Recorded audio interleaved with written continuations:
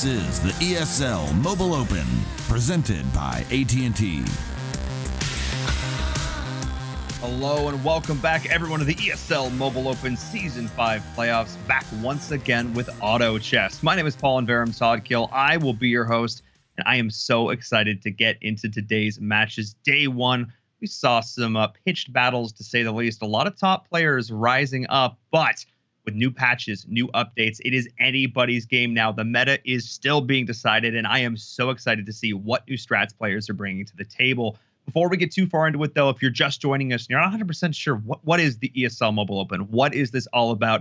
Well, it's basically an opportunity for you to get involved in the world of mobile gaming and mobile esports. If you're someone who just plays at home and think, I'm pretty good at this game, whether it be in games like Auto Chess or Clash of Clans, PUBG Mobile, we have a ton of different games in the Mobile Open, and you say, you know what, maybe I want to take it to the next level. Maybe I want to compete. This is your opportunity to do so and get involved in North America.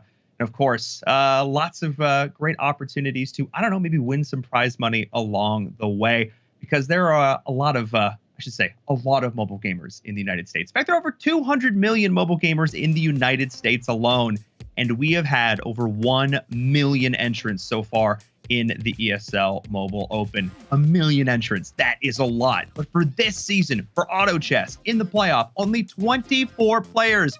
Have we whittled it down over weeks and weeks of competition, but only 24 players have made it here to our playoffs, and only 8 out of our 3 groups will make it to the finals. It is going to be intense. 12 matches over 3 weeks, 24 players battling it out to see who can come out on top. But like I mentioned before, there's a lot of updates. Things are going on. Lots of detailed plays, intricacies involved in a game like Auto Chess. I can't cast this all by myself. That's why Asphalt is here to help me break down the action, whether it be here for our show back last year in October, casting the $1 Million Invitational. You know Auto Chess, sir, so we're very happy to have you on the show. Hey, Paul, thanks again for having me. I'm excited to be involved with this. My favorite types of competitions are the big open competitions where anyone can sign up, and that's when a lot of stories unfold. And as you said, we saw with the fancy graphic, how many people are playing is crazy, and we are down to the final 24. So we're going from 24 to 8 over the next couple broadcast days. And you also mentioned the curiosities with the meta and different strategies.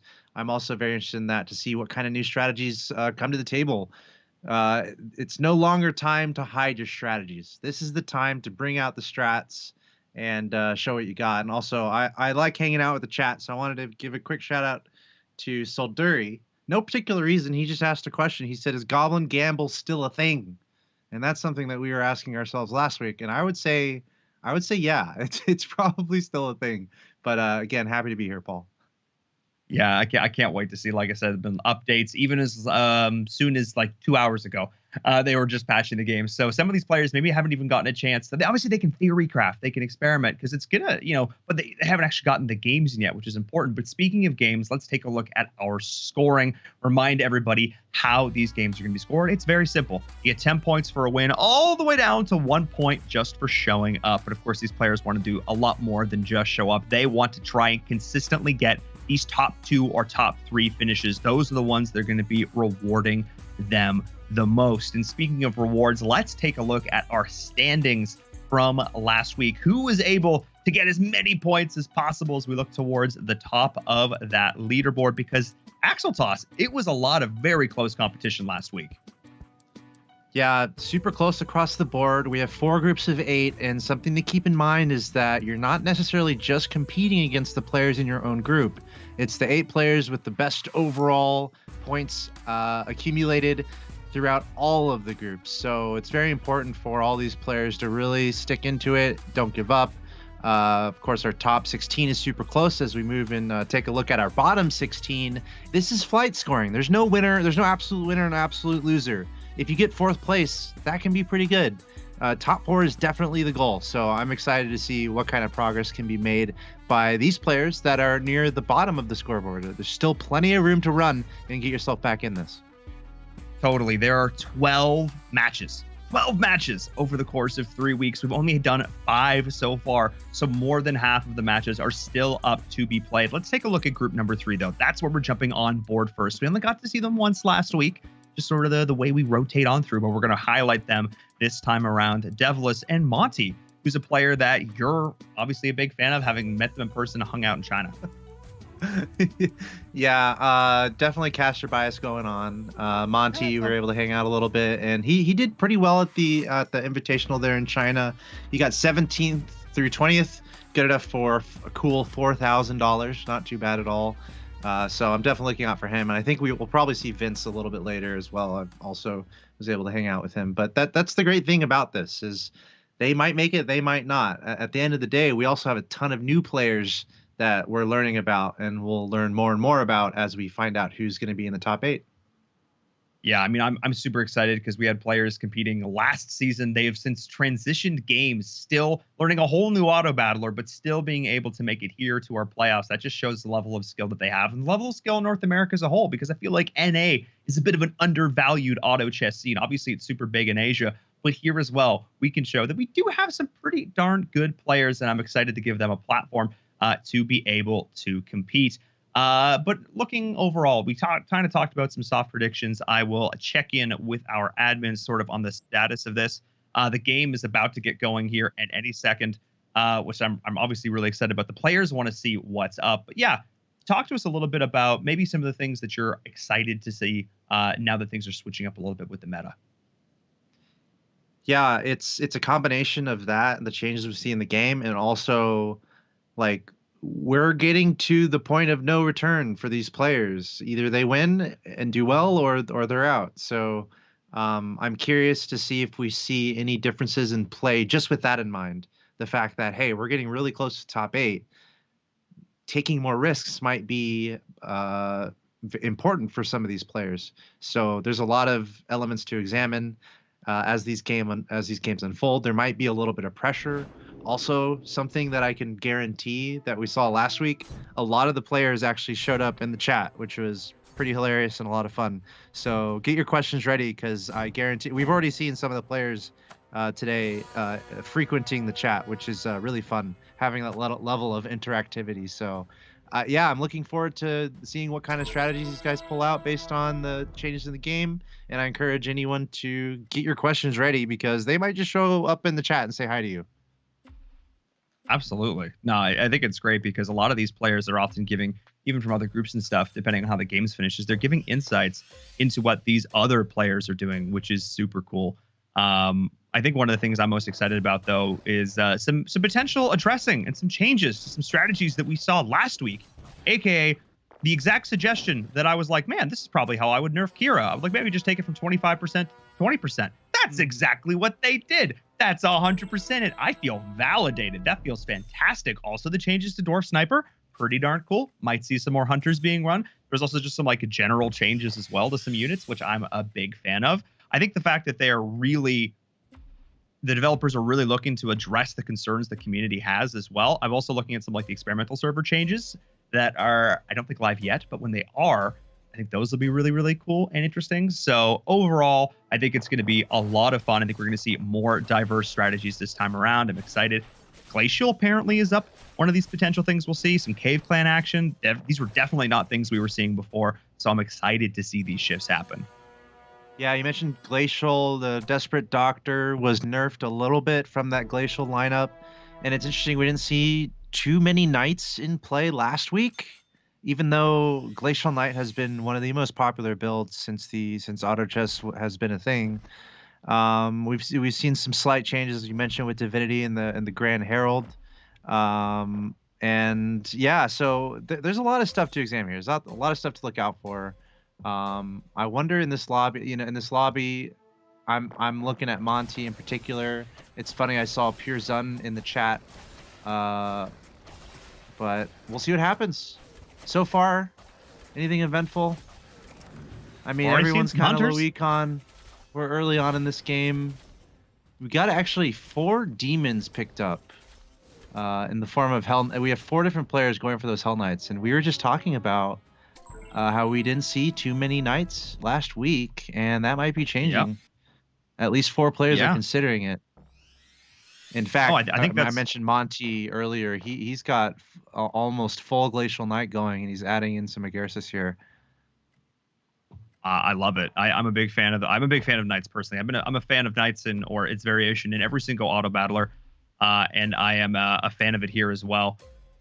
So I think one of the things that we'll have to keep an eye on is how many players. Again, there's some perceptions of like, oh, I think this is what's going to be good. I think this is what the new hotness is going to be. But if everybody gets on that train, then everybody's going to run it. We're going to just run into the same situation we had before. You mentioned this right off the bat, Axel Toss. I thought this was such a great point. Players are going to need to take risks. they're going to need to think outside the box. And that is so cool. Just because one top player says something is good doesn't mean it's the new gospel. You've got to go out and try and find the strategy that works for you. And obviously play with the pieces you're given. It's a super important balance to try and fix here. Yeah, and on that note, something that I've run into, and I'm sure these players encounter, people watching encounter, where you have a strategy in mind, you have something you're playing for, but then all of a sudden you realize that the pieces are a little dried up that you need, and then you look at the list of players, and you see that other people might be going for what you're going for, and then something else you might notice is that there's a lot of pieces that aren't being claimed in the pool of pieces that are available. So then will you see more players completely transition in a snap second where they're going for something, but then just because of piece availability and what other players are going for, that's part of the risk factor almost. It's like, are we going to see some crazy transitions like that if players' builds are being messed with a little bit? Yeah, that's something I want to keep an eye on for sure, because how you adapt to scarcity or lack thereof, how you take the pieces that are coming your way and can adapt your build to it. That's one of the big things I'm looking forward to. So we're jumping on board right now with PureZone. You mentioned it before. Somebody who's been struggling, honestly, a little bit so far from day number one, didn't have the best opening, but he's been able to have a pretty decent start so far. All of these players spending that coin right off the bat. Nobody's really building up too much of an economy here. We got Ziggy and Monty, who are going to be opening things up a little bit, getting those lost streaks going.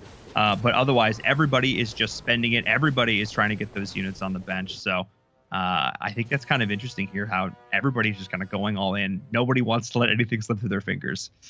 Yeah, something interesting there too is as the days go along with these broadcasts, there's more gravity, there's more at stake, there's maybe more pressure, there's very important points on the line. So with your mentality, thinking about these players coming to this game and the strategy of opening up with a loss streak, is that harder to do when you're a little desperate in the standings? Is it harder to open up with a loss streak for these players who need to win? I think this might speak toward the maturity of Monty right now.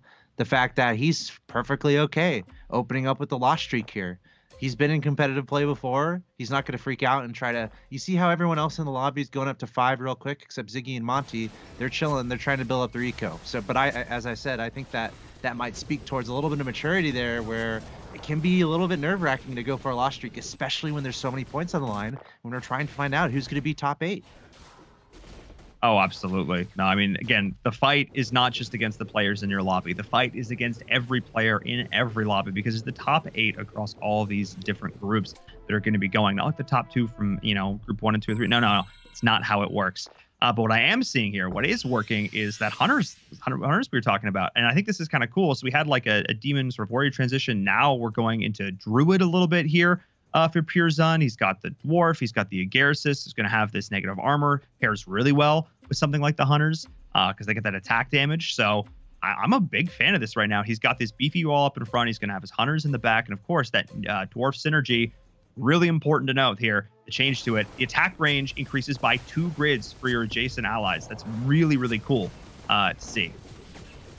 Yeah, and he's really beefing up that sword, man. The level 2, he's got the pulse staff on it, which greatly helps with the ability damage. Very powerful stuff so far. That's going to be a very strong core of for PureZone. And then he is going for that hunter, so we'll see what he turns that into. It is curious that he opened up with a couple Fallen Witchers. He had 2 Fallen Witchers on his board even, but then as we can see, there's nowhere to be seen. So he sold them right away. So we'll see what PureZone gets up to. It's definitely a curious start so far, having an anchor in the 2-star swordman, and then going with some hunter in the background. We'll see if he sticks with that. Yeah, and we'll see if he activates that second tier of the dwarf synergy down the line to be able to get that bonus there. But let's take a look at some other folks here. Let's take a look at Comburo here after this round, because he's someone else who has kind of been struggling a little bit so far, if I'm being honest. He's not had the best time so far in these games. He's one of the players sort of down towards the bottom of the leaderboard, if I recall. And I want to see kind of like what he's going to do here to adapt to this, how the reactions are going to go. That's sort of my big question mark and looking at this. And we are seeing Comburo. He's going to be getting that demon, going to be getting some knights, some feathered, some Agarsis, some hunter, a lot of different stuff happening right now. And I think he'll probably adapt and go into sort of whatever is going to be the least contested as this game goes on.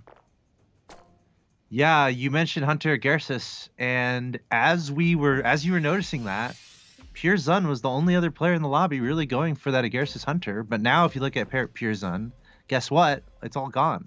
He literally just had full Agarsis Hunter loadout, but he just sold everything in that moment. So I was about to comment.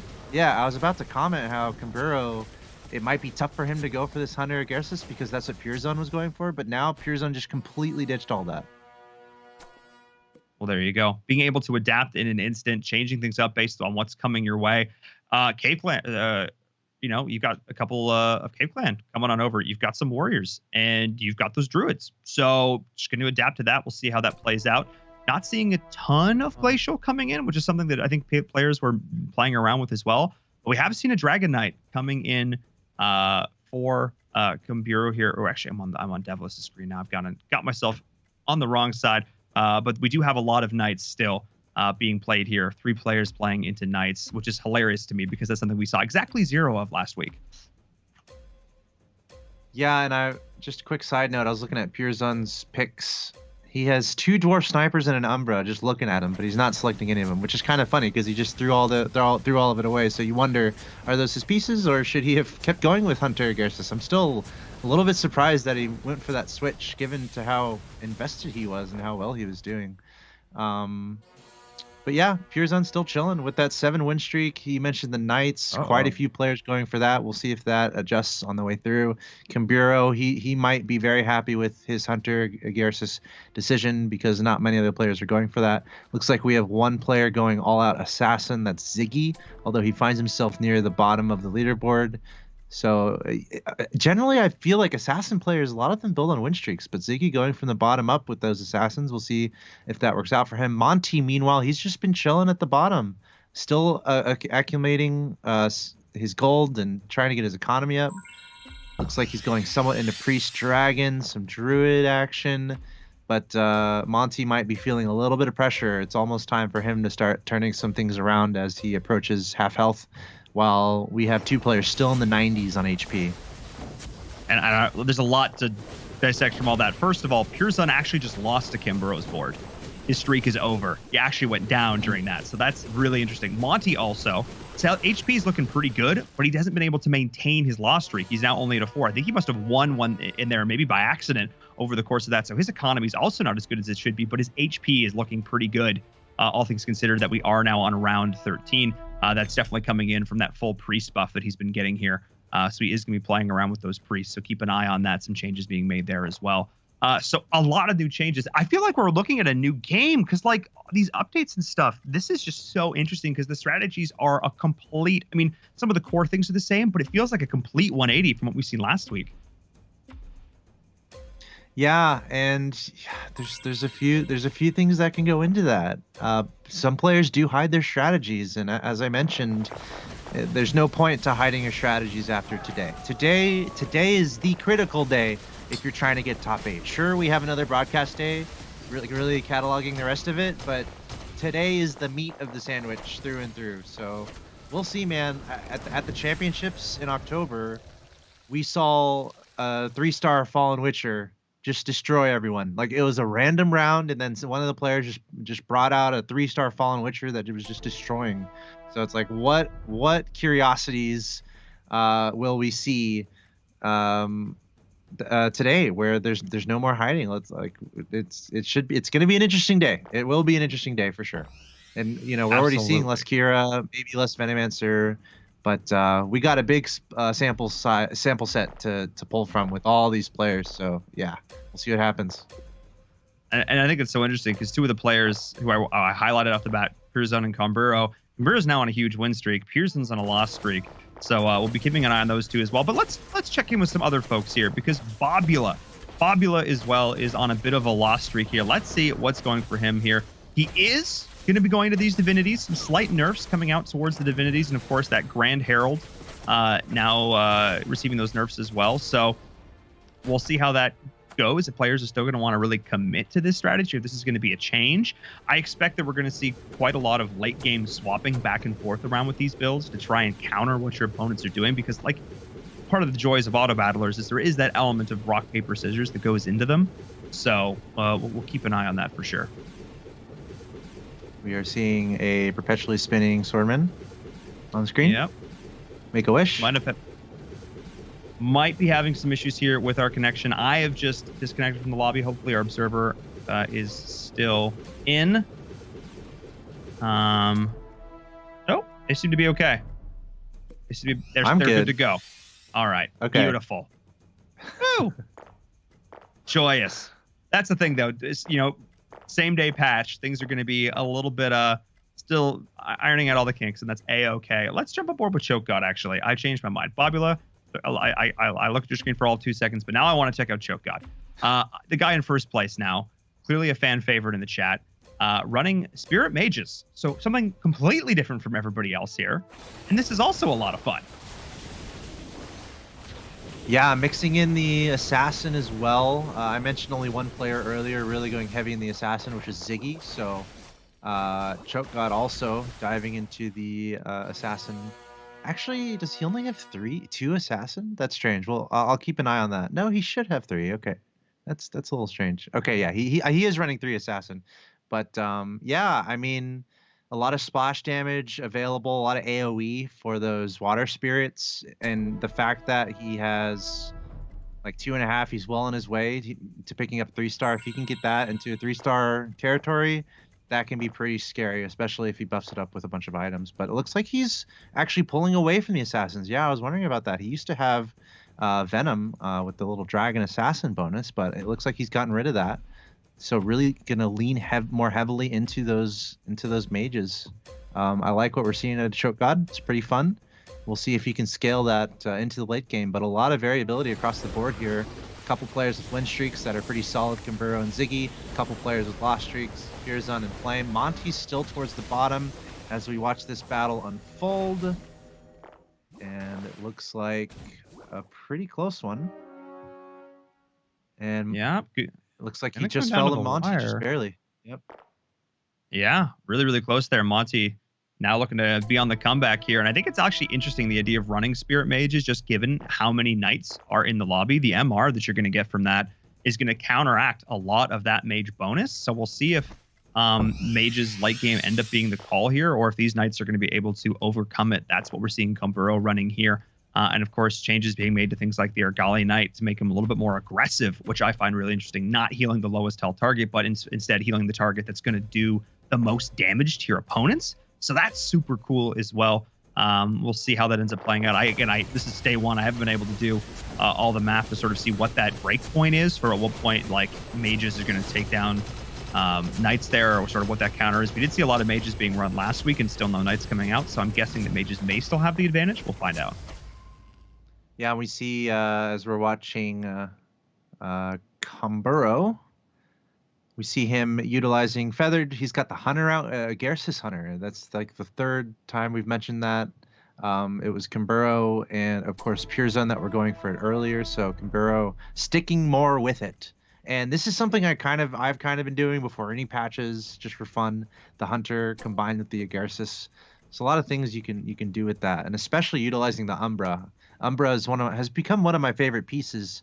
I just playing around with pieces that multiply, right, can be so annoying for your opponents. So Umbra, the fact that Umbra multiplies a little bit and also has the Agarsis, the Hunter bonus, and you can do some fun dragon things, especially pick up a Dragon Knight. And then guess what? You're all of a sudden synchronizing with the Evil Knight if you've got a Dragon Knight going on. So there's a lot of fun things you can do with this build that Kimburo is going for. And if you look at the overall layout of all the pieces, he's got a lot of different synergies that he's working towards. So, and on top of that, the Lightblade Knight can be one of the best pieces in the game if you can really scale him up. And we can see Kimburo loading that Lightblade Knight with some items as well. So a lot of firepower here for Kimburo. He's on a 9 win streak.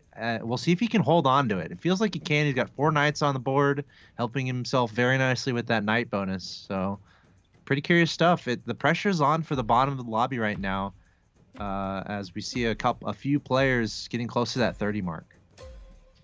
Yeah, the HPs are starting to dwindle for some of them. I love the Lightblade Knight carry, those Moonglaves, the way they're just able to bounce. It's just, I mean, you get it's such a pure carry in the sense of the term. You just keep your Lightblade Knight alive, let them just keep on attacking, and let those bounces just keep on chugging away. But let's jump back on board with Monty. One of these players that you have your eyes on, but their HP looking not so ideal here in this scenario. They are going into economy.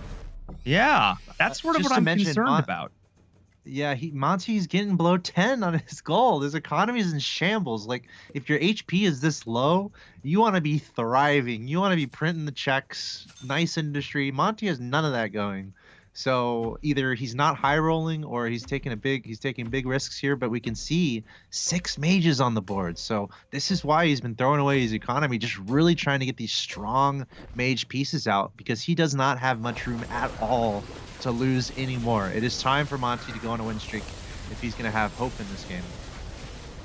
Yeah, it's got to be, it's now or never, because 32 HP, not a whole lot to work with. Obviously, that initial loss streak is one thing to keep in mind, but now pieces are just getting chunked, and is going to be able to claim the victory here. Actually, it says victory, but I see the loss bonus coming in there. So Monty's going to lose again.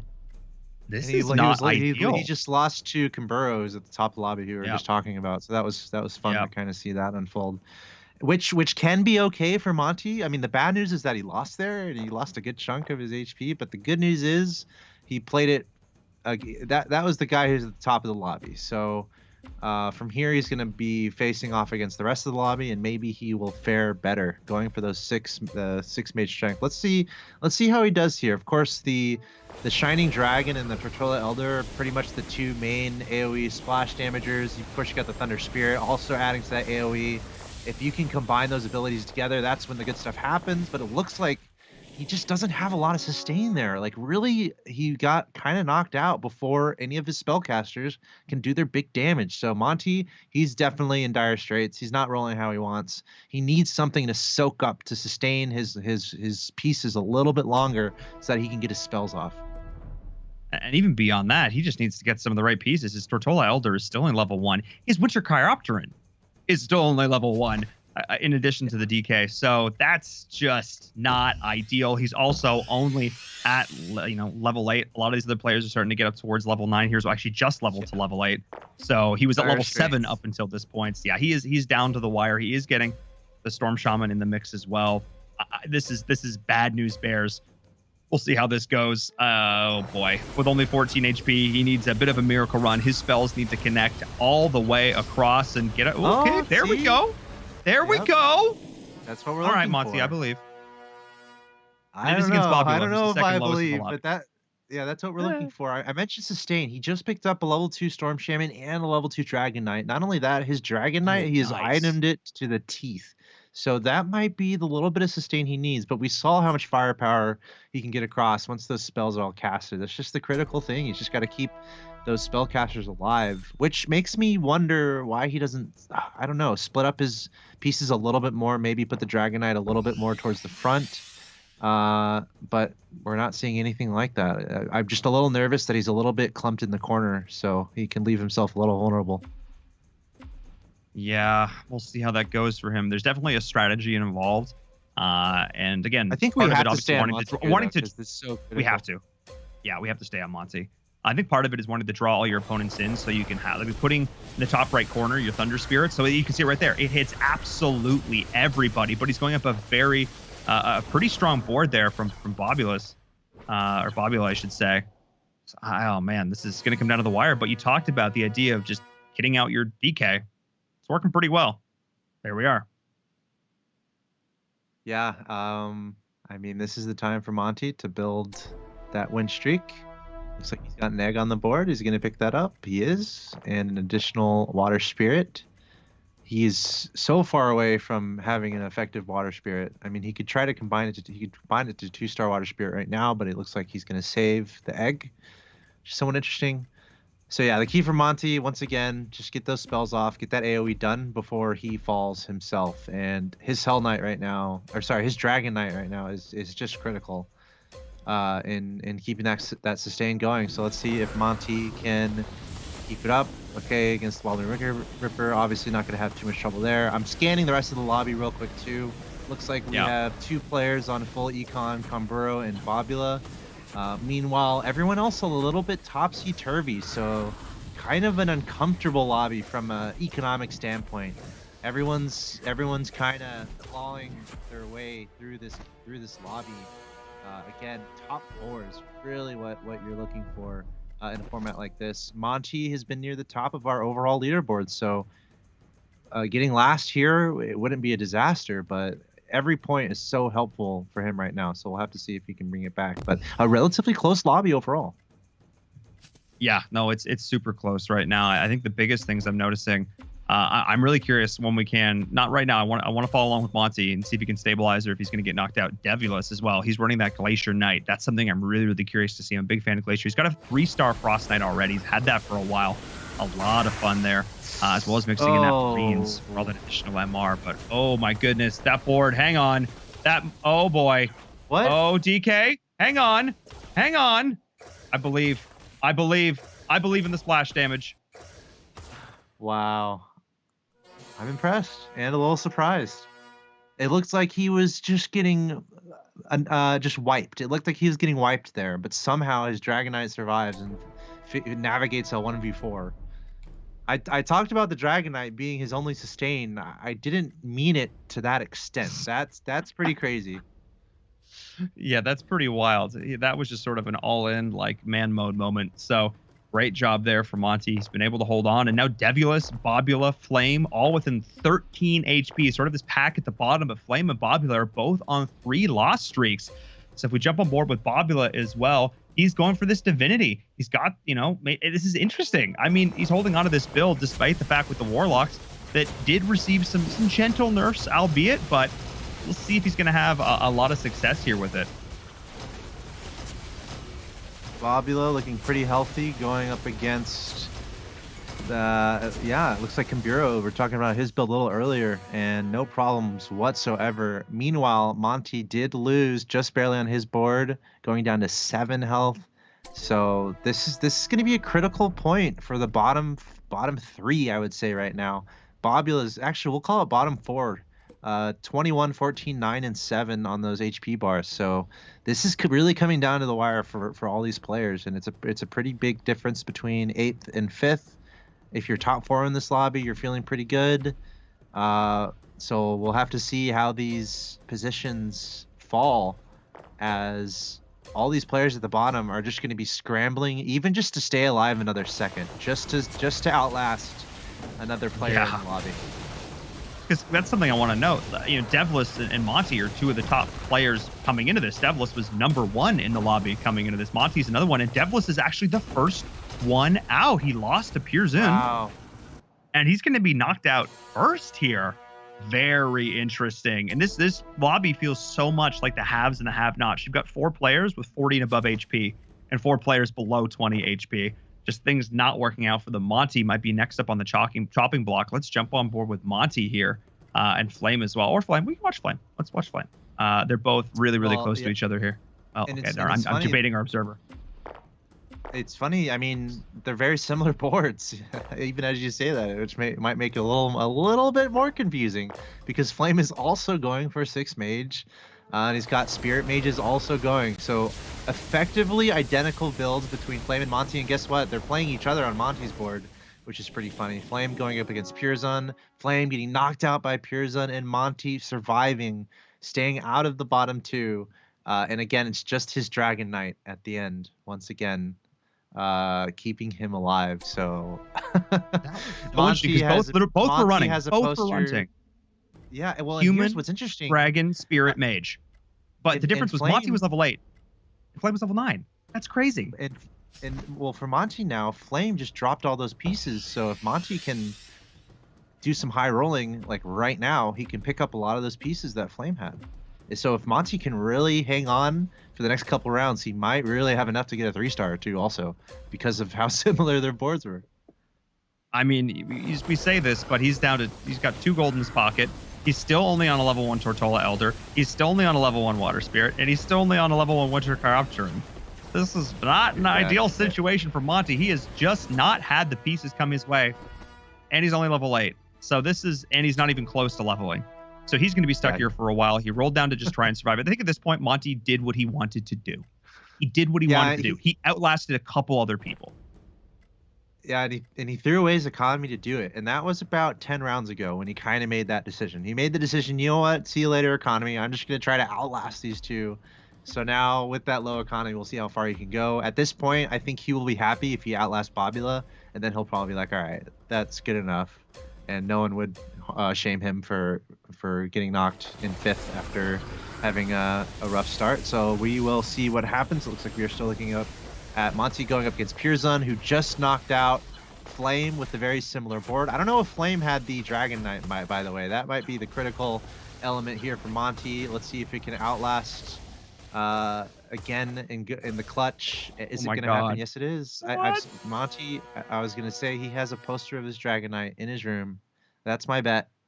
He's got it. He's got it up there because this Dragon Knight has been carrying him out of the bottom of this lobby.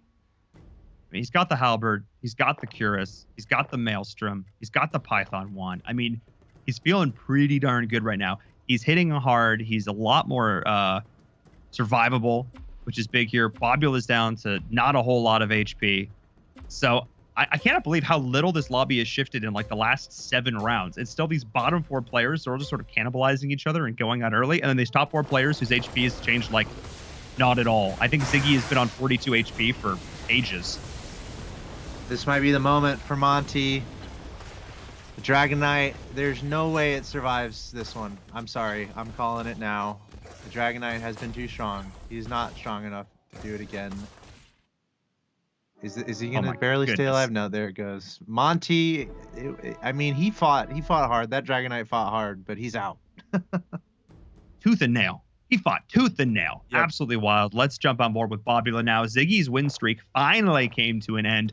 The boy Ziggy doing work there, but let's jump on board with Bobula. He's going again. He's running this Divinity build. It was working really well for him. He's got the Warlocks mixed in. He's got the Wizards mixed in. He's got a little bit of Priest, just to round that out there, and then the Demon as well. But he's moving things around. He's totally swapping sides. So after that loss, he wants to make sure that he's switching things up a little bit here and not being too predictable. But my goodness, is he taking damage?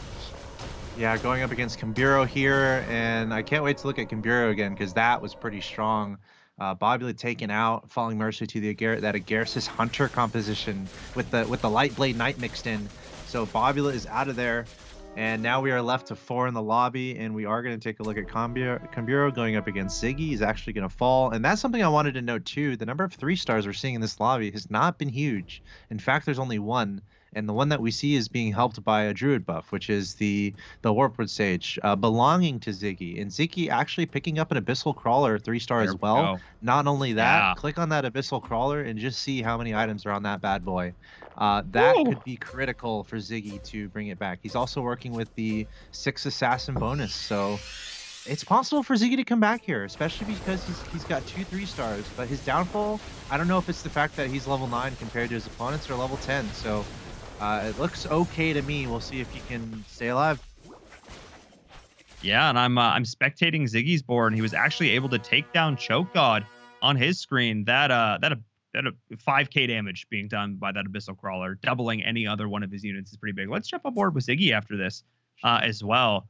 I want to watch him a little bit. He's the only one who's consistently been going Assassins. I seem to recall him going Assassins last week. I don't feel like that was in my imagination. And he just picked up another 3-star. He got his Shadow Crawler. So he's now got 3 3-stars on the board. Pearson's Dragon Knight is still only level 1.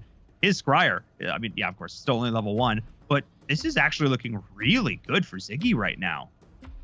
Yeah, top 2 is within reach here. His big disadvantage is his economy right now, all the way down to 5 gold. Meanwhile, Kamburo is up to 47. But 3 3-stars for Ziggy when no one else has a 3-star. Also, he's the only player going for Assassin in the lobby. No one else is really going for Assassin, so that's really helping him out. But for Kamburo, not only is his economy phenomenal, but he's the only player really going for Knights, and he's also the only player really going for Agarsis Hunter. So Kamburo running into the least amount of resistance given the build that he's choosing to go for. Yeah, and that's sometimes, again, the path of least resistance has got to flow like water. You float like a butterfly, sting like a bee. Yeah, I think that's how it is. No, not quite the same as in boxing as in auto chess, but you know, good times being had. We're seeing now Ziggy facing up against Comburo. So this was really my test here. How did the Knights do? How hard does that Light Blade Knight hit? If you, well, it hits hard if you can keep it alive, but now it's separated off on its own, and I don't think it's going to be nearly. Oh, it's the battle of the carries with the Abyssal Crawler. Oh my goodness. Yeah. With that Axe of Fury. Oh boy. Look at the damage on that Abyssal Crawler, dude. 13,540. That is insane. And that, I mean, like, he might have enough here to really just get carried to victory by the 3-star power that he has. Also, I think Ziggy's the only player going for Druid, it seems like. That could also scale really well for him, as it's a little easier to get those 3 stars up. If you're the only player going for Druid, we see him picking up another Razor Claw. I think Ziggy might have a pretty clear advantage here in this lobby. It might be up to other players to hold on, or for at least Choke God and Pure Zun, they're going for similar compositions. So Choke God and Pure Zun just have to hope the other player goes out first so that they can pick up some pieces that they need. But once again, Ziggy just looks so strong to me right now. Yeah, I mean, I think we're really seeing the power of the assassins here. There's not a lot of, again, my big question was, how do the Knights survive? If the Knights go down, that's one thing. You know, mages, if they're able to get their spells off, if they're able to get the nukes, they can take down assassins. But like assassins seem like, you know, they're a natural counter, able to dive into the back line, take down all those squishy mages. So, and especially if you can get the levels up, I think this really just comes down to playing something you're still comfortable with, regardless of the patch. Nobody else going for it, getting the 3 stars. It seems like everything's going right for Ziggy right now. He's even trying to build up his economy a little bit more, which is pretty smart. You know, he's still not level 10. The other 3 players in the lobby are level 10. So Ziggy, it's very important for him to get his economy up to add that 10th piece. Meanwhile, by the way, Comburo was able to pick up the 3-star Lightblade Knight. And anyone watching in YouTube, I mean, everyone knows the feeling when you're able to find that 3-star Lightblade Knight. You're usually pretty happy. You're loading it up with items, and that's exactly what Comburo is doing. So the critical thing for him, can he keep that Lightblade Knight long enough, alive long enough against Ziggy's ferocious assassins for it to be as effective as he needs it to be? But I still give a slight edge to Ziggy here, while we have Choke God and Pure Zun both clawing for 3rd place in the lobby. Yeah, I agree. It's definitely going to come down to a battle of Ziggy and Comburo. I think Choke God and Pure Zun are probably not long for this world. I want to watch Comburo here, and they're actually facing off against Ziggy. So this will be a really big answer to the questions. Can this Light Blade Knight stay alive? It is the battle of the 3-star carries, and we're seeing it happen right now. But oh my goodness, even with the nerfs to the Abyssal Crawler, it's still hitting like an absolute truck. Can it break through? No, it can't. Whoa. Oh, I'm passing this like play-by-play because it's that, it's that entertaining. Look at the damage on the Lightblade Knight. It's 14,497. Like, this is the battle we're seeing between the Abyssal Crawler and the Lightblade Knight. Which carry is better? And Comburo, also look at the items on that Lightblade Knight. It's the just halberd, the disarm, and the evasion makes such a difference. Oh my goodness, that was the perfect build choice there, going for that halberd. And now I'm not sure. We should jump on board with Pure Zun, though. We should take a look at these players who are down towards the bottom here in this top 4. Let's see how they're going to be able to do. 6 mage, spirits, humans. We'll see if Pure Zun's going to be able to hold on, or if it's going to be Choke God. Yeah, similar builds for both Choke God and Pure Zun, which is not good news, because they're probably both going to get eliminated at the same time. And what they both really want is to outlast the other, just at least 1 round, so they can pick up the items they need, the pieces that they would need that the other guy has. So desperation time, definitely, for Choke God and Pure Zun. Pure Zun, he's got that 3-star Storm Shaman, which is pretty nice. Choke God, meanwhile, does he have any 3 stars? Not really. Even has a 2-star helicopter mixed in. Okay, fine. It's clearly not really the build he was looking for, and just because other players in the lobby are picking up your pieces. Yeah, and we're seeing a sort of a hybrid split carry situation here, both putting items both on the Storm Shaman and on the Dark Spirit for Pure Zun, as he's facing down Comburo this time. But I don't think this is going to happen. I touched on it really early. The power of the Knights into these mages, just having that additional MR, that magic resistance, it just feels like a very simple counter. It's just straight up like you're just not going to do as much damage. The the MR that you're taking away is coming back. Both and then out. you just both out in an instant there, which makes it a one-on battle. Whose POV do you want to watch? I leave it to you, Axel Toss. Let's look at Ziggy for now because he has decisions to make. He's still level 9 and he's got 51 in the bank. So clearly, I think he's waiting one more round before going up to level 10. I think without a doubt he'll go up to level 10 in the next turn. So let's sit back, relax, and watch Ziggy do his thing. Also, he picked up Unicorn, so still going for 4 hybrid buffs, it looks like. And obviously the battle comes down to the Lightblade Knight and the Abyssal Crawler. The Lightblade Knight belonging to Kambiro, the Abyssal Crawler belonging to Ziggy. Who's going to come out the victor on Kambiro's board? It looks like the Lightblade Knight is able to get the work done. I also want to note, though, if we hop on over to Kambiro's board, that we're talking about this Lightblade Knight. We've been hyping up this Lightblade Knight, but look at the items on the DK as well. He's got a Heaven's Gift. He's got a Ghostblade. Like, this is like he's also putting some of these resources into buffing up this DK because, of course, with that Resonant, you just got that splash damage. So that's huge. So keep an eye on the Lightblade Knight's damage, but I'm also curious to see how much the DK is doing, even just on attack, but also as a screen, as this could potentially be the last round if it's a bit of a blowout. Yeah, and remember, Monty had that probably the same Dragon Knight that now Kambiro is using. So Kambiro, the only player in the lobby at this point, obviously, to steal his knights. That's going to work to his advantage. Will we see that sustainability from the Dragon Knight?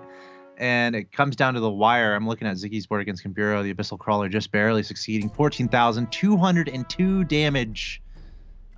This is back and forth. This is still anyone's game here. Ziggy is now up to level 10. Both the economies are pretty much in shambles. Kambiro with a slightly better economy here. We'll see what he ends up looking for. I thought of a fun game for the chat, and feel free to play it or not. I don't care if no one answers, but what is the highest damage that we're going to see from an item today, or from a piece today? What's the highest DPS we're going to see in one round? Already we've seen 14,994, I think, from the Lightblade Knight. If you think we're going to see higher than that, let us know in the chat and tell us what number you think that is. Because I don't know if that's going to be beat, personally. Yeah, that's a pretty tough one to beat. Maybe we'll see it this time. I don't know.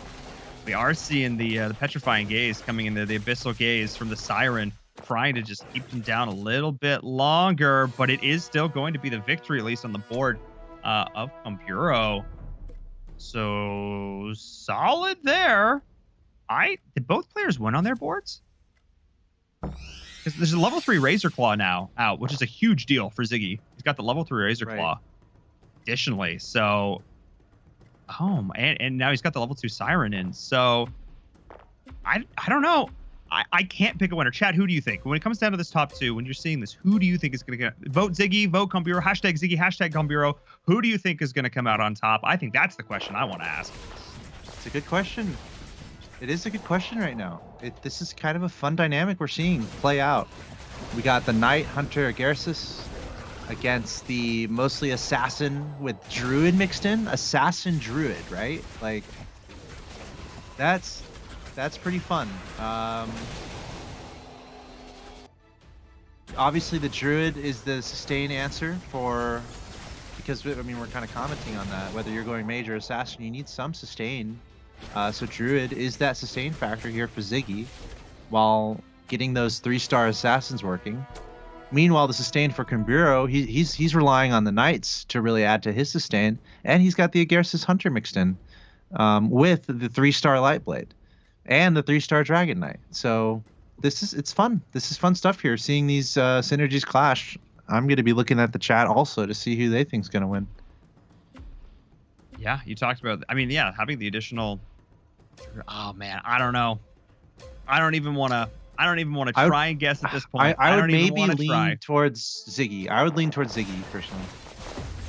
All right, we're gonna find out. Watching Kambiro's board here on the main stream, seeing if he can sustain through, but he's got to deal with that Abyssal Crawler, which is just going to town on his board. Oh my goodness. Just doing so much damage there.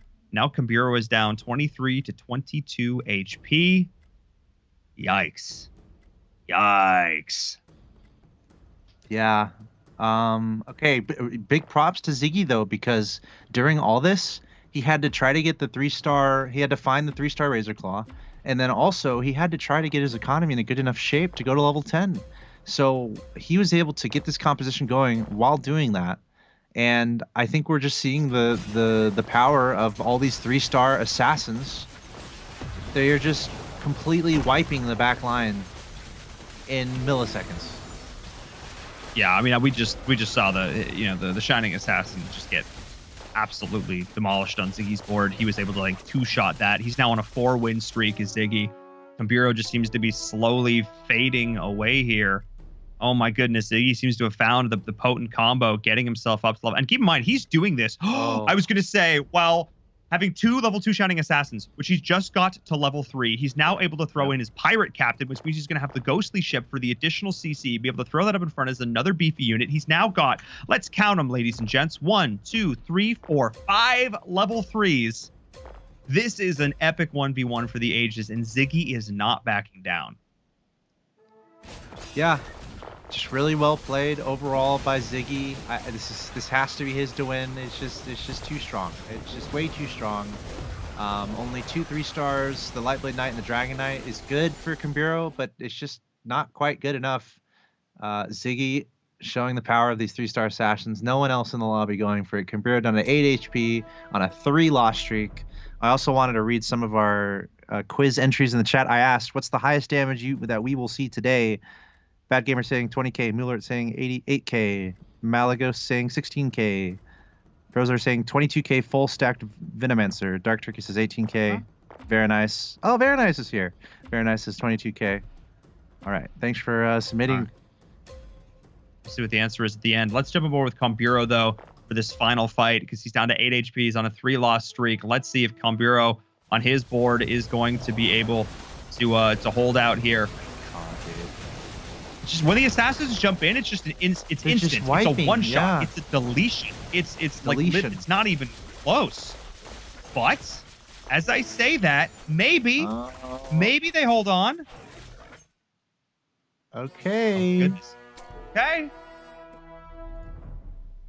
Cutting it close. Let's see. Okay, so it's all about the Dragon Knight and the Lightblade Knight. It comes down to the items they have. It comes down to how he's positioning them. I think Kambiro did a good job positioning there because he was able to keep the Dragon Knight and the Lightblade Knight alive. I wonder if Ziggy can figure out a way to isolate those guys by how he positions his assassins. What he wants his assassins to do is jump on top of the Lightblade, jump on top of the Dragon Knight. But in the round that we just saw, that didn't happen. So the Dragon Knight and the Lightblade Knight were able to survive. So this is close. I like it. Very nice. This is getting down to the wire right now. This is just getting so close. The fact that we're at round 50. I don't think we've ever gotten to a round 50 here in the ESL Mobile Open playoffs for Auto Chess. This is really a first. And I mean that's Roche. We don't win those generally. So yeah, no, I don't think we're winning that. Maybe. Not dying. It won't die. There we go. Whoa, he almost lost there, straight up. Okay, Ziggy won his. Kambiro literally almost got eliminated by the Black Dragon there. He's down to 2 HP. This is where, I don't know, you kind of hope. You hope your Lightblade Knight and your Dragon Knight survive the first 50% of the battle. That's really it. They just have to survive instant deletion. And he's trying to bait with his Umbra, with his Agarsis Ranger. He's trying to bait the assassins over to the other side. And we'll see if he's gonna be able to do that. No, he's not. Ooh. He's getting a big ult on this side from the Siren. This is gonna be big with the Ghostly Ship coming in as well. That's CC. That's it. That's just gonna be GG. That is gonna be our first game in the books. Ziggy coming in with the assassins, holding his ground and never questioning that strat from beginning to end. He was running assassins from like round 6, never looked back, made it look really good, built himself up some big beefy carries, wasn't afraid to roll for 3s, got the druids involved and ended up just barely scraping out an epic victory. I think we saw like 15 to 18 rounds of 1v1 there at the end. That is bizarre. That is so much that we almost never see that at Asphalt. That's wild. Yeah, it's fun to see it come down to the very end like that. Also, it was fun seeing Monty try to like hold on when he was going the Dragon Knight. And then we didn't really see too many knights played last week, so we saw quite a bit of that already in that first game. And then the strength of the assassins, and I think a lot of that for Ziggy had to do with the fact that not many other people were going assassins. So he was really able to just pick up all the 3 stars he needed. And then we saw how fast damage was being done. It was very impressive. Yeah, it was a great play. Great play from start to finish. Let's take a look back at it though. Let's relish in this with our Xperia highlights, because that was a fantastic game. The longest game we've seen yet in the playoffs. Axel Toss, let's take another look.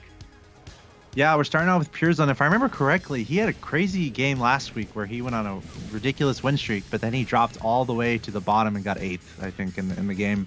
We saw something similar here where he started off with a win streak, and he didn't do as bad as he did last time, but showing the strength of that early 2-star Swordman, getting that working. Now we're moving on to, this is Choke God in a fight against Monty. We see Choke God early on trying to get the mages going.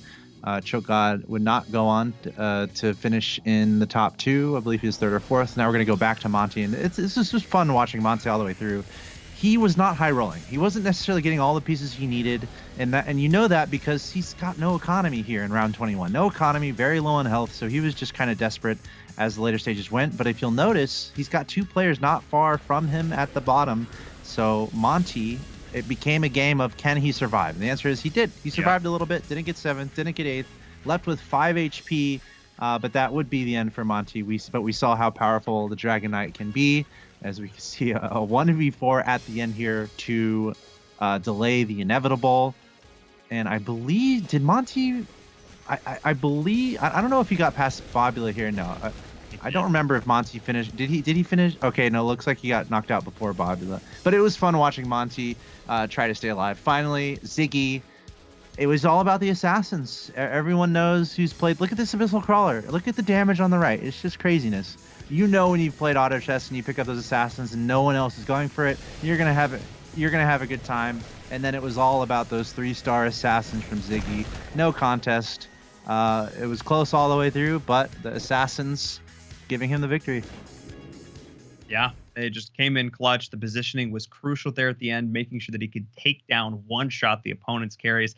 Just didn't have the backline to be able to sustain. So thank you so much, Axel Toss, for walking us through that with our Xperia highlights. And, you know, I got to give a lot of props there in the end to Ziggy for holding true, sticking to his guns, making it look good. But I have to give another shout out, of course, to the presenting partner of the ESL Mobile Open. Of course, I am talking about AT&T. Without AT&T, none of this would be possible, helping to support the North American auto chess community. It has been so much fun welcoming auto chess here into the Mobile Open, and we are so glad to see all of you excited folks in chat watching these games and all of these amazing players trailblazing when it comes to this new meta. It's a brand new day here on day number 2 of our playoffs, and I cannot wait to see what these players continue to do, and none of this would be possible without AT&T. But if you're sitting in the chat and you're watching and enjoying these games, and you don't follow us on social media, team, what are you doing? !social. Command that in the chat right now. Go on over to Twitter. There's a lot of clips, updates, all that good stuff. If you want to keep up to date with this, if you want to compete yourself, go over to Twitter. That is the place you need to be. All the links are there. We got an Instagram, we got a Discord, all that good stuff. But make sure you're following us on Twitter. Okay. Good stuff. We're going to go to a break. That was a long game number 1. We have 4 more matches for you today, so do not go anywhere. We'll be right back.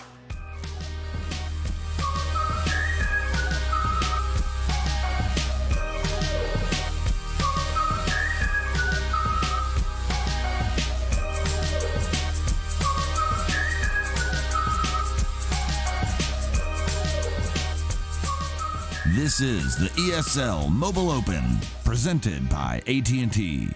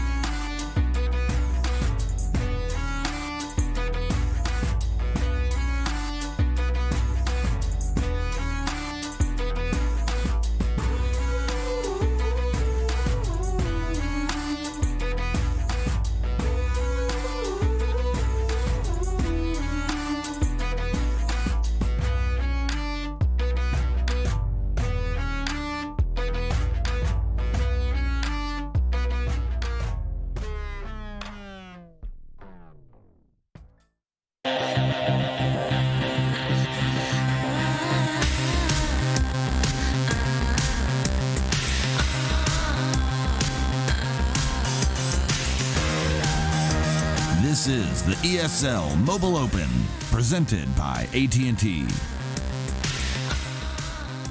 Hello and welcome back, everyone, to the ESL Mobile Open Season 5 playoffs. My name is Paul and Verum Todd Kill. I am your host here for Auto Chess. And wow, game number 1, when you get beyond round 50, that's how you know you got yourself a banger on your hands. That was epic, and we got 4 more great games in store for you today. But before we get too much further into the action, I've got to talk about AnyKey. You heard me talk about AnyKey last week, this amazing initiative looking to address diversity and inclusion in gaming and esports. That's really what it's all about, making sure that when you sit down to play a game, at the end of the day, you're having a good time and you're playing in a positive community. That's really what it is all about, particularly with the good luck, have fun pledge, the GLHF pledge, which basically just says, I'm going to be a good online digital citizen. I am going to step up for those people who maybe don't feel comfortable standing up for themselves. I will be a good role model in the community that I am in. If you want to learn more about it, it takes like 30 seconds to fill out.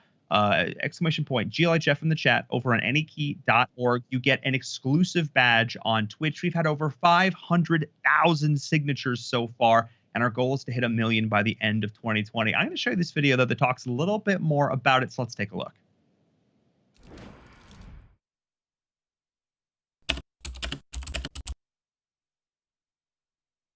Hi, my name is D1 Ala Mangret. Hi, my name is Sue Lee. My handle is Smix. My name is Jordan Gilbert, aka Nothing. My name is Bill Carter. My handle is Jump. My name is Christopher Michaels, better known as Monte Cristo. Hey guys, I'm Michelle Morrow, and I'm on-camera talent for both esports and the world of entertainment. I think it's important that people are made aware that their behavior is not acceptable if you're going to throw out bigoted terms or target somebody for that kind of harassment. So dealing with toxicity, even just on a normal day-to-day basis, when I game, I just like to be sort of an anonymous gamer, and to this day, I am scared to use my mic. I think that anytime you can sit someone down that has a negative mindset or has a sense of toxicity, think about who you're affecting. If I had the ability to confront a troll face-to-face, they would not be the keyboard warrior that they are inside of the game. The GLHF pledge is super important. Anything that's encouraging people to promote positivity, to promote understanding, to promote sympathy. It's cool to see that people are going above and beyond to be a voice for those from a community that may not be as well represented in gaming. You do matter. GLHF. GLHF. GLHF. GLHF. GLHF. Good luck. Have fun.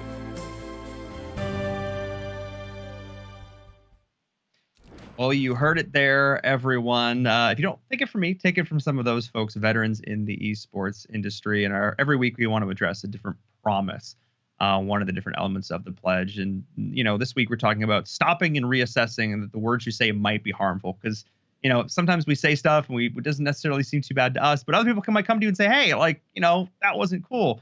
So maybe stop and go, wait a second. Yeah, I've got to think about the words that I'm saying, because the people you're talking to through the screen, those are real people. So, as I said, !GLHF, you get an exclusive badge that you can use on all of Twitch, and it is for a good cause. But let's get back to the action. Let's get back to Auto Chess. Axel Toss, welcome back, sir. Got a nice little break after that. Got to resettle after that 50-round plus slugfest. Was that about what you expected? It certainly wasn't for me. I don't know. I was surprised. Yeah, not really. Not what I expected. I think today might be about expecting the unexpected almost, with recent patch notes happening in the game. Some players might be changing their play styles up a little bit. I also mentioned it earlier. There's no more hiding builds. There's no more hiding builds here. There's more like, you know, I don't want to reveal it. No, there's none of that here, because this is the playoffs. We're getting down to 8 players, and if you're not in the top 8, you're out. So who knows what we're going to see today? I did not expect what we saw in that first game. So I'm excited to see more of things I don't expect, because it makes for a lot of fun for us. It does. And I want to clarify for those in the chat, when you talk about hiding strats, it's not like units on your board. That's not it at all. It's the idea that you're like, man, I know that 6 Assassins busted. I know it can beat anything, but I'm not going to use it because I don't want anybody else to know that it's busted. That's when we talk about hiding strats. That's what we're talking about. That's and I want to address that for sure. Just so we have full clarity for the chat. Let's take a look at our leaderboard. Let's take a look at how things have shaken out after our first 3 matches today between groups 1, 2, and 3. Nova who was tied with Zath for first place, has taken a lead, and Vince has shot up into second place. But oh my goodness. Let's go. I think it's what? It's like 7 points between first and eighth. This is such a close series of points. Oh my goodness. Yeah, and so people know Zath and GG Norm, they will be GG Norm, GG Nori, whatever it is. They will be in our next yeah, they will be in our next games, to keep that in mind. We also see Devless there falling a little bit. That shows you the impact of having one bad game, and that might be helpful for Monty, who just barely is able to stay on the first column of that leaderboard in the top 6. And I believe we're going to take a look at the next 16 players, and it is the make or break point for the players not on the first page. We are 1 game out of 5 down today, but there's only a few more after that, so we're effectively halfway through. And we'll be more than halfway through once this day is over. So these guys on the second page, it's now or never. And also, to speak towards the hiding strats point, there literally is a function in the game. If you notice, you can hit a button to hide your strategies. Like, it's a literal thing. And you'll notice a lot of the top players in the client, you can't see what builds they're doing. You can't see what strategies they're doing because they're literally hiding it from being able to see it. So yeah, no more of that, but a lot of work to be done for these folks at the bottom of the leaderboard. And here's a look at our group that we're about to see. There you see them: Zath, GG Norm, Benny Silent, Betty Owl, Prodigy, Joseph, and Jared. We got some normal names in here. Look out. Mm-hmm. But all eyes going to be on Zath and GG Nori, or Norm. Did our graphics operator did they change his name? Because his name is not Norm in game. Did he like change his name after we called him Norm? Is that what I have to? Oh, we'll find it after. We'll find it after. Zath is still up at the top of this group. He may have slipped slightly from number 1 overall, but he is still in first place here in group number 1. I actually had a chance to sit down and interview him earlier in the day to get his thoughts going to these matches. Let's take a look. I am sitting down with Zath, who's coming into day number 2 in first place, tied for first, but still in first place. Clearly, a lot of things went right for you on day number 1. What was kind of the recipe to your success? You don't have to give too much away, but what felt so good about day number 1? Well, I usually perform my best when I have a really good understanding of the current meta. And so even in phase 2, I didn't do too much practice, and the meta had just changed from the recent patch. So phase 2 was a bit iffy for me, but coming into the playoffs, I knew the meta really down pack. I knew every build, every bit counter to every build. So once I knew what to play, I just felt very confident. I just had to believe in myself and just play confidently. I think that's what was the key to my success there. I mean, you had multiple top 4 finishes. You took a victory as well. So clearly that confidence was paying off for you. But overall, what has your experience been like playing so far in the Mobile Open? Obviously now between open qualifiers, closed qualifiers, and the playoffs, you've gotten a decent amount of games. And have you been enjoying yourself so far? Mm-hmm. Yeah, this is honestly what I live for. I absolutely love competing. It's such a thrill. It's like the adrenaline I might get is I can't compare it to anything else I've experienced so far. So I love competing so much. So I love that you guys gave me the opportunity to be able to compete more. So I highly appreciate that. It's awesome. We're very glad to be able to put on a platform, give you all a shot to compete, because we've had a lot of players competing so far. The NA scene is really turning up for this, which we're really excited about. But you talked about the meta. You talked about shifts. And we've had some patches. There's been some updates coming in recently. Are you feeling comfortable for today? Obviously, there's still some final little tweaks. Do you think that's going to throw people off? We just got a patch 30 minutes ago, and it's huge, absolutely huge changes. Completely different meta right now. Divinity was nerfed, Cure was nerfed, Hunters were changed. I personally do have an idea of what is strong right now, but it's all just theory crafting. I have not got to practice anything yet. But we'll see. I do have a pretty good idea what's going to be strong today. So hopefully my hunch is good and it works out. If not, then it'll be all right. As long as the rules are there, hopefully. We'll just hope for the best. As long as I remain confident in my play. That's the most important part. You can't doubt yourself. Got to make sure that at the end of the day, you're trusting in your gut. You know what you got to do. And clearly it's been paying off for you so far. You have to play decisively.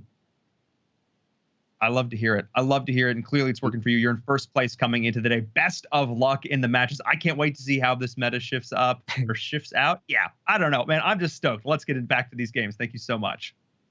Thank you. The smoothest finishing transition to an interview you've ever seen. Nothing to see here, folks. Don't even worry about it. No. The idea of playing confident, the idea of trusting in your build that you're setting out for yourself, knowing, because that's the thing here. The amount of second guessing that happens in a game like auto chess is huge. You see like 3 pieces that are thrown, and you're like, ooh, I could go into this, but I'm building this, or I could go into this, and knowing when to stick to your guns, when to roll with the punches is fantastic. So Zach clearly feeling like he can keep that up here. We'll see if his predictions for the meta are correct. We're going to get into our next game here very shortly. How are you feeling about all this? Do you agree with the confidence statement?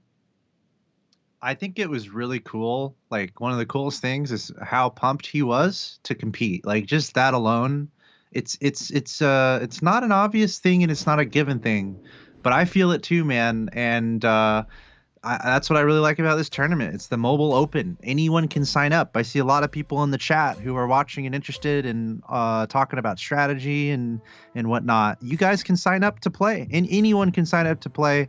Of course, if you're in North America. So I just liked how pumped he was to compete, and how, he's like, yeah, he's saying thanks and stuff. So I think that's really refreshing to see from players, and I like to see that.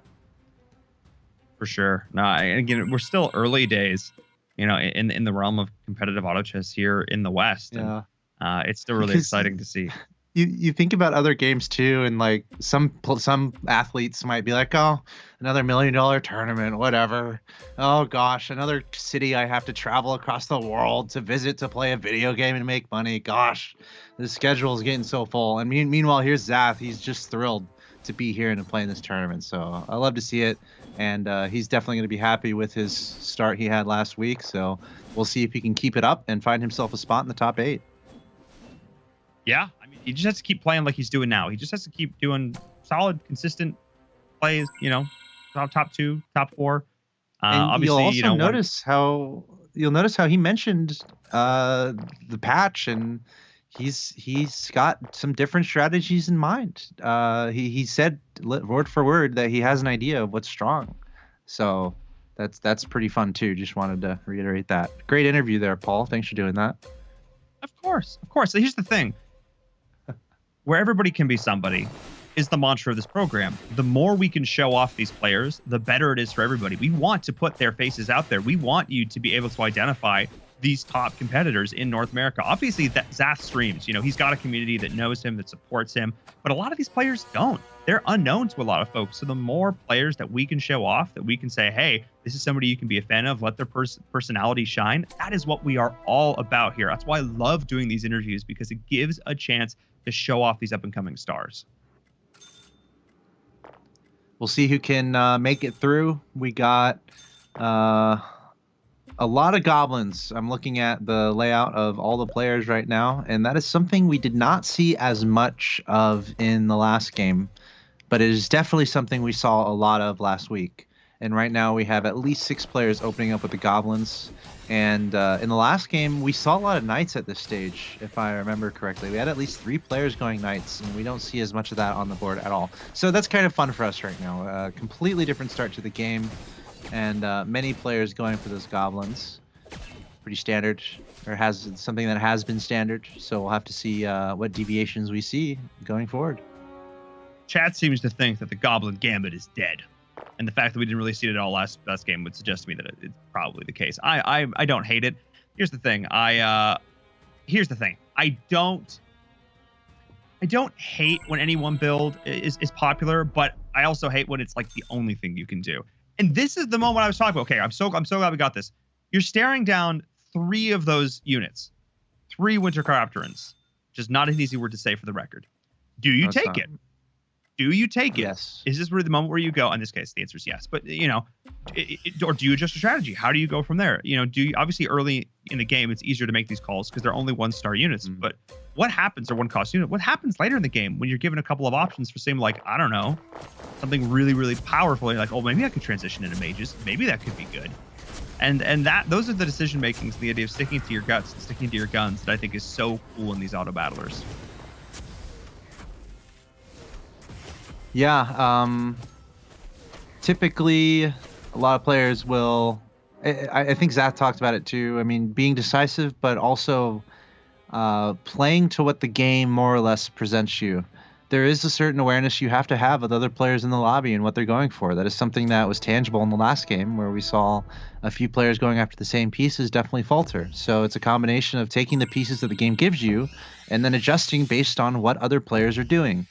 And if you can do those things well, you're gonna have a good game. So, yeah, that's how the cookie crumbles here in Auto Chess, especially in the early stages. Looking at Zath, already picking up a level 2-star God of War. He's got a 2-star Skybreakers, a 2-star Garrus Ranger. So really prioritizing picking up those 2 stars to start things off. And there's a few different directions he can go with this. And I believe in the last game, I can't quite remember who it was, but we had a player go for one build and then just it was going for a Garrus Ranger or Hunter and completely sold everything and completely changed it up. So even if you're seeing something on the board, look out, because those quick transitions, they happen. Yep. And it can be critical what decisions are made there. And it can show, it's a really good sign of good players if they're able to transition quickly and well, if something's not working for them, or if you see pieces that are just available. Yeah, and I want to take a look at the scoreboard as well when we get a chance here, just to sort of see what the general group is going for. I've got a lot of early divinities, some priests, so likely some players are going to potentially open fort here. I'm just denying some of that early damage. A little bit of goblin, but actually it's silent also. For the lulls, 0 synergies. Who needs them when you've just got 2-star units? Yeah, and of course Divinity allows for the reduced ability cooldown if the synergies are not triggered. So quite a few players looking to leverage that right now, as we see all, as you mentioned, 4 players going Divinity. And yeah, this game is still shaking up a little bit. Looking at the bottom, we have 3 players going for lost streaks here. Zath, however, he's going for a lost streak, but also spending quite a bit of money trying to look for these 2 stars for himself. Meanwhile, Benny and Jared working on their economies and also working on lost streaks, although Jared might have gotten a little unlucky and run into someone also going on a lost streak, so Jared actually might have to start over. Jared might not be in a great position here, but yeah, we're seeing that separation between the top and the bottom of the lobby of players going for lost streaks, but Benny has the best economy right now. Yes, absolutely. And Zath now not looking in great shape. He's got a lost streak going, but doesn't have a whole lot in the bank to back it up. And I was looking at chat in the last game, and people were saying he went out in 6th place last time around, which not ideal. He still was able to get a couple points in, so holding on, but he's going to need to do a little bit better than that here, move his way up. Joseph's already also taking quite a bit of damage to start this off. So back and forth. Nobody quite got that win streak going yet, but Silent's still up there at the top with 96 HP. But let's jump on board with Joseph. Let's see what he's doing. Another one going for this Hunter build. And the early divinity is so easy to get, of course. Just these Gods of War. They're such a good early game tank, just allowing you to keep some damage in behind them. Obviously, no attacks, but the shield slams, they can hurt. Yeah, Joseph getting the Hunters on board as the Wind Ranger, and also interestingly, a couple 2 Lightblade Knights on the bench.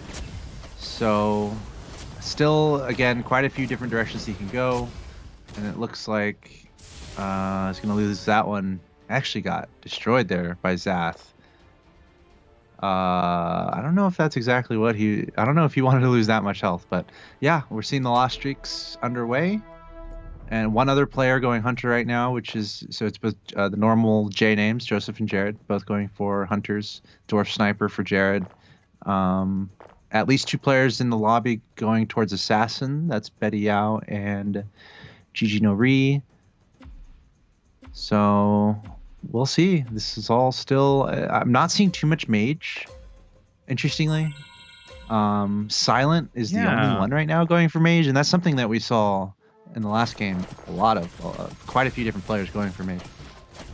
Yeah, and a lot of players seem to think that Mage in the late game was going to be this top powerhouse, but of course you've got to get the stars on those units. The Tortola Elder 2-star not even coming through for any of the players I think going Mage in that last game, and that stuff's really going to stack up. It's really going to add up here. for sort of the perception of how strong these builds are, because you look at it and think, oh, well, it didn't perform, so it didn't do very well. There's a lot of little things that also go into it. Love to see the scoreboard as well during these breaks. Just keep an eye on how these builds are developing in the early game. We do have quite a few loss streaks down there in the bottom, but I do want to see, so Assassin Beast coming out from Betty, Mage, like you mentioned before, starting there. Bit of Glacier play from Joseph possibly, and Glacier is something that I want to keep an eye on. People in chat were saying at the start of the day, I said, what's the build you're most looking forward to or you think might be strong here? And Glacier was a common response. Glacier Knight, even Glacier Mage. Yeah, Glacial Knight has been the favorite, and to that point, we did see at least a few players going for Knight in the last game. And again, something that we did not see a lot of last week in this game. Joseph is the only player really going for Knights that we're seeing, and he's finding himself near the bottom of the lobby. What else is going on? We got 4 players with loss streaks. Make that 5, which is a little unusual. With only 3 players with not on a loss streak right there for a moment. Have been able to build a pretty good economy across the board. Jared's the only one who struggled. I think he's the one who reset his streak in the middle there where everybody else didn't. But Silent, that's the other side of things. He's up there at the top and has a very healthy economy to boot. GG, no rematch. Lovingly now, Norm, GG Norm. Up there at the top as well, but his economy's in the worst shape of anyone here. He's sort of been pulling this hybrid where he's trying to win, but he's also trying to spend a little bit, so keep an eye on him in a bit. Now we're jumping on board with Silent, who is running these mages early, has been able to get a couple up to 2-star, which has been doing pretty well for him. Yeah, a couple assassins too, which is going to help him slice and dice the important back line of some of these players. Also working on that water spirit being level 2 is pretty nice at this point in the game. I'm not sure if he's not working on any bonuses for the assassin yet. Still just 2 out of 3, but level 2 water spirit can be pretty nice early in the game. You got that splash damage that can be so effective, and of course leaping to the back lines to go after the squishy units can be pretty important. So Silent's going to be pretty happy with this so far. It's got a level 2 Ogre Mage, level 2 Water Spirit, level 2 Soul Breaker, and Shining Dragon with a Venomancer in his pocket and a Flame Wizard. And also it's got that Winter Chiropteran on the bench as well. So he's just trying to keep it super strong, trying to pummel out damage. Definitely going to be wanting to work on winning streaks as he's at the top of the lobby here. And he's got a fair amount of economy as well. So Silent's pretty good. One thing I want to note. Yeah, one thing I want to note is he was able to get his hands on that Venomancer early, which means he was able to activate an early Kira buff, which is something that I mentioned did receive some nerfs, but I want to specify. It didn't receive like a huge nerf. It went from 25% to 20%. It still stacks the same. So gonna be checking that out, seeing how hard of a nerf that really was. You know, if you are able to get that 8 stacks, I think it's the difference of 20%. So we'll see. We'll see how this goes. You're never actually really able to stack it up that hard anyway. So I'm definitely gonna be curious to see if he decides to stick with this, or if it's something he's just throwing in because it sort of became available. Yeah, and I also want to keep an eye on Gigi no Ri, particularly. Of course, Gigi no Ri and Zath are the 2 players that are very much in contention. They would have to have pretty bad days to even get knocked off of the top 16. So we're going to be looking at them closely. And Gigi no Ri for now looks like he's got the Warpwood Sages, interestingly, out, and he's got a lot of them. Actually, I want to look a little bit closer at his composition. Okay, because I was wondering where his druid's at. Finally picks up a unicorn, also picking up an egg. So we've got a druid and then some assassin support coming in from Gigi no Ri. Pretty interesting stuff. He's got the druid bonus working for him, and he's got the assassin bonus working for him, with 3 of those on the field. Warpwood Sage, I've seen it be so tanky, and the fact that he's already got 2 2-star Warpwood Sages at just round 15. Yeah. I really wonder what he's going to do with that, because if he can get a 3-star Warpwood Sage out, that is one of the tankiest sustaining pieces that you can ask for. It's an amazing front line. Yeah, I'm liking how he's playing it right now. Gigi no Ri, like, just given his standing on the overall leaderboard, the fact that he's kind of in a comfortable top 2 right now in this lobby of 8, and he's already got some nice high rolling going with picking up a lot of Warpwood Sages. GG Nori has to be feeling pretty good about his position, and his economy is okay. I mean, it's not the best economy, but he's got a decent economy as well. And that's big here early on, just to make sure that you're keeping that economy in good shape. Again, normally between 30 and 50 is where these players tend to like. You'll see it drop as they do choose to level up. And keeping an eye on these levels is obviously critically important because, again, it's a simple auto battle or basic. More levels you got, more pieces you can play, the more synergies you can activate, and the stronger you get. Benny is now round 16, still in that loss streak. And I expect him to start to change that around once he thinks that he has things sort of more lined up here with his build. We will keep an eye on how it keeps going for him. The fact that he still has that much HP, though, at round 16 on a loss, staying above 50 is actually really good. So he's been doing a great job of just barely losing this. He's got those goblins. He's got the Kira. See what the transition is going to be. Looks like he might be dabbling with assassins, but I don't really see where he's taking this. This is going to be interesting to follow along with. Yeah, I was kind of thinking the same thing. You know, he is going pretty heavy into Goblin, at least compared to other players. So I would be very curious, especially if you look at, let's say, both Silent and GG Nori. They still have Goblins in use. So you wonder, and so do some other players in the lobby. But Benny is the player that is really going into Goblins. So you wonder if for one of these players who picked up some Goblins early, are they going to sell their Goblins? Are we going to see any of that happening? And can Benny take advantage of that? Is that what he's looking for? I'm wondering about that a little bit because Benny's the only one really going pretty heavy into the Goblins. So maybe he's hoping for some sell-offs to happen for some other players in the lobby. That's a very, very interesting point because we did see some players just grab a couple, level 1, level 2s just to help, supplement whatever composition they're going because you just get a lot of them at a low cost. And maybe he's hoping that if nobody else is going Goblins, he can stack up a bunch of 3 stacks to sort of overcome the weakness of the overall build right now. Very interesting point, Axel Toss. I love the thought process there. That's something that wouldn't even have occurred to me. And now he's continuing to pummel away there. The Venomancer in the 1v2. Oh, the shot! Oh, it was a draw? Okay. Okay. I love it. I love it. We should put that one in the highlight reel. Because what it does is there goes your loss streak. There goes your loss streak, but you didn't even get anything out of it. So that's actually massive for Benny. Okay. Oh my goodness. Let's jump back on board with Silent though. Let's see what he's doing because he's continuing to hold on to this pseudo goblin build here as well, but mostly playing around Spirit Mage Kira, which is a lot of fun. I'm gonna be curious when he opts to just drop that last goblin, get that out of there. He's just finding the right piece to replace it with. Yeah, and he still has the Venomancer out, right? But it's just one. He's not really adding on anymore. There is an element to preventing other players from getting Goblin and just holding on to yours, just in case someone else wants them. But yeah, Silent at the top of the lobby, 86 HP. Looks like he is gonna fall there, so he's going back and forth from with GG Nori. I'm seeing some predictions in the chat. It's Norm. Norm. Wershrew says GG Norm wins. Calling it now. So we have some predictions coming through in the chat. All right, we'll see if you predict correctly.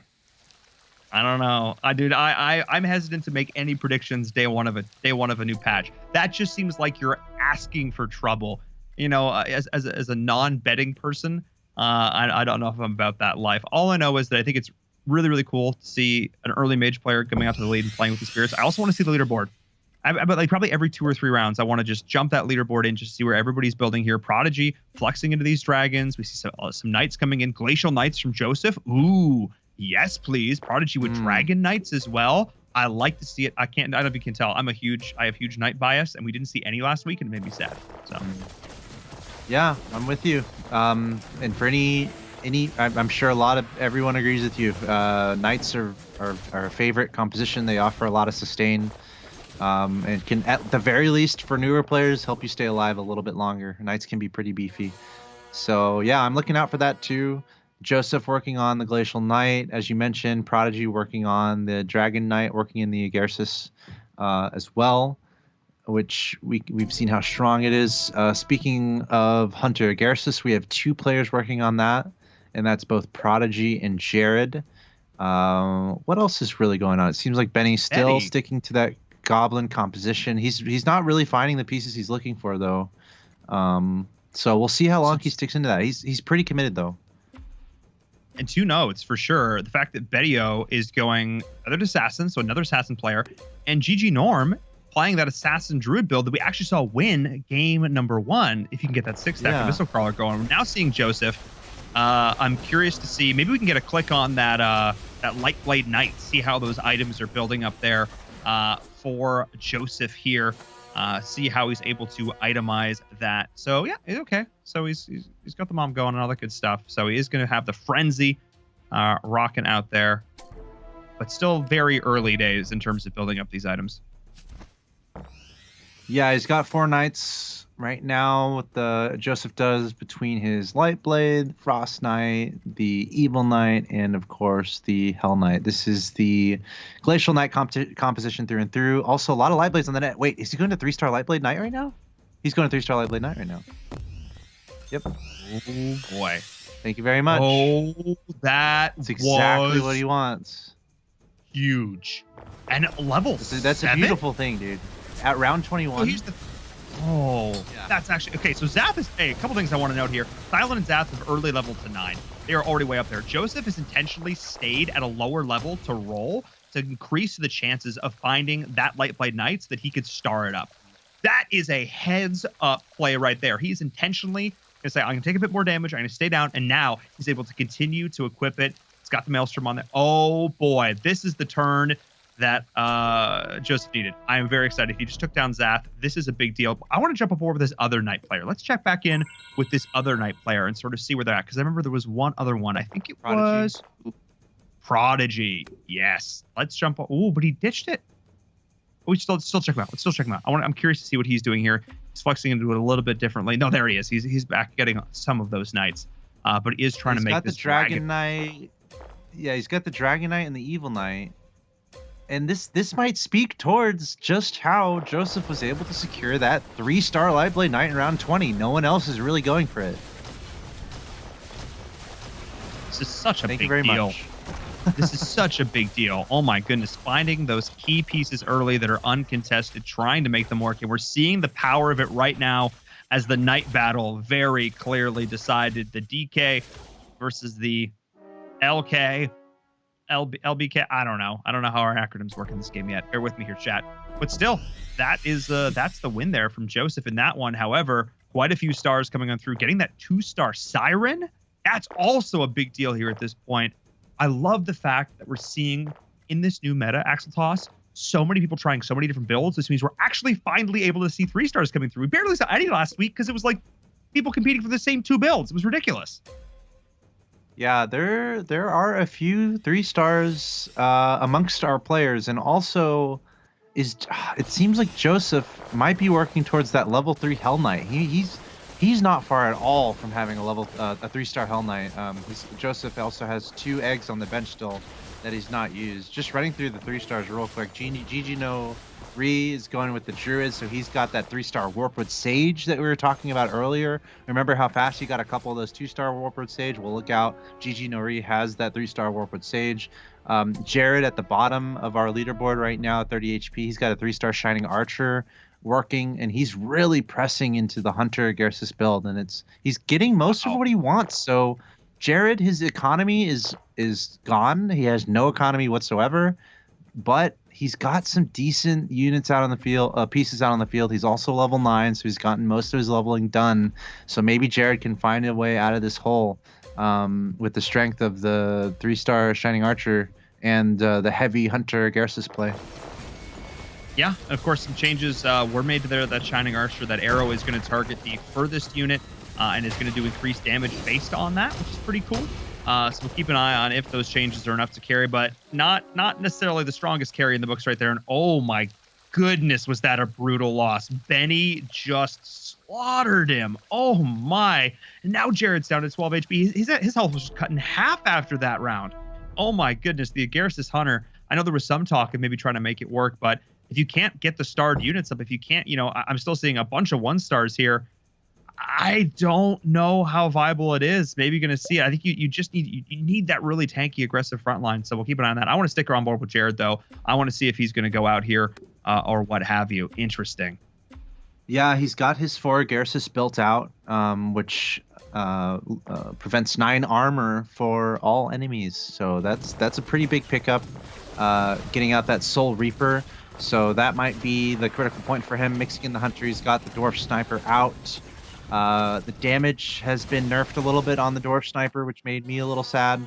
So certainly quantifiably going to be less effective than it was.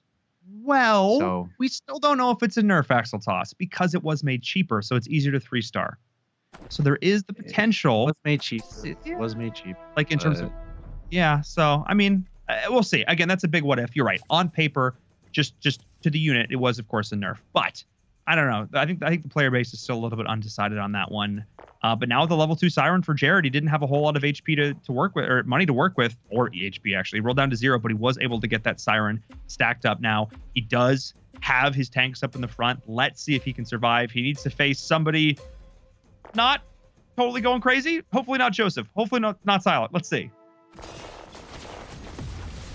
Ooh, GG Nori. That might not be great, especially because that's a 3-star Warped Sage that he has to deal with. Watching those health bars, of course, it looks like Jared might be in an okay position. Losing that health now, though. The Assassins coming through here. We saw how strong they were in the last game. And it looks like Jared's going to... Okay, he's barely staying alive with 1 HP. But GG No Re there. Again, showing that strength of that Druid Assassin that we saw be so effective in the last game. Actually, Jared did get knocked out. He just had 1 coin left in the bank account. Oh, sorry. Yeah, I looked at that. I think he went down. Yeah, I think he went down by like 1 It was like he was probably 1 HP away from staying alive, which is just heartbreaking. And now GG Norm looking pretty solid here. We are jumping back on board with Joseph, though, who's got a Gersis Glacial Knight. Ooh, interesting. So one of the problems the Knights tend to struggle with is their ability to deal that additional damage. Other than that Light Blade Knight and the DK, you can get those stacked up. But so when you add things like the Agarsis into the mix, it does help your ability to have every single unit dish that additional damage. So I like that adaptation here, bringing that in, because the whole point is just keep your Light Blade Knight alive, hopefully get them the items they need, and hope they can stack up and kill everybody. But against Benny, apparently that ain't happening. Yeah, and you want to get the damage output in time. There are some crazy compositions that dish out ridiculous DPS in such a short amount of time. Assassins are an example.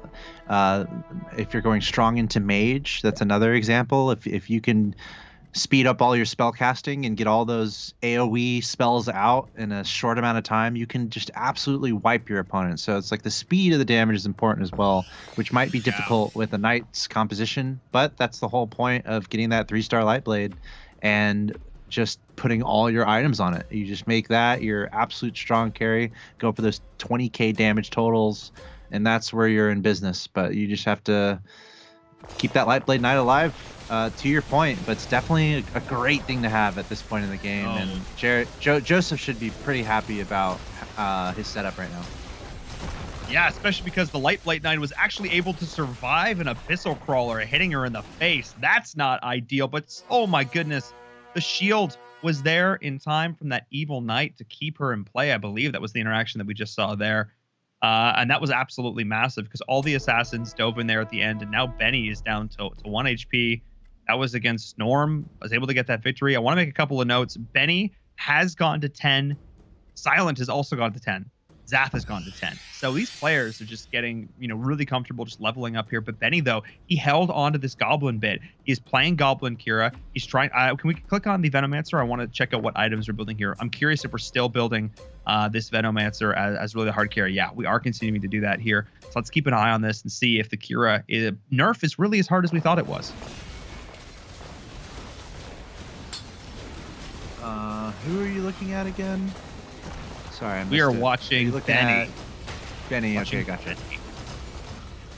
Yeah, and it's not looking good. 1 HP. Yeah.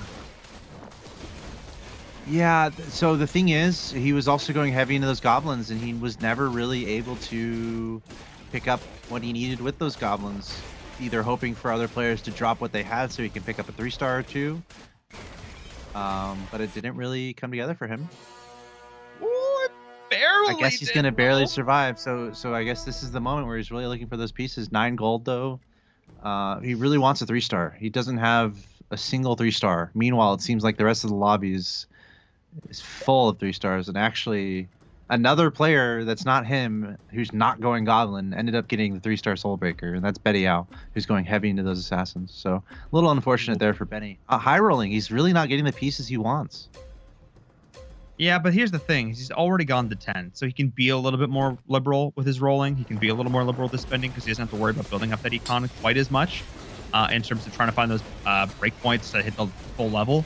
So not the end of the world here. I would be more concerned if he wasn't already at 10, but in either case, we'll see if he's going to be able to pull it together here. We'll see what he's going to be able to pull off, get those items his way. Ooh, there's another Abyssal Crawler. So that's huge. He's not only, okay, it's not big for him, but it's big for denying the Abyssal Crawler 3 to his opponents who are going for these assassins, and he can possibly flex into these assassins if he needs to or if he feels it's relevant here. So we'll keep an eye on that as well. I also just love the idea that you know what your opponents are going and you want to potentially deny that as well. That's always a lot of fun. Yeah, and I mean, the best thing going for him might be that 2-star Venomancer, as you mentioned. He just loaded up another item onto that guy, so really trying to help his Venomancer succeed. Has 6 goblins on he's 6 goblins fielded as well, granting all allies 15 armor and plus 10 HP regeneration. So the pieces are slowly coming together for Benny. Yeah. The problem is, again, he's only at 1 HP. He really wants the Venomancer to be the main carry at this point, and it's working a little bit. GG No Re has actually been knocked out in 7th, something I think that I'm definitely surprised about considering how well he started this round. Oh my goodness. Can't believe he's stabilized at 1 HP. Betty. Oh, ooh, that feels good. I mean, no, he's gonna hold off for now. I think he's trying to identify if he's gonna actually be able to play them here. He's just literally out of money. And the chance of getting to the 3-star Venomancer is like... He's dropping the Kira, though, so maybe he's not thinking that the Kira buff is a huge component of... I don't know if I agree with this decision. He's opting to go into the increased magic resistance. Okay. All right, we'll see. We'll see how this goes here. We'll see. He clearly thinks that the Kira buff wasn't a huge component in his victory in these last few rounds because he's not giving it to his Venomancer, and I don't necessarily know if I agree with that decision. It was only a 5% nerf. Wasn't huge. And with that, he is just absolutely slaughtered. Was that the difference maker in the end? I don't know. All I know is he probably took 20 points of damage that round, or almost. Ouch. At least, maybe. At least. No, absolutely zero chance there for Benny, as Zath just absolutely pummeled him. So Benny's going to be out in 6th place. Betiao might not be far behind. It makes me want to look at Zath, though, with how strong that was, to see what he's got going on. Let's see, Zath, he's got Divinity working for him, Warlock, Wizard, Shaman, Priest, Spirit, a lot of different directions. No 3-stars to his name, so that makes me a little bit nervous for Zath. Definitely going to be rolling down to try to find some of those pieces. Only 11 gold, though, so we'll have to see how it works out. Looks like we're taking a look at Joseph now, and Joseph has plenty of 3-stars. Of course, he was the first one to get a 3-star with 3-star Lightblade Knight, and he's added on the 3-star Hell Knight. I was wondering when he was going to do that because he's had a couple eggs for a while, and he's still got 1 egg in the bank. So Joseph's just playing a really good overall game. Yeah, look at that. Another egg picked up. Another egg. Just we're at this point, we have enough to make a really tasty omelet. It was interesting to note that he actually played up against Zatsport that round, and he beat Zatsport that round. So I definitely agree, Axel Sauce. I want to take a look at Zatsport here next. I want to see what he has going on for him. But I guess we're going to stick on board with Joseph for just a little bit longer. But I do want to see how this goes for Zath as soon as we can. Take a look at how that's going. But instead, he's just facing up against Zath again. Twice in a row now. And this time, I don't know if it's going quite so well for him. It all comes down to this Lightblade Knight. It all comes down to this carry, and carry it is. Oh my goodness. Why did I ever doubt it? Yeah, man. We were talking about it earlier, just how fast he picked up that 3-star Lightblade Knight. you kind of know a few things. You're like, okay, that means a few other people. There aren't a lot of people in this lobby going for knights, which is automatically a relief. So able to build up to that 3-star Hell Knight as well, and then just for good measure, he's got the 3-star Desperate Doctor in there. So really working the Glacial Knight composition that we were talking about leading up to today. Is like we didn't see it that much last week, but now we are seeing the full force of exactly how effective that can be from Joseph. The only competition he's getting on the Knights is from Prodigy. Otherwise, it's all about Spirit, building towards Spirit, Wizard, Shaman. It's once again interesting how similar Joseph and Prodigy's builds are, and how similar Zath and Silent their builds are. We're kind of separated into a couple groups of 2 here. Couple factions deciding, hey, I think my build's the strongest. Oh, really? I think my build's the strongest. Well, luckily we're in the perfect position to find out who is going to be the strongest. Very close. Joseph has all the 3 stars. No one else has a 3-star. Okay, finally, 3-star God of War coming down for Zath. Yeah. Okay, Zath. Wow, this is a hard roll right now. Okay. Oh, and he got the level 2 Siren, but he just wasn't able to actually get it on the board. Was Zath. So we'll see if he wants to adjust. I'm not sure what he'd take out for that actually. And I want to also note, Joseph's the only one who just beat his board convincingly. He's the only one who hasn't gone to level 10, and his economy is in great shape because he hasn't had to. He is instead rolling smart, playing around his 3 stars. That just goes to show you don't just have to level up super early. You can just try and roll down. He was at level 7 when other players are level 10. You just can roll down, try and find those key 3-star pieces, because the synergies are important, but those 3 stars, they are so powerful even on their own. Okay. Joseph is high rolling. This is an example of high rolling. It's just right. Like this cannot be anything other than high rolling. He got his 3-star Light Blade by round 15, and right now, guess what? He has 4 eggs on the bench. What? He's getting every piece he needs and then some. Joseph is a happy camper. Oh my goodness, he is, and we're seeing it once again. This time up against Zath. However, Zath might have gotten a little bit better of this time around. The Abyssal Gaze was actually huge here, and Zath was actually able to beat him there. That was huge. He got a level 2 Siren. He got that Siren in. The Abyssal Gaze was able to lock down his opponent's pieces long enough for his key pieces to get their spells down, and they just ticked away. That overtime AoE damage from that Dark Spirit just did so much damage long term. But let's see what Joseph's board looks like now that he's at level 10. He's actually really close to a level 3 Frost Knight as well, and that's just mind-boggling to me. Yeah, when you talk about super strong 3 stars, I don't know if Frost Knight makes that the top of the top list. So which makes me wonder what he's right. But that makes me wonder, like, he could use his eggs right now and get that 3-star Frost Knight. So he's definitely saving his eggs for something. So I wonder which 3-star he really wants. You know? That is the question. I wonder. I'm not sure. But I'm telling you though, dude, he's chilling. Joseph is chilling. He's not gonna lose. Like, he's just too good of a Glacial. position. Come on. He's playing with his food right now because he's got 4 eggs on the bench. He's just like, you know what? I think I'm gonna go up to 100 gold. He might decide to do that too. We'll have to see. None of this carries over to the next game though, folks. I cannot believe it too, because Silence down to 6 HP, Prodigy's down to 5. Joseph is looking good. He's on a 9-win streak. This lobby is just in the bag. Glacier Knight, something that I was really looking forward to with a Garrus Demon Warlock, and just to help round it out. I love this composition. It's something that I have played a decent amount of. And I'm now, as I hype it up, watching it get absolutely slaughtered, which is no fun. Gosh dang it, guys. Caster Curse, how dare you? Oh, but the bounces! Wait. Oh! That was sick. I'm just trying to see what the highest damage count is going to be from this Lightblade Knight. I'm not sure if we've eclipsed what we saw in the last game. But yeah, Joseph, 10 win streak. He's got all the 3 stars. Silent, 3 HP, rolling down, spending every last bit of his gold. Let's see, what does Silent need? Silent needs a 3-star. He doesn't have a single 3-star. Yeah. Let's actually watch Silent's POV here at the end. Let's talk more with Joseph. We'll just watch Joseph. I lied. Let's just see. Because I want this game to end, and I want to see a victory screen. Because I feel like every time I spectate, we have terrible luck, and I'm always spectating the player that loses. And it's just highly unlucky. And I want to see that victory screen at the end. Maybe that's just me. You're right. It leaves a little to be desired. Although we get to see how the loser gets knocked out. That's the advantage of watching the player who's on the verge of being defeated. I want Joseph to use those eggs. Come on, Joseph. We know you've won. What are you looking for, man? What are you really looking for? What are you looking for? He could.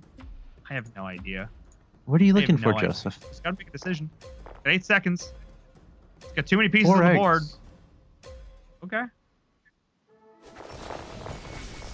Maybe he wants to get a 3-star egg and just put the 3-star egg out. I promise it doesn't do anything. It just sits there. Oh. Lightblade Knight. Lightblade Okay. Knight. 14,000, 15,000, 16,000. 16,148. My goodness. GG. Right at the end there. We never doubted him for a second. Joseph, the beast. Place your knight. 16k damage on your hard carry. Supported it beautifully. Got ahead early. Kept the lead. Not even close. No epic battles this time around. Just solid, good, consistent play. Yeah. Much different game than game number 1. Much different game. Yeah, it makes me ask the question for you guys at home. If you had a game where you had a 3-star Lightblade Knight before round 20, is that a good game for you? Would you take that more times than not? And I would almost be certain in the fact that everyone would say, absolutely, give me that, please. And it just worked out for Joseph. No one else is really going for the Glacial Knight, and especially the Lightblade Knight, and he was just able to identify that, and then it was just he coasted to victory because he went for something that no one else really went for. Yeah, no, I mean, looking for those uncontested builds is a huge part of finding success, and a little bit of luck definitely came into play. Let's take a look back at that match with our Xperia highlights. Axle toss. This one was a little bit more of a blowout, but we still saw some cool strategies attempted here, at least. These goblins and Kira being one of them. Yeah, we're starting off here with Benny at the bottom looking for goblins and could not find them. In the early stages of this game, almost everyone was going for goblin, and Benny was the only one to kind of stick with them, but he wasn't able to find the leftovers from everyone else. So Benny, not the best game overall. He would be knocked out outside of the top 4, and then of course moving on to GG No Re. His game was pretty interesting because, as you can see, he had a pretty strong game going. That was Jared going up against GG No Re, and Jared getting knocked out by GG No Re there. But GG No Re unable to get in the top 4. You can see defeated on this screen as we take a look at Zath going up against Joseph, and took out Joseph even though he was at the top of the lobby there. So Zath hanging in there. Of course, a player that a lot of people are watching coming into this day. Number 1, Zath would end up getting knocked out in number 4. And here we have Joseph, all about him as this game went along. Look at that, 40 HP, next closest at 6, at 5 on a 9 win streak, 25 gold in the bank, already level 10, 3-star Lightblade Knight. Thank you very much. Look at all that damage. And that was the story of the game. Joseph and his knights able to prevail. And just look at the damage on the right of the screen, going up 1k every quarter second. Not bad at all. There you go. Well done, Joseph. Even into the Thunder God at the end, I just watched his entire board just get one shot, except that Lightblade Knight, and that was sick. It just kept chucking away. Feels good. Feels good, man. Absolutely. If you're a fan of watching those hard carries go to work, it just also goes to show just how important itemization is at the highest level of play here. So again, props there for that win. That's game number 2 in the books. Go take a break, Axel Toss. We'll check back in with you for game number 3. Relax for a bit, because I got to give a big shout out here to Xperia, the official mobile partner, and Sony Mobile, the official mobile partner of the ESL Mobile Open Season 5 playoffs with their Xperia 1. I've had a chance to use this phone a lot over the last few months, actually, and I have to say, if you're looking for a phone for mobile gaming, if you're looking for a phone that's going to last all day, super long battery life, and is going to play all the games that you want in 60 frames per second, yeah, definitely check this one out. The processor on this thing is a beast, and obviously Auto Chess isn't necessarily a game that pushes that too far, but it doesn't matter what you're playing. The games look gorgeous. It's got a 4K OLED display. It's got a 21:9 cinema wide aspect ratio, which is great. because I got fat thumbs and I can just get them out of the way and I can still see all my screen, which is lovely. It's fantastic. And it's got cool things like the game enhancer mode, which is like you can use to record the ends of your games, get all those clutch moments, make those clips, upload them really easily. It's a super awesome feature to have on a phone like this. So thank you so much to Xperia for joining us as the official mobile partner. Before we go to our break, though, you heard me talk about it at the start of this block before we got into this last game. Any key and the good luck, have fun pledge, !GLHF. If you still haven't signed up, I see a lot of folks without the badge in chat. That is a global Twitch badge that you can show off anywhere on Twitch. Over 500,000 people have already signed the pledge. So go check it out. Give it a read. It takes like 30 seconds to do. Anykey.org. You want to stand up. A lot of things going on in the world right now. And if you want to just do a little something, that's definitely a good way to go do so. So we're going to hop on to a break. When we come back, game number 3. We'll see you soon.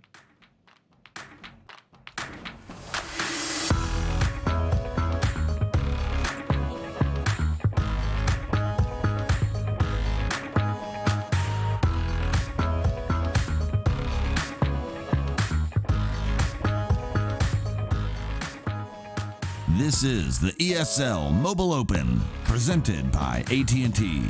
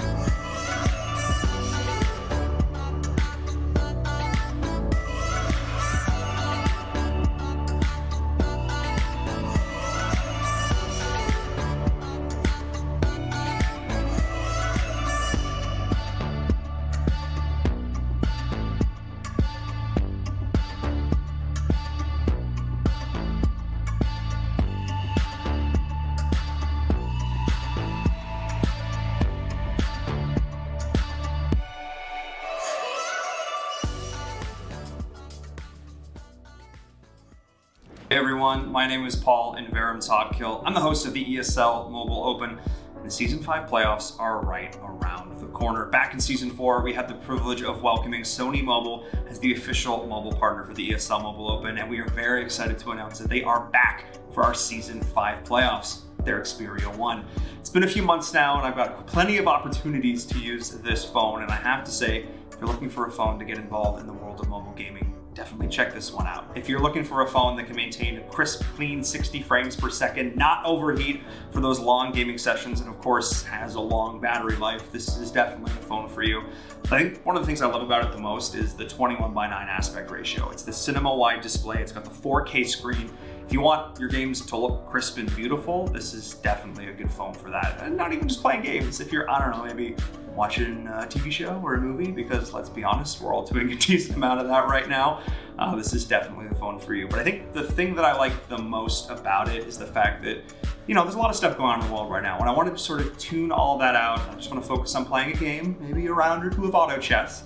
I can just turn on the game enhancer mode. I can just turn off those notifications, and I can just sit back and enjoy the game. And I think what's cool about this with the Xperia 1, because like not a lot of people, when they think about, you know, awesome mobile phones for gaming, they don't necessarily think about Sony. They think about, you know, awesome cameras or amazing televisions when they think about Sony, but they really have an awesome phone here with the Xperia 1. So if you're interested in upping your mobile gaming game, yeah, go with that one. Definitely check this phone out. And of course, the Season 5 playoffs, like I mentioned, are fast approaching, and I have to say, I cannot wait to see what these gamers have in store for us.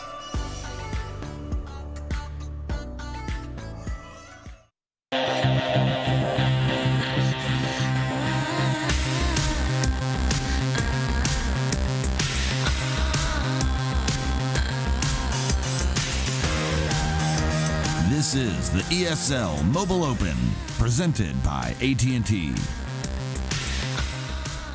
Hello, welcome back everyone to the ESL Mobile Open Season 5 playoffs for Auto Chess. My name is Paul and Verum Todkill. I am your host. We're almost halfway through this day, which means we're almost halfway through our playoffs. 12 games to be had for all of these players, and I think we've done 7 now, so we're more than halfway there, and the leaderboard is starting to shake out, but still, there are opportunities for these players to make their way to our finals. Axel Toss, welcome on back, sir. We've had some interesting matches. Game number 1 was a bit of a slugfest. Game number 2 seemed a little more cut and dried. What do you think our next lobby is going to have in store for us? Yeah, who knows? I think it's all about. We kind of mentioned it early on in the days. Like, you can have a game plan, you can have a strategy, but it's also important to analyze what everyone else in the lobby is doing. So I don't know if that was just really good decision making from Joseph, kind of analyzing that he was more or less the only person going for what he was going for. But that's something you have to be aware of, and I'm going to be looking out for that. How these players really, how they approach what's being thrown at them by the game. And we have some cool names in this lobby too. Yeah, I'm excited. This is going to be a lot of fun. Before we get to that, before we get into this next game, I got a chance to sit down with Nova earlier and chat, because Nova came into this as the number 1 seed. So let's take a look at this interview and get their thoughts. Hey everyone, I'm here with Nova. Wanted to chat with you a little bit going into day number 2. Obviously, group number 2, I mean, actually all of these groups are pretty stacked, let's be honest. But what did you think about competition on day 1 so far? How do you think things went? It's definitely stiff. Especially when you get to this level of players. There's really minimal differences about what you can do. It's just more seeing what the game gives you and making the best of it. But it's definitely stiff competition. The points are super close, so even, you know, being 4 or 5 points above the break, it's not that reassuring, especially with a new patch hitting literally right now. Yeah, going live as we speak, and have to be monitoring that, of course, going into these matches. But tell me about, you know, your history with auto chess, your history with auto battlers as a whole. Is this something you've been doing for a while, or are you fairly new to the community? No, I played Dota since it was a Warcraft 3 mod. So I, you know, played League of Legends and a bunch of variants after that. So, you know, when Dota Auto Chess came out, it was actually because Artifact really boomed or busted. And then everyone just sort of flocked to auto chess. And it was this great new reinvented way of a real-time strategy that's not as much, you APM based as it is just what you can do with your sort of mind in that time. And that's just a game that really resonated with me. So really, since Auto Chess Mobile came out, I've been on the scene to some degree. That's really awesome to hear. As somebody else who's been around in the Dota community for a while, it's been really cool to see how this has progressed as well. But looking now to where Auto Chess is going in the future, the new builds, all the new chess pieces that are being added to it, what do you think the meta is going to look like even going forward, even towards this? I know obviously it's a little early to say with all the new patches coming out, but is there a particular build you're looking forward to being able to try more? It's almost more builds that have sort of gotten pushed aside. Feather is a really, really fun synergy to play, and there's a lot of variants of it, but it's sort of just gotten, even with slight buffs added to it, it's just gotten trumped by much stronger synergies that have come into the meta. So I'm hoping Feather can make a resurgence. Some things definitely need to be toned down, and I definitely think the new unit, which was Pudge from Dota, which is now, I guess, called Ghost Kid, is going to be, it'll shake things up a little, probably bring Warriors back in now that they can have a really simple way to put Egersis in. But down the line, I mean, if you look at actual Dota Auto Chess, if Auto Chess Mobile goes the same way, they've got a ton of content they can add in, just so many cool units from Dota they've started adding in. So there's a lot of potential. Definitely got high hopes. That's awesome to hear, and we're excited to see how the matches today are going to go. We have quite a few left, so a lot more opportunities. Maybe try out some of these new fun builds. Thank you so much for taking the time to sit down and chat with me. Best of luck in the games. I appreciate it. I just got to give a quick shout out to Joseph and Salduri. They're my boys, so much love. Well, there you go. You heard it, folks. And I guess the shout outs through the ether are working for Joseph. Look at that success in that last game there. So they're also, for the record, like, what is with all our interviewees today just having great beards? You got I feel like I should grow one to be a part of, but I can't. It just makes me sad. All right, let's cheer ourselves up. Let's take a look at this leaderboard. Let's take a look at how these games have stacked up so far. I gotta pull myself out of that one. Oh boy, that's a rabbit hole. We're not going down. Nova still in first place. Okay, 49 points. And 48, 47, 46. This top four literally could not be any closer unless they were tied.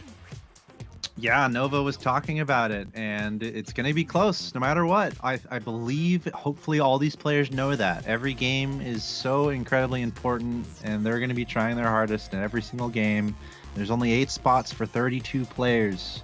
I love how close this leaderboard is, even getting all the way down to number 16. It's 49 and 37. That's not a huge difference. Of course, I think we're going to look at the next 16 players who have a little more work to do, but there's still room to come back. Even though it is close at the top, you can go on a tear here. You can win a couple in a row. You can win in a few in a row, and you can be right back in contention. And as you can see, even on this page alone, just between places 17 onward down the line, 35, 35, 34, 33, 31, 30, so close in that third column. So still a lot of things that can happen as we continue. Remember, for people watching, we have one more day after this of games before we find out who our top 8 is. And here's a look at the group we're about to see. Nova, we just saw him in that interview. He's at the top. Vince, someone I've been hyping up. He's currently 3rd in this group. Of course, a little bit further down overall. And we got Very Nice in there, made famous by my lovely co-commentator Paul. I like it. So this should be a lot of fun. Nova was kind of talking about Feathered a little bit, which is interesting. It's not really a favorite strategy that I've seen among pros, but we just saw the Lightblade Knight. That's a Feathered unit. It's a Feathered piece. Lightblade Knight tearing it up last game. So really cool to see that interview. Yeah, no, super cool. And I think this is interesting to note how just sort of top heavy this lobby is. 49, 48. This top 4 is huge, but then, 35 and downwards, things are starting to get a little bit further apart. But no, I have really high expectations for some of the top players here. Dogbun up at the top as well. My favorite name, I would say, of any of the players there, because every time I read it, it makes me want to get a hot dog. I mean, what? I mean, I just want to go get a hot dog, man. I just haven't had a hot dog in a while. I was going to get one last Friday, and then I didn't because there's already food, and I was like, it'll be silly. I'm not going to order hot dogs now. But maybe today's the day when I do it, or maybe I'll save it for day number 3. I don't know. We're going to find out. We're going to get into this next game very soon. We are in a lobby. We are in a game. Actually, the game is ready. What am I even saying? Oh, my goodness. We can get to that not even soon. When will then be now? Soon. That's the line. There we go. Someone get this man a hot dog. Spaceballs, kids. Just for Spaceballs. None of you are old enough to understand that reference. That's fine. You'll know Axel Toss, but nobody else. Get this man a hot dog. Done. Let's do it. Guillermo, I'll be honest. Guillermo, can I get a hot dog? I'll be honest. I went on a little camp adventure a couple nights ago, and I had a roasted hot dog over a campfire. So What? I don't mean to like make you. I don't mean to point that out, but I got my hot dog fix. I'm so jealous. Here we are. I mean, going camping. Yeah. I'm in Los Angeles. You can't do that. You get arrested. I brought for my that. phone with me to do some mobile gaming. Don't worry, I was as remote as you get. Yeah. Okay. We'll put that jealousy aside for a moment. We'll ground ourselves back in this game, and we'll take a look at the leaderboards. Of course, these early rounds really don't mean a whole lot. Really, there's sort of a binary. It's a 1 or a 0. And is a player going to open forwards or are they not? Those are really the only big deciders here, and that often is determined. I mean, there's some players like Monty who open fort every game, no matter what they do, no matter what they get.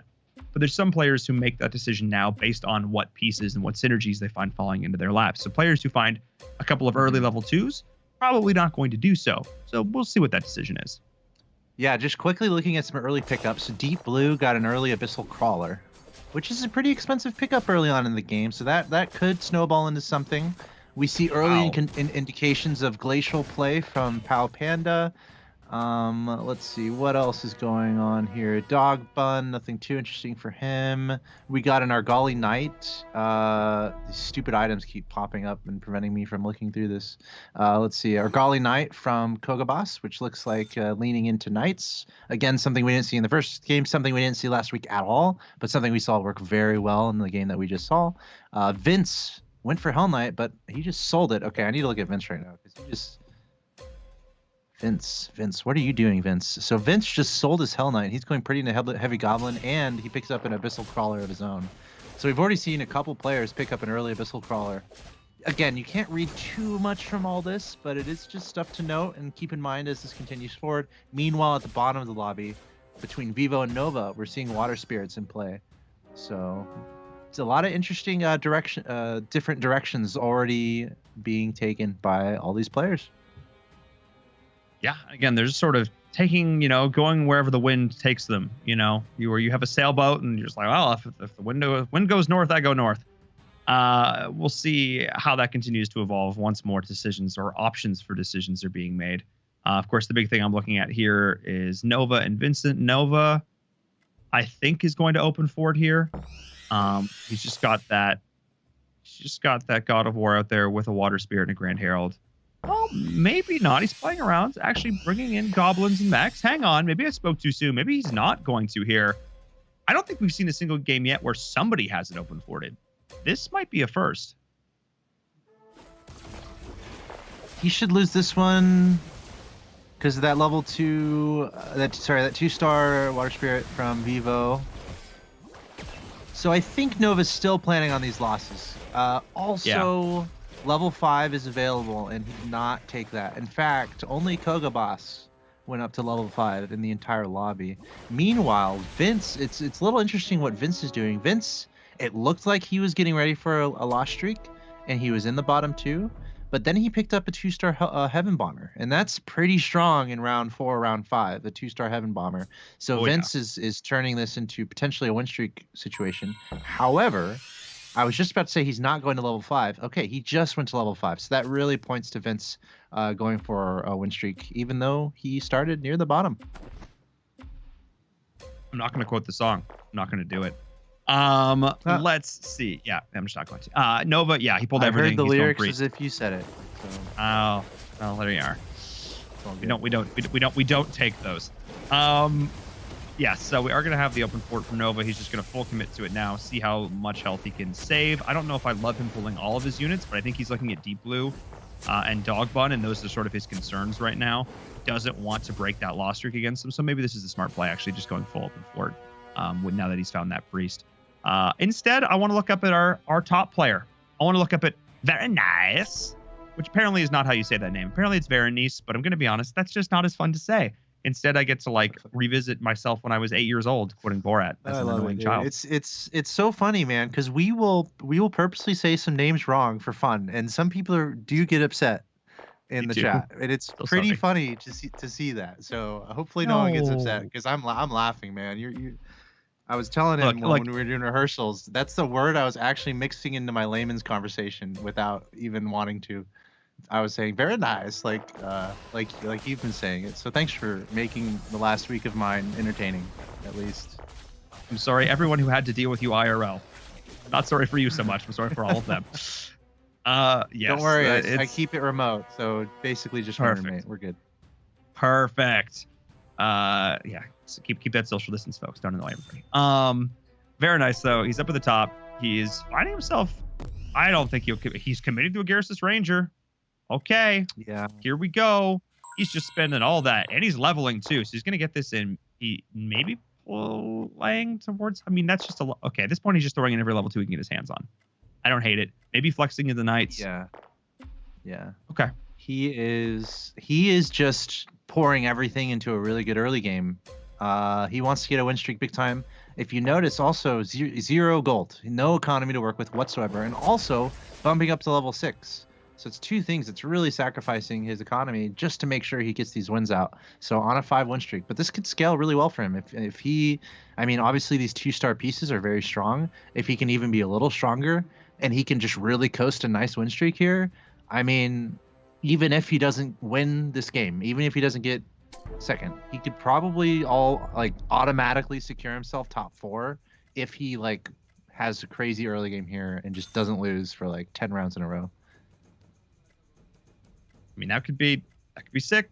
That could be sick, but he's got somebody hot in his heels. It's Kogaboss. Let's jump on board with Kogaboss as well to see what they're up to. What are they going to be running? Just the kitchen sink. Kitchen sink is what they're running. Interesting. Gotcha. I guess you've got assassins, but that's sort of it. All right. Yeah, and it's 3 players on win streaks now is pretty crazy. Vince as well. So inevitably, someone's gonna falter, and they're gonna lose their win streak, and they're not gonna be happy. Very nice, very not nice. Looks like he's gonna be the first one losing that win streak. Definitely not what he was looking for, especially with how much economy he sacrificed to get to this point. Yeah, that is very much not ideal. Only at 10. Oh boy. I mean, when this win streak. Okay, Kogaboss is fully committing to purchasing, by the way. Vincent, I think, is playing this a little more standard. You try and build yourself up to around at least that 30 gold mark towards round 12, I think is sort of one of those benchmarks that I've been seeing a lot of top players going for. That one I think is a little bit more amorphous. That one you sort of can play as it comes towards you. I think the more hard and fast rule for these loss streaks, like what we're seeing Deep Blue maintaining right now, is if you can get up to a 10 or 12 loss streak at the end while staying above 50 HP at around the 12-13 round mark and get around that 50 gold, that's, I think, sort of the magic apex. The stars have aligned and you're doing a pretty good job at that point. Yeah, and speaking towards win streaks as well, I mean, I was commenting on very nice how he was looking for big win streaks because of how much economy he was sacrificing. Well, it might have just gotten a little bit more nerve-wracking for him because Vince and Kogaboss, they're having some really nice win streaks for themselves, and also Vince, his economy is doing just fine here. So if you're very nice and you're like, all right, I'm going to get a big win streak here, I'm not going to spend a lot, there's no way I'm going to lose. And then all of a sudden Vince steps up and he's able to take you out. And now Vince has a really nice win streak with a really nice economy. There's reasons for very nice to be nervous now. But Kogaboss and Vince, I think they're pretty happy with where they're at. They're both as healthy as you can be on their HP, and they've got their win streaks going. And Vince obviously has a slightly better situation because he's got 20 gold in his bank. Yeah, I mean, Kogaboss has been spending, but he's also been rewarded for that spend. Now, Koga's coming into this not in the top, not by a bit of a stretch here. Not completely out of it yet by any means, would have to have an amazing series of games. But he is able to do pretty well so far. The problem is that he's gone for a very early game build. He has found the Venomancer, which we know, even despite the Kira changes, can still potentially do some hard carry job here. But the problem is that these goblin mechs do tend to fall off late game. So the question is sort of how long can he sustain here at the top? How many players can he outlast, if any? Yeah, there's so many. If you just look at the scoreboard, there's so many people going goblins. It's insane. So I'm not feeling great for Kogobosh right now. His economy isn't that great. He's going for a unit that pretty much everyone else, going for a class that pretty much everyone else is going for. So although he's on a 7-win streak and 100 HP, I don't think it's going to last personally. I think Vince is in a slightly better position. And actually another player, as we will watch this unfold, but maybe we can swap over to Vivu, who we haven't talked much about. Yeah. But he's kind of staying in the top 4 more or less, as we see Kogobosh do just fine there. So I want to take a little peek at Vivo and see what he has going on here. Let's see. Vivo, Divinity, Mech, let's see. Demon, Divinity, Mech, Wizard. Yeah, okay. Excuse me, not Mech. Priest, Wizard. Vivo and Vincent were swapping roles, but it looks like just heavy on the Divinity here, and a 2-star Goddess of Light, 2-star Grand Herald, 2-star Water Spirit. I guess that Water Spirit might be critical in what he has going on. You know, I'm not a massive fan of what he's doing either. So this is super close all around. Looks like still a lot of fights for different pieces that a lot of people are going for the same thing. Yeah, I mean, this is interesting because this is actually the build that Zath was running in that last game that did pretty well for him. Not amazing, because of course we are seeing those nerfs to Divinity, which we should really keep in mind here. Of course, the big thing being that, you know, instead of going from 50% and 75% CD reduction, you now have the 45%, 70%. So it's 5%. Not a huge difference, but it really does add up. No big heavy-handed changes coming in from the devs. I'm a big fan of that because it does open things up and fine-tunes rather than sort of these big sweeping nerfs that some games like to tend to favor. And of course, something we will definitely keep an eye on as the day goes along. We've already heard from a lot of players and how changes are affecting their strategy. So we'll see what happens. Let's see. Still a ton of goblins all over this board, all over this lobby. Gosh, everyone is just so obsessed with those goblins. Got to pick them up. Got to go for the goblins. No, don't do that. Don't do it. Don't go for goblins. I want to watch. I want to watch Dog Bun. I want to watch my boy Dog Bun because we see warriors at play. The warrior's going to be coming in. I want to jump on board with Dog Bun. I'm curious to see if the warriors are going to be impactful at all, because they're not really a build that we see a lot of. Just armor as a stat, not excellent. Just when you don't pair it with a ton of stuff. In this case, Dog Bun is pairing it with some beasts, so you're going to get that like extra attack, which helps because it's one area that warriors really struggle with. And then, of course, with that Insectoid as well, he's going to be taking advantage of that, stacking up. I think it's going to be 2 of those chiefs that he's going to be stacking. So keep an eye on him. I'm curious. I'm trying to find the light at the end of the tunnel here for Dog Bun. I really am, but I'm having trouble. He has 56 gold. His economy is in great shape, but he's all the way down to 42 health. And honestly, like the units he's grabbing, nothing is really making me excited for him. He's got Red X Chief. Sure, he's got 2-star Red X Chiefs, but I mean, it's not really ideal. You want some more synergies working. So he's really looking for a 3-star Red X Chief to have anything to make anything work with this. I guess a werewolf also would be nice to have that buffed up, but I'm definitely nervous for Dog Bun. It doesn't see me as a great comp, and he's at the point where he needs a good comp with 42 HP, and the rest of the lobby doing as well as they are. Yeah, I mean, the whole point of the open port is that, you know, going on this big loss streak is that you are going to eventually, normally around that, you know, 14 to 17 round mark, you are going to drop your pieces, snap your synergies together, and stabilize, go on a comeback. He's still within that HP threshold. 42 HP is not bad for going on this big loss streak like he's doing, because like you said, his economy is in great shape. He's on par in terms of levels. But Axel Toss, you're 100% correct. There's not like he's going to drop 6 mages and suddenly he's looking fantastic, or 6 assassins.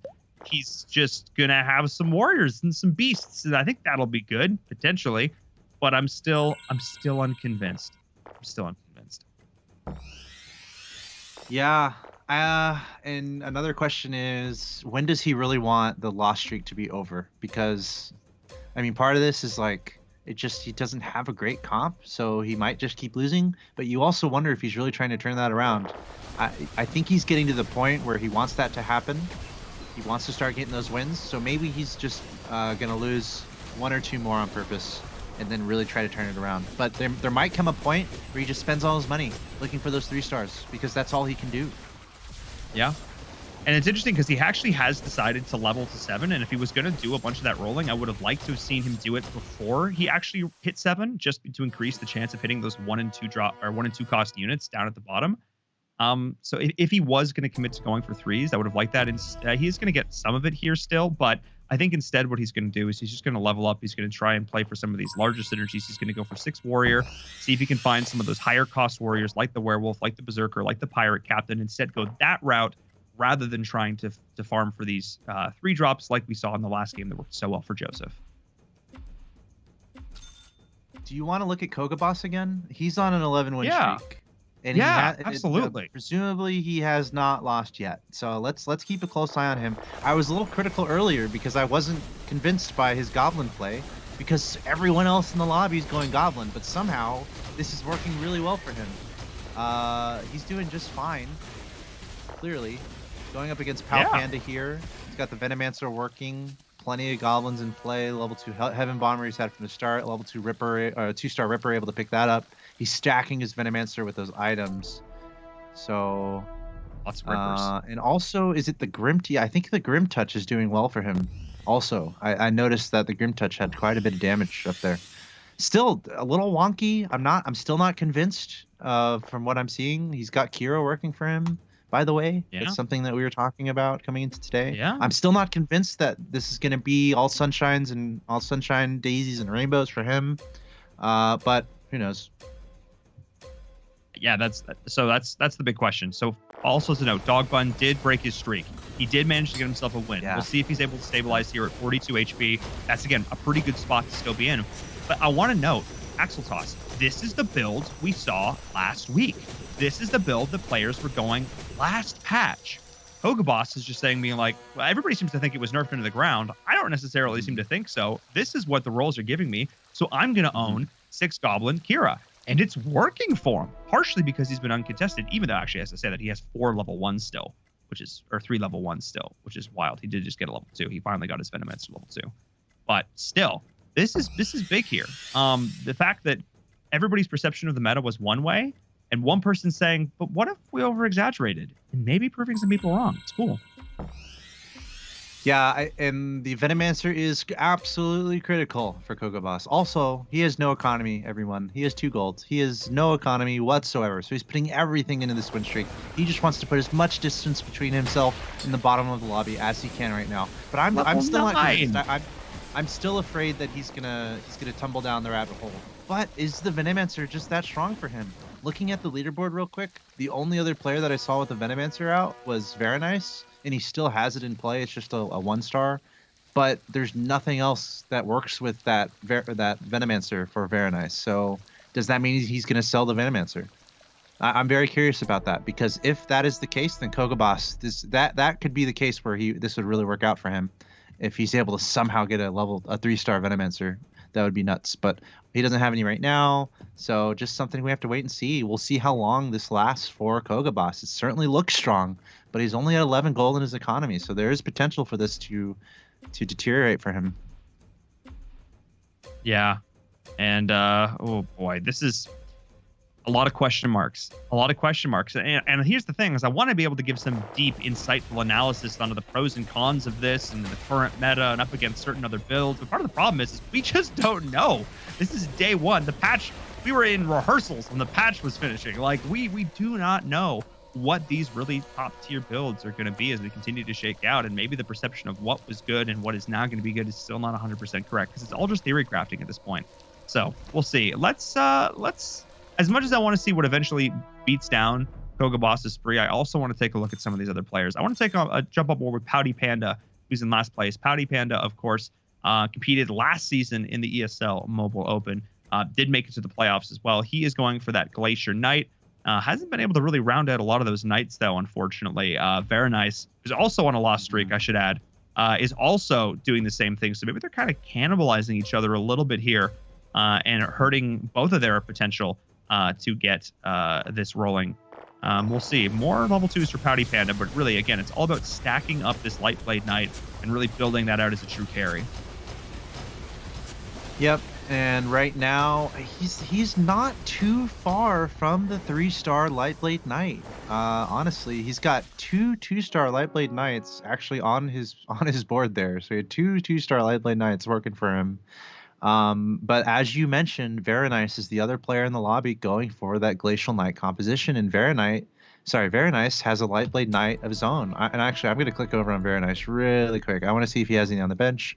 No, he does not have any Light Blade Knights on the bench. So Very Nice with that 2-star Light Blade Knight might just be enough to prevent Pouty Panda from getting his 3-star Light Blade Knight that he's desperately looking for. So, oh, guess what? Pouty Panda got it. He just now got the 3-star Light Blade Knight. He must have rolled down a little bit to grab that. So that is absolutely what Pouty Panda is looking for to turn this around. He's on a 6-loss streak. I expect him to do everything he can to win from here on out now that he has that 3-star Light Blade Knight.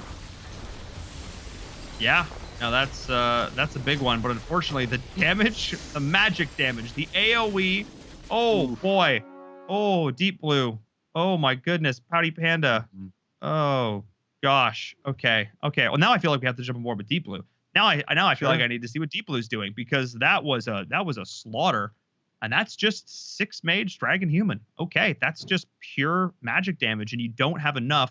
If you're Pouty Panda, you don't have enough of those knights stacked up to generate that additional MR. So you're just getting blasted by that. You have 4 now, so I guess that's kind of where you want to be, but I don't know, they still felt like they were made of paper. Yeah, and Light Blade Knight, you're going Knights, you want sustain. Your Light Blade Knight needs to stay alive. It could be worth putting some defensive items in the Light Blade Knight just to help him stay alive longer, but otherwise you need to position your pieces properly. You need enough pieces out there to actually absorb a lot of damage. There's a lot of things you have to kind of put together to really make it work. So Pouty Panda, he's in a good spot with that 3-star Light Blade Knight. We'll just have to see what he does from here to supplement how strong that has the capability to be. Oh, speaking of strong capability, we're seeing the board of Kogabas now going to town. The HP regeneration on that Venomancer. Okay.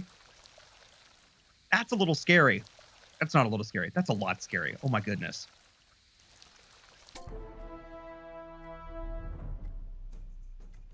What, the Venomancer from Kogabas?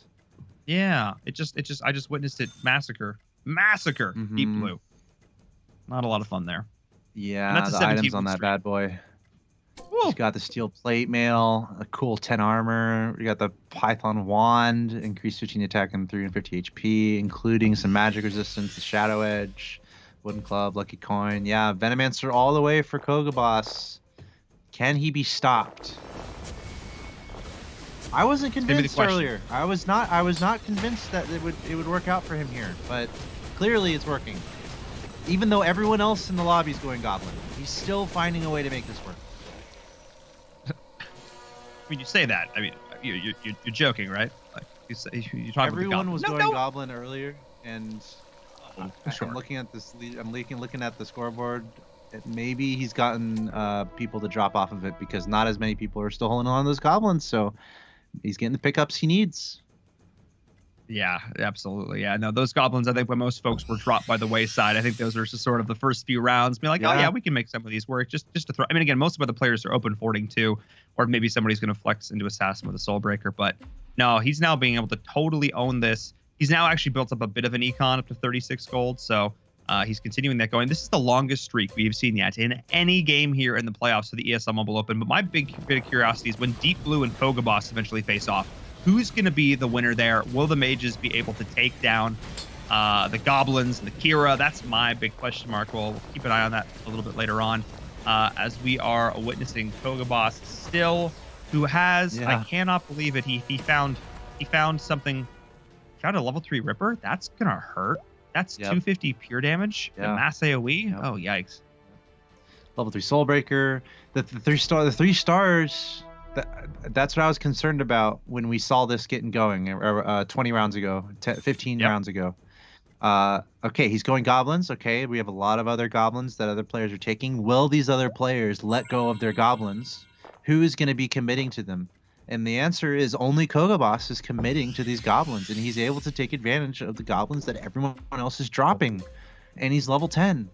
So this could be working out really well for Kogobas.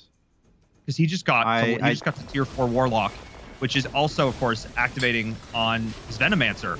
So that additional lifesteal is actually going to be wild. You combine that with the Dark Spirit and the percentage-based HP damage. I cannot see a world where somebody can dethrone Kogobas right now. He is too tanky. He's got too much regeneration. Oh my goodness, we're witnessing a massacre. And this is why you hold on to your goblins sometimes, even though you hate to do it, because you can't allow someone else in the lobby to go insane with it. And that's what we're seeing from Kogobas. Now we're wondering, can it be stopped? Maybe not. Maybe not. Dog Bun out of the game. Sorry. Sorry, Dog Bun. Sorry, Paul. Oh, yeah. Sorry, Dog Bun. Pal Panda is on the edge. Nova. Remember, our player who came into this game. Nova. Yeah, Nova came into this game #1 on our overall standings, and now he is left with 13 HP and 0 economy. He's got an egg on the bench. Not sure exactly. He's got a lot of different things going on here. No gold. No gold to speak of. He's facing down Vivu, and oh man, this could potentially be it here from him. We'll see. The Storm Shaman's doing a decent amount of damage, but I don't know if they're going to be able to hold on through this. The Water Spirit in the back, if you can get a Wave Slash off, might be able to take this one over. But it's going to be close. Oh, man. No. Vivu gets the best of Nova here. Nova down to 7 HP. Every placement is important. And he actually wants to outlast Vivu. Vivu is the next closest person to him. On that health. Meanwhile, Pal Panda has been knocked out. Kogobas still chilling on a 20 streak. No big deal. Vincent in second, trying to close that gap. Vince is also very healthy on our overall leaderboard. So if you think about Vince compared to Nova, Vince could make up a lot of ground on Nova here. If Nova's dropped out soon, which it looks like it might happen, and Vince holds on top 3 or top 2.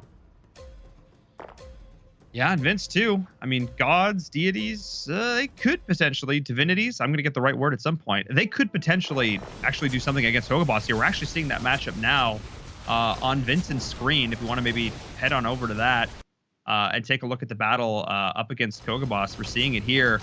This is sort of the big decider, or what could be a big decider, of how the rest of this game is going to go.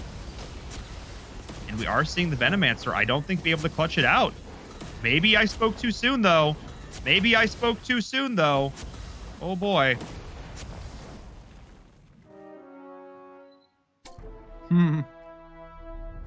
Strong Venomancer is strong. Yeah. So for now, Vincent's unable to take him down. But it was very close. We'll keep an eye on that back and forth here. Let's get back to Nova, though. Let's get back on over to Nova and see if he can hold on. He hasn't gotten the quad divinity. I think that's been a big factor for him here. Just not able to get that synergy rock in the way he wants it to. Not able to get 4 Warlock. So yeah, this just feels like he's so close to greatness, but can't quite find it.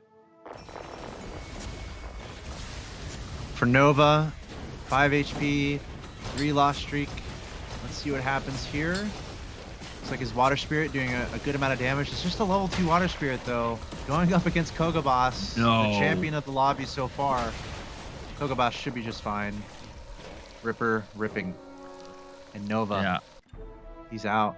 That's a pretty big deal. He does not want 6th place at all. He definitely wants top 4 every time. He wants to secure his place in the playoffs. So that's tough for Nova. Oh my goodness, I feel so bad. We brought him in the interview, we showed him off, and I think we kind of jinxed him. Feels bad. Apologies to Nova.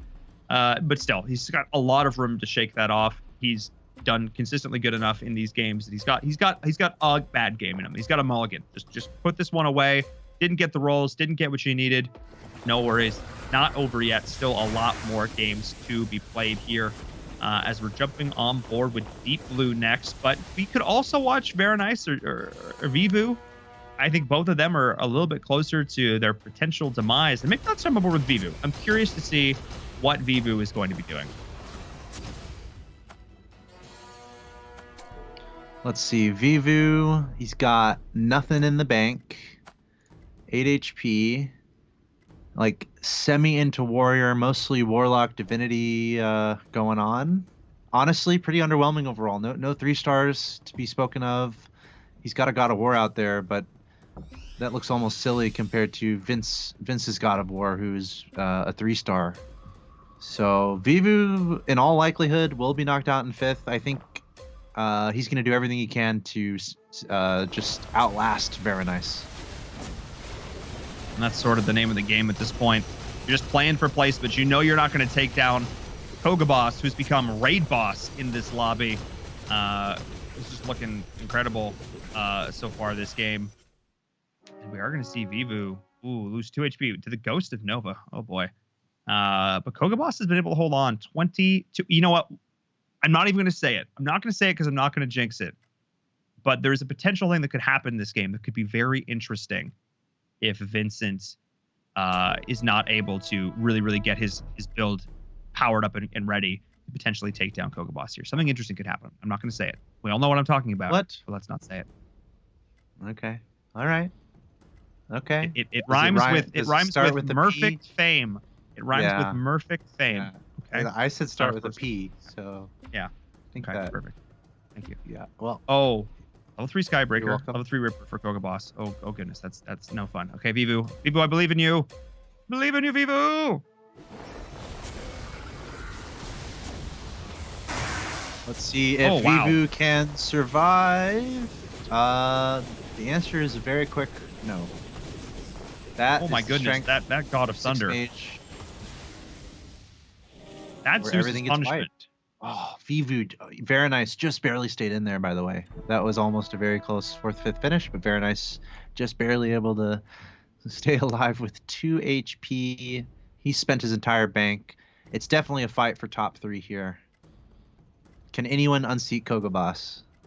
And I'm pretty sure, if I'm remembering the overall leaderboard as well, Vince was the highest that's still alive, I want to say. So yep. Vince needs this. Vince needs a top 3 here, which he has. It would be interesting to see if he can get first somehow.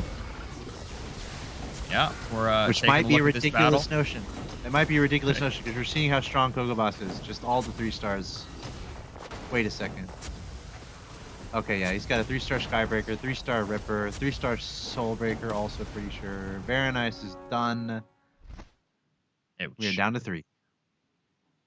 And then there were 3. Deep Blue, he's still running this 6-mage Spirit, but interesting thing here for Deep Blue is that he actually has one little bit of the Spirit kind of world coming on in. He does have that God of Thunder, that Zeus's Punishment, which we saw do some serious work before. So we'll see how much that's going to be able to make an impact here. Do we just watch Kogaboss until he loses? I feel like that's the play. I feel like we just watch Kogaboss until he loses. Because now he's got the Devastator as well. He's got that delayed action bomb. Oh boy. Oh boy. Things are getting very interesting. Yeah. Also something concerning for his opponents is that he's not too far away from the 3-star Venomancer. Oh no. Oh no. He's not too far from it. Oh boy. Well, we're witnessing Deep Blue now. Just getting absolutely wrecked by Vincent. Oh my goodness. DK not able to do nearly enough. Oh boy. Yeah. You know what? I feel like this is just a battle of sort of who can dethrone Kogaboss at this point. I think Vincent probably has the best chance at it here. So I just want to stick on board with Kogaboss. I want to sort of just ride this one out to the end. We watched him a lot at the beginning. I want to see if he can get it done. If he can get this 2-star Devastator, that'd be massive. The fact that he could potentially get a 2-star Devastator before he gets a 2-star Grand Herald or Soul Reaper is actually hilarious to me, by the way.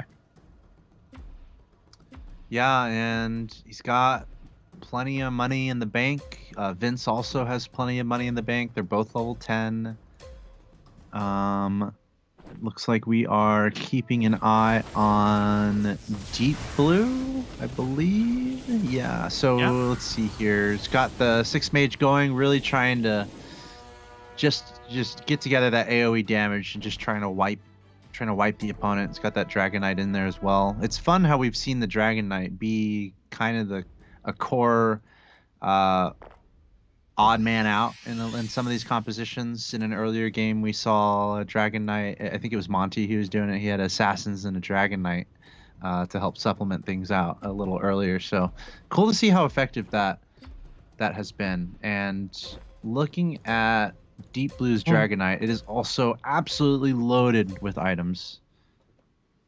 All right. Well, that's the big question mark here, for sure. As he's facing down Kogaboss's board this time around. Let's see if the Spirits are going to be able to do it for him with those Mages and Dragons. We'll see if his hard carry DK can do the work, and it might be able to do it here. Venomancer, except for the fact that that's a just absolutely big boy Veno. Oh, boy. Smacking. It's just smacking him. Lord. Oh, boy. Oh, Lordy coming. Yep. Oh, no. Yep. Strong Venomancer. Will he get that to 3-star? I think there's a very high likelihood. Guess what just happened? That he does it right now. There's a very high likelihood that he does it right now. Oh, boy. And he could potentially mess around. Oh, and he got the egg on the Devastator. Okay. I think we may have ourselves that Venomancer is so strong, dude. A perfect game. Oh my goodness. I think there's no point to I don't think I can jinx it at this point. I think it's even beyond me jinxing it. Now that I've said it though, who knows? I don't think so. He's not gonna lose. This was just played to perfection. Just running his econ down early, not even carrying, just getting ahead, staying ahead. And now we're in a position where he is just slaughtering this lobby. The Venomancer is not losing a pixel of health. He's got a lot of health, to be fair. He's got a lot of it. Oh, boy. Well, to be fair, Vincent's also hasn't lost on his board anyway for a hot minute either. So I feel like he can't just be facing Deep Blue every single round. Maybe he's won against Kogaboss on his board. Let's actually jump aboard with Vincent. Let's check out Vincent here for a bit. Because, again, he's been at 43 HP for the last, 5 rounds. So, he's got a level 3 Spirit. Yeah. The 3-star Water Spirit. The Devastator. He grabbed the Devastator just to try and deny the level 2. Oh, my God, that's so sassy. I love it.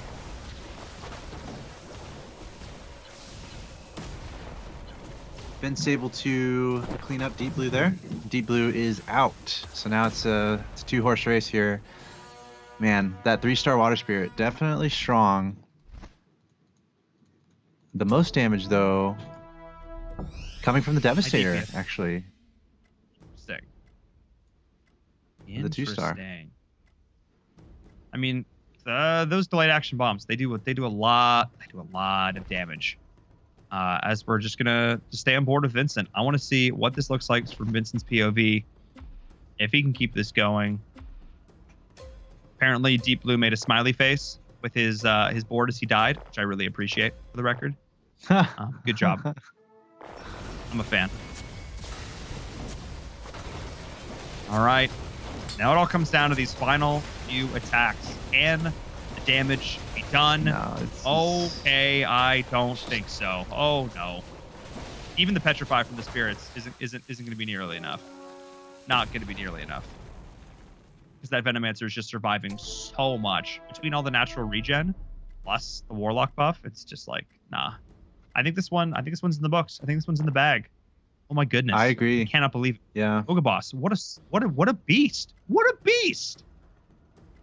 Yeah, he stuck with the goblins. Everyone else got rid of all their goblins. So it all worked out here for Kogaboss. He also went Venomancer from the start, loading it up with items from the start, and then was just able to get that 3-star Venomancer. And I don't know what beats that right now. Yeah, I think maybe there could be an argument to be made that Assassins, a really, really stacked up Abyssal Crawler that we saw in the last patch, it really couldn't do it, but this time it might be able to just because of the slight decrease to the Kira buff. Maybe that's a possibility. I think, again, this is, a prime example of people saw, oh, Kira got nerfed, therefore we can't run Goblin Kira Veno carry. They saw it was just a nerf, but it was 5%. And it was 5%. And now I think people are maybe, if I'm watching this lobby and I watch this, obviously again, it was played perfectly. He rolled down, he got a high level, he was able to keep his win streak alive. He was able to keep those rolls coming. He was able to early level, played it really, really well. Don't get me wrong. But maybe people overestimated how much this build got nerfed. I wonder if he'd be able to get away with it again. This might be, especially when you're playing with the same group for a few games, this might be a one-hit wonder where you go for it, it works out, and then you're just not going to get it again because everyone in the lobby, they might hold on to their goblin just to prevent you from going crazy. So this just worked out super well for Kogobas, caught the entire lobby off guard. And if you are in a dark alley and you see a 3-star Venomancer, specifically this 3-star Venomancer, if you click on it and see all those items, if you see it at the other end of a lobby, you should probably run the other direction. That's probably one of the scariest things you can encounter. And I also want to point out, though, Vincent won on his board last round. Vincent won on his board. He's still at 33 HP. Let's watch Vincent. Hang on a second. I was watching Kogobas, and Vincent won on that board. I think maybe the Petrifies lined up, and he was able to keep that Veno petrified with the spirits. That's how you beat this. You get those Petrify procs. That's your win condition right there. It's pretty pure and simple. That's how you get it done. And maybe we're gonna be able to see that happen again. He's been able to keep those Petrify procs going. Oh boy. Hang on. Can you kill this thing? Can you kill this? I think you can. Oh my goodness. But he's just regening so much. Kogobas still winning on his board, just barely. The Water Spirit not able to take out the Venomancer. It should certainly die though here on Vince's board. Yep. It's 2 rounds in a row. He's won. Oh my goodness.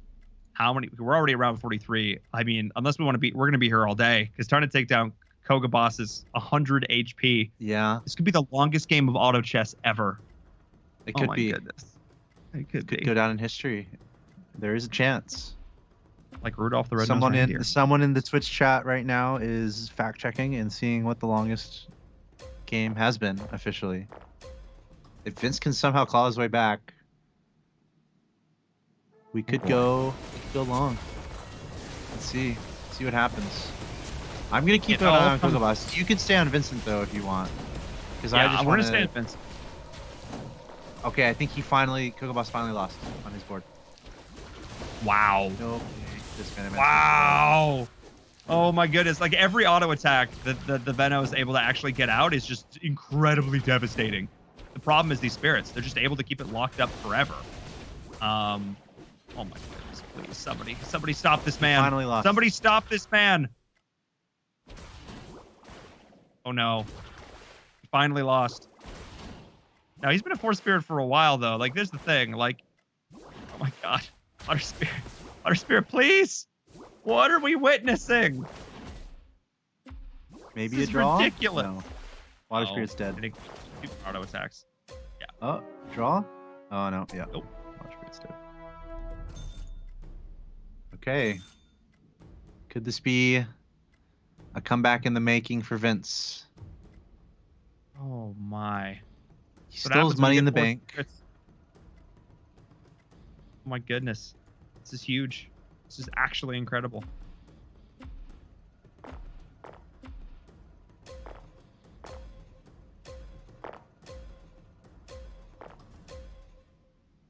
I don't even know what to say at this point. We just gotta watch. There's not a whole lot that it can come down to. It's really just about, will you keep the Venomancer locked up? Will he be able to get off those key auto attacks? And the rest of the troops survive long enough to keep him in the game? It's really that simple, and I don't know. Vincent's gonna lose another one here. I think some slight positional changes really helped out there that time. And also, Kogobas he's kind of been winning, so he only needs to just make adjustments to really, make it more convincing. What are those adjustments? Maybe getting some items that he needs, or picking up some bonus units, because he can kind of do what he wants, some bonus pieces. So obviously advantage to Kogobas still. Vince really has to pull off something special here to keep up with what Kogobas has. Well, we're on round 45. We're almost back to Roche. Things are getting exciting. say the least. But yeah, I think both of these players are just like full rolling every single time. I think you're right. And we actually did have some fact checking in the chat about the longest game. Sometimes the chat doesn't go along with things I suggest, but wow, it's pretty cool. Some people actually did the research. Someone says the game hard caps at 57. I don't know about that. Really? People are saying 54 is the longest. We are at 46. Yeah, Vincent, we got to go after that record. Vince would have to just really turn things around now and to go after that record. Yeah, it'd be pretty nutty. I mean, I would not put it past North America to pull off the longest game ever. That seems correct. Oh my goodness. Okay. That was clean. Vince is just gonna keep living. All right, he made some positional adjustments there. Made a big difference. Able to keep his water spirit alive. That's the key factor here. Just keeping this water spirit going. He's got that Monkey King cane, so you've got that extra attack speed, which will increase the chances that you get those spirit procs, which is massive. And of course, now that you've got it on your allies as well, it's just like feels so good. You know, at the last moments of these games on Kogaboss's board is all between his 3-star Venomancer and the 3-star Water Spirit. Every single time it boils down to that battle on Kogaboss's board. That's what's been happening. Boy. We're still following along with Vincent, though. Still following along with Vincent, who's got himself out a level 2 Devastator of his own, I might add. So that's also going to continue to just keep that damage going over the course of these games. And wow, you can really see the impact it's having. Actually, well, and then the way around as well. Oh my goodness. The second I think this is going to go one way, it goes the other. Ooh, and Kogaboss lost on his board. So Vince winning on both his board and on Kogaboss's board. Okay, let's go Vince. Kogaboss trying to hold on here. Looks like he's really trying to build towards that 3-star Ogre Mage. He's 1 Ogre Mage away from that. Okay. Only 12 in the bank compared to Vince's 24. Yeah. Oh, okay. 3-star Ogre Mage is up. Oh, nice. Okay. Is that the difference maker? Because Vince isn't really building towards any 3-stars here. He doesn't really have anything that he's particularly going for. We'll see if that makes a difference. Watching Kogaboss's board now. Oh boy. Kogaboss, actually, no, can't win on his board either. This is just not looking ideal for him at all. And I think one of the biggest differences here, hang on, as I'm going to take a look at this Grand Herald placement. We're going back over to the other board, though, because obviously Vincent's board is the one that matters the most. But I feel maybe that Grand Herald placement might actually have been a big factor there. I'm going to check that out in just a bit once this round finally ends. As we go back over to Vince's board, we can see it. He's actually going to lose on his own board. Oh, my goodness. Mm-hmm. Yep. Oh. This is the battle that's been happening. The Venomancer usually wins. Yep. Okay. So that's hilarious. They're winning on each other's boards, which is always really funny. Oh, wait, what? Okay, no, he actually got 2 black holes off that round. Oh my goodness. Okay. Interesting. Okay. Some more positional shifts here. Totally changing things up now as Vincent on his board. He's just like basically just trying to like bait the other person over and try and like out position their positioning, which is just actually hilarious to me. We'll see. How you utilize this Grand Herald is obviously really important. Yeah, he's going to go for that Dark Spirit. Okay.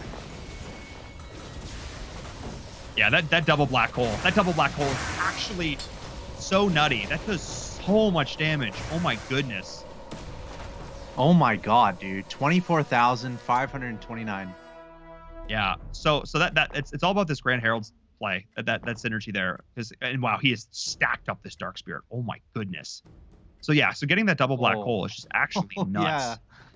He's got the Orb of Refresh on it. Yeah. So not only got the Orb of Refresh, but he's also got the take control. So it's just like, oh boy. Oh boy. What is this game? We're having 2 games today go over level 50. This is wild. We're gonna be here for a while. Also, if we can have our observer click on Roche, because the HP bar is bugged, but you can actually see how much the HP is going down. Okay, never mind, it's already dead. There's that percentage HP is real good against Roche.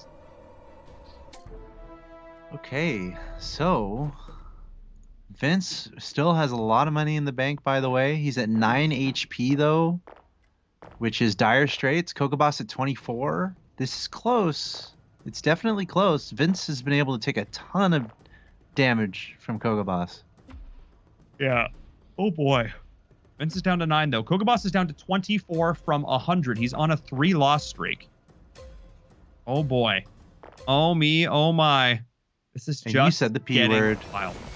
I did say a perfect game. I may have jinxed it. Oh boy. We're seeing the adaptation though. With the God of Thunder going in to try and do that mass AoE damage, but I don't think it's going to be enough. Oh my God, I jinxed it. I actually did it. I thought there was no way he could lose. Mace, he's not going to lose this round though. Oh This boy. is like a 1v7. If he can, yeah, okay. Boy. 21,684 damage. We can have our observer Okay. just do a quick item check as well, just like to let the audience know like what we're seeing, like what the Dark Spirit's carrying, what the Water Spirit's carrying, what the Devastator has got as well, because the Devastator now has that additional Jade Pipe. Oh boy, as well as the Cuirass and the Ice Armor. Oh my goodness. Okay. This So- must be the last. This must be the last round. It must be. It's got to be it. This has got to be it. I can't believe it. I can't believe Vince had a 20 to 100 comeback. Oh my goodness. But in the end, the Dark Spirit play able to carry him to victory here in this final round. And I think that's very, very likely going to be it. That is, I cannot believe it, round 52. But somehow Vince snatching victory from the jaws of defeat. That's why you never give up. The strength of the spirits there, man. Absolutely crazy. I mean, I was the guy hyping up Vince, so I'm not that surprised. He's pretty good. But Vince, also in the context of our overall leaderboard, like that's huge for Vince, especially because Nova didn't do that well that game. So you got to be consistent. It's so important, and Vince is going to be happy about that one. Yeah, absolutely. Again, considering that you're dealing with an opponent on a 25 win streak who's got 100 health, who's been dominating everybody all game, and then you get that, you have that click moment where you go, hey, the build I'm building into can do really well here. But what is the key component against a board of incredibly tanky units? Percentage-based AP damage. Let's work towards that. Let's get the refresher going. Let's have our Herald working. Let's make this happen. And then the Dark Spirit just took it over. Let's take a look back at our Xperia highlights from that last game. Axel Toss, that one was just bizarre. Yeah, as we're kind of used to, it was all about the goblins in the early game. Ultimately, only one player would stick with the goblins, but we're going to take a look at Dogbun here, Paul's favorite player. Dogbun did not have the best game. He found himself near the bottom of the lobby from a very early stage. So he did not do so well. But Kokoboss, the story was all about Kokoboss. He stuck with the goblins. No one else went goblins, even though everyone picked him up early. And then the Vanomancer, he was able to scale that up. The questions were asked, oh, is it still good? Are people going to use it? Kokoboss says, yep. There we see 100 HP, 20 rounds in, 2 people already out of the game, and he hadn't lost a single round yet. So Kokoboss with a super nice game, as we can see on the screen, all the flashy colors. It ended up being the spirits that really made success happen for Vincent, as we can see later on. Only 2 players left, 100 HP for Kokoboss, 33 for Vincent. Keep an eye on those numbers in the top left. Really get a grasp of the scale of this comeback from Vincent. And now we see just the power of those spirits. Something else to look at is the right side of the screen. Just watch how the damage ends up scaling for Vince. We can see just how strong this Vanomancer is. Can you get rid of it? Can you get rid of it? Can it get taken down?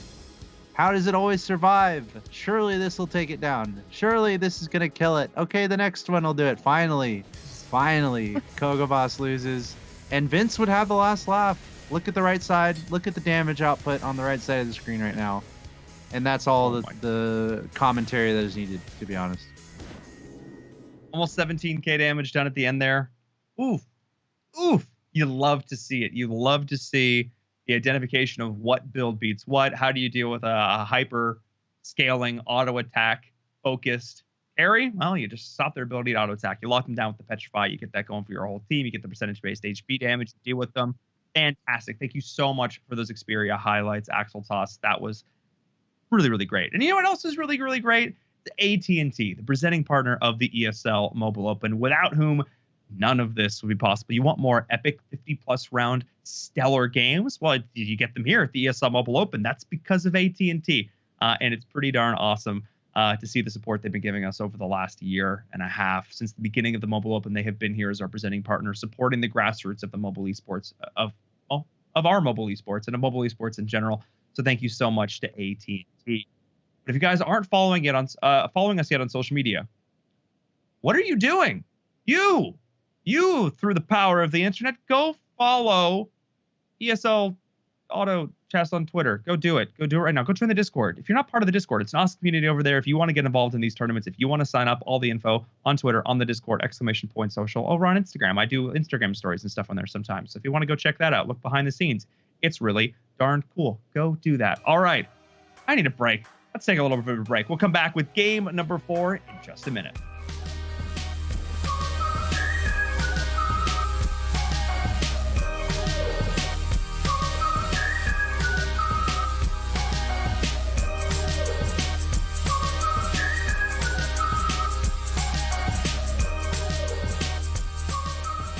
This is the ESL Mobile Open, presented by AT&T.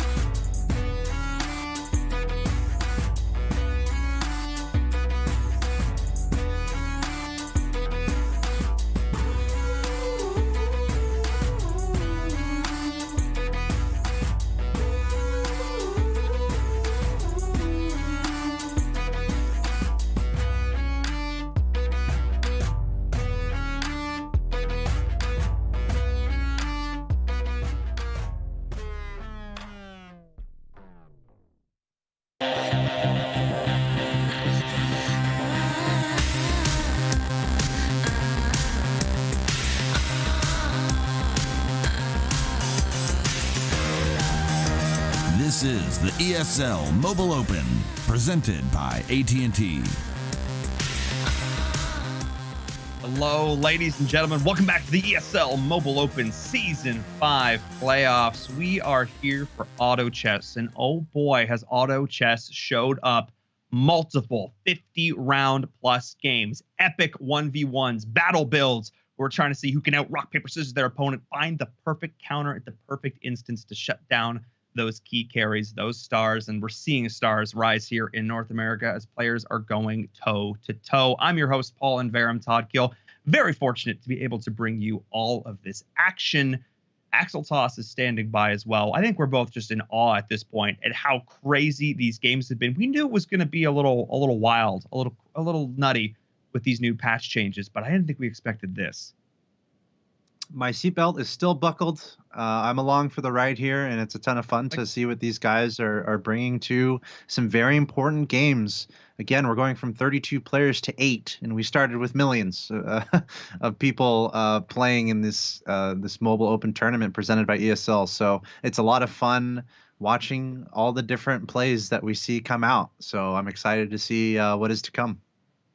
Yeah, no, it's we're only just getting started. Let's take a look at our leaderboards and see exactly how these stats have been updated after these last matches. It was group number 3 there. It was delaying everybody forever, and now Choke God has made his way up to the top. Vince, after that stellar comeback performance in that game, has brought themselves up to 2nd place. Nova has fallen a little bit after that 6th place finish. Zaf has stayed in the top 4. Dog Bun, unfortunately, as well, after that rough game, has fallen all the way down to 5th to 6th. Oh my goodness. What a series of changes, but still, I am blown away by how close 14 points separate the top 16. That's it. Yeah, and Dog Bun and Nova had probably the worst games they could have asked for, and they're still deep into the top 8. So shout out to them. Let's see if they can pick it up. Meanwhile, Monty is falling. He was better placed earlier, but now he's all the way down. Looking at the rounding out our group of 32 players, here are the bottom 16. Still very close for at least the 3rd column here. Unfortunately, for the last column, they're grasping at straws at this point.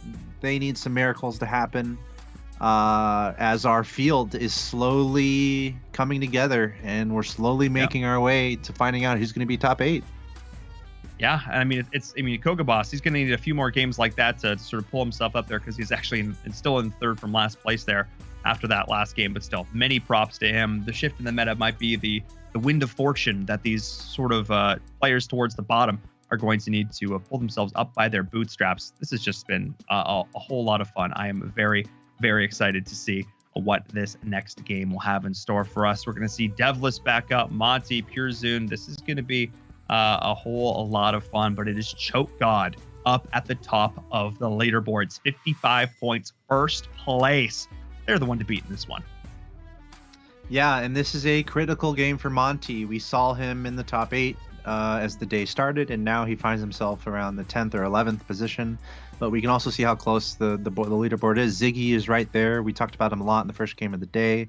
Only 1 point behind Monty. So this is competitive stuff right now. This is the grind. This is where it all counts. It's a very close lobby, a very competitive environment. We know that Monty has a lot of experience in that competitive environment, so I'm still in Monty's camp. I think he's going to pull through, but it's a critical game right now for effectively all these players. Yeah, now I feel like this is going to be a bit of a tipping point match for sure, because we're now getting to the point where you only play a total of 12 games. Every single one means more and more and more, and the damage you did early will continue to stack up. The points you were able to accrue on day number 1 and now here on day number 2, bringing you closer and closer to that top 8, because that's what it really comes down to. Just need to get in that top 8. From there, reset on the day. 5 games are going to be the difference between you winning or not winning that finals. Just have to get there. That's the big question mark for these players. Can they do it? And what are we going to see people grab early on? It's been all about the G word, the goblins. Somehow, some way, somehow, I don't know how, just like you high roll is what you do, but Kogabos able to secure all the goblin bonuses very early on in that game and just ran away with it before getting caught at the very end. So what's going to happen here? Already seeing some Agarsis Rangers being picked up by Devlis, which is a nice, a fun opening to see. Also, 2 Hell Knights coming out from Pure Zun already is pretty interesting. We haven't seen too many like super heavy knight plays, at least early on, but then obviously all across the board we're seeing goblins everywhere, with the exception of Bobula, who does not have a goblin, going for a couple God of Wars and a Goddess of Light, but everyone else has a goblin. So something that happened last game, once again, everyone ditched their goblins and Kogoboss was like, okay, I'll just scoop all of them up, thank you very much, give me that 25 game win streak, give me second place, I'll take it. So we'll see what happens here. I think that's the story of the early game. Goblins still so strong. Who keeps them? Who ditches them? And I think there's arguments for holding on to goblins, even if you're not looking to commit to them that much, just to keep them from your opponents. They're so strong.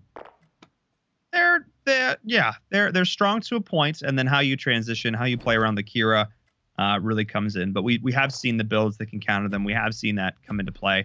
I'm still yet to be convinced of Mage in the current patch. We've seen them do pretty well, get pretty far, but not really be sort of one of those top 2 contending builds. I still feel like, Hunters are probably not something we're going to be seeing a lot of here.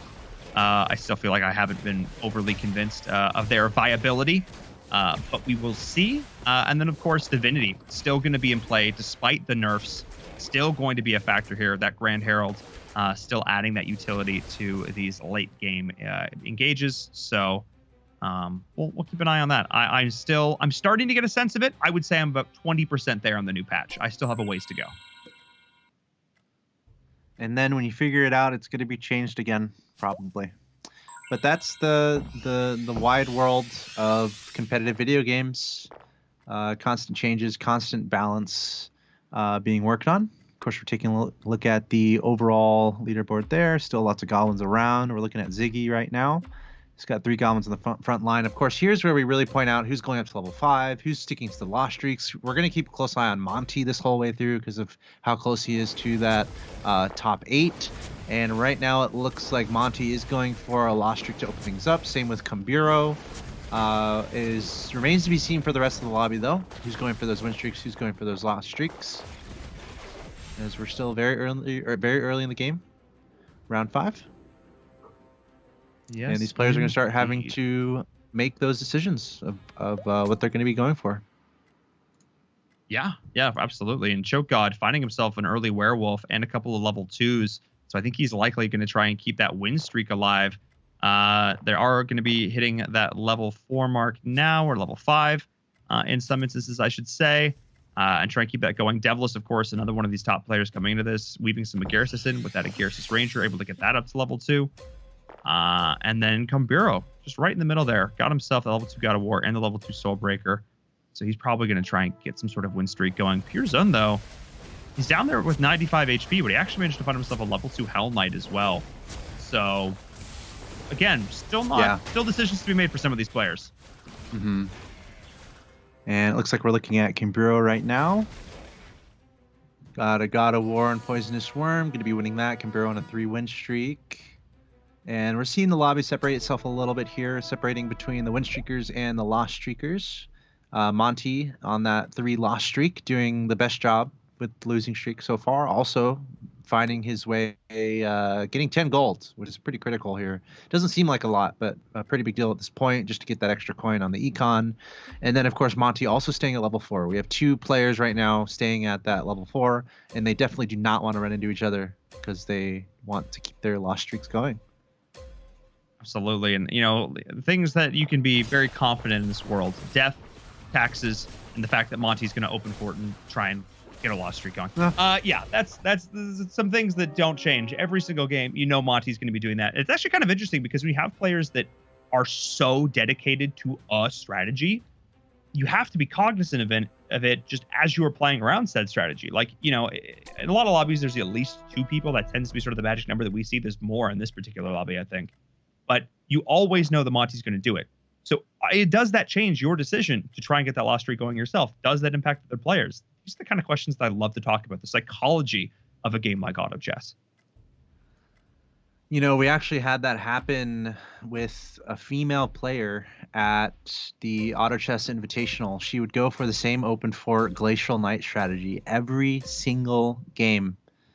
Trying to remember who exactly it was. It's not coming to me immediately, but she ended up doing pretty well. But yeah, you're spot on, dude. We have the same builds being used by a lot of players, and they're not shy about it. And something else here that I was mentioning earlier is that pressure factor.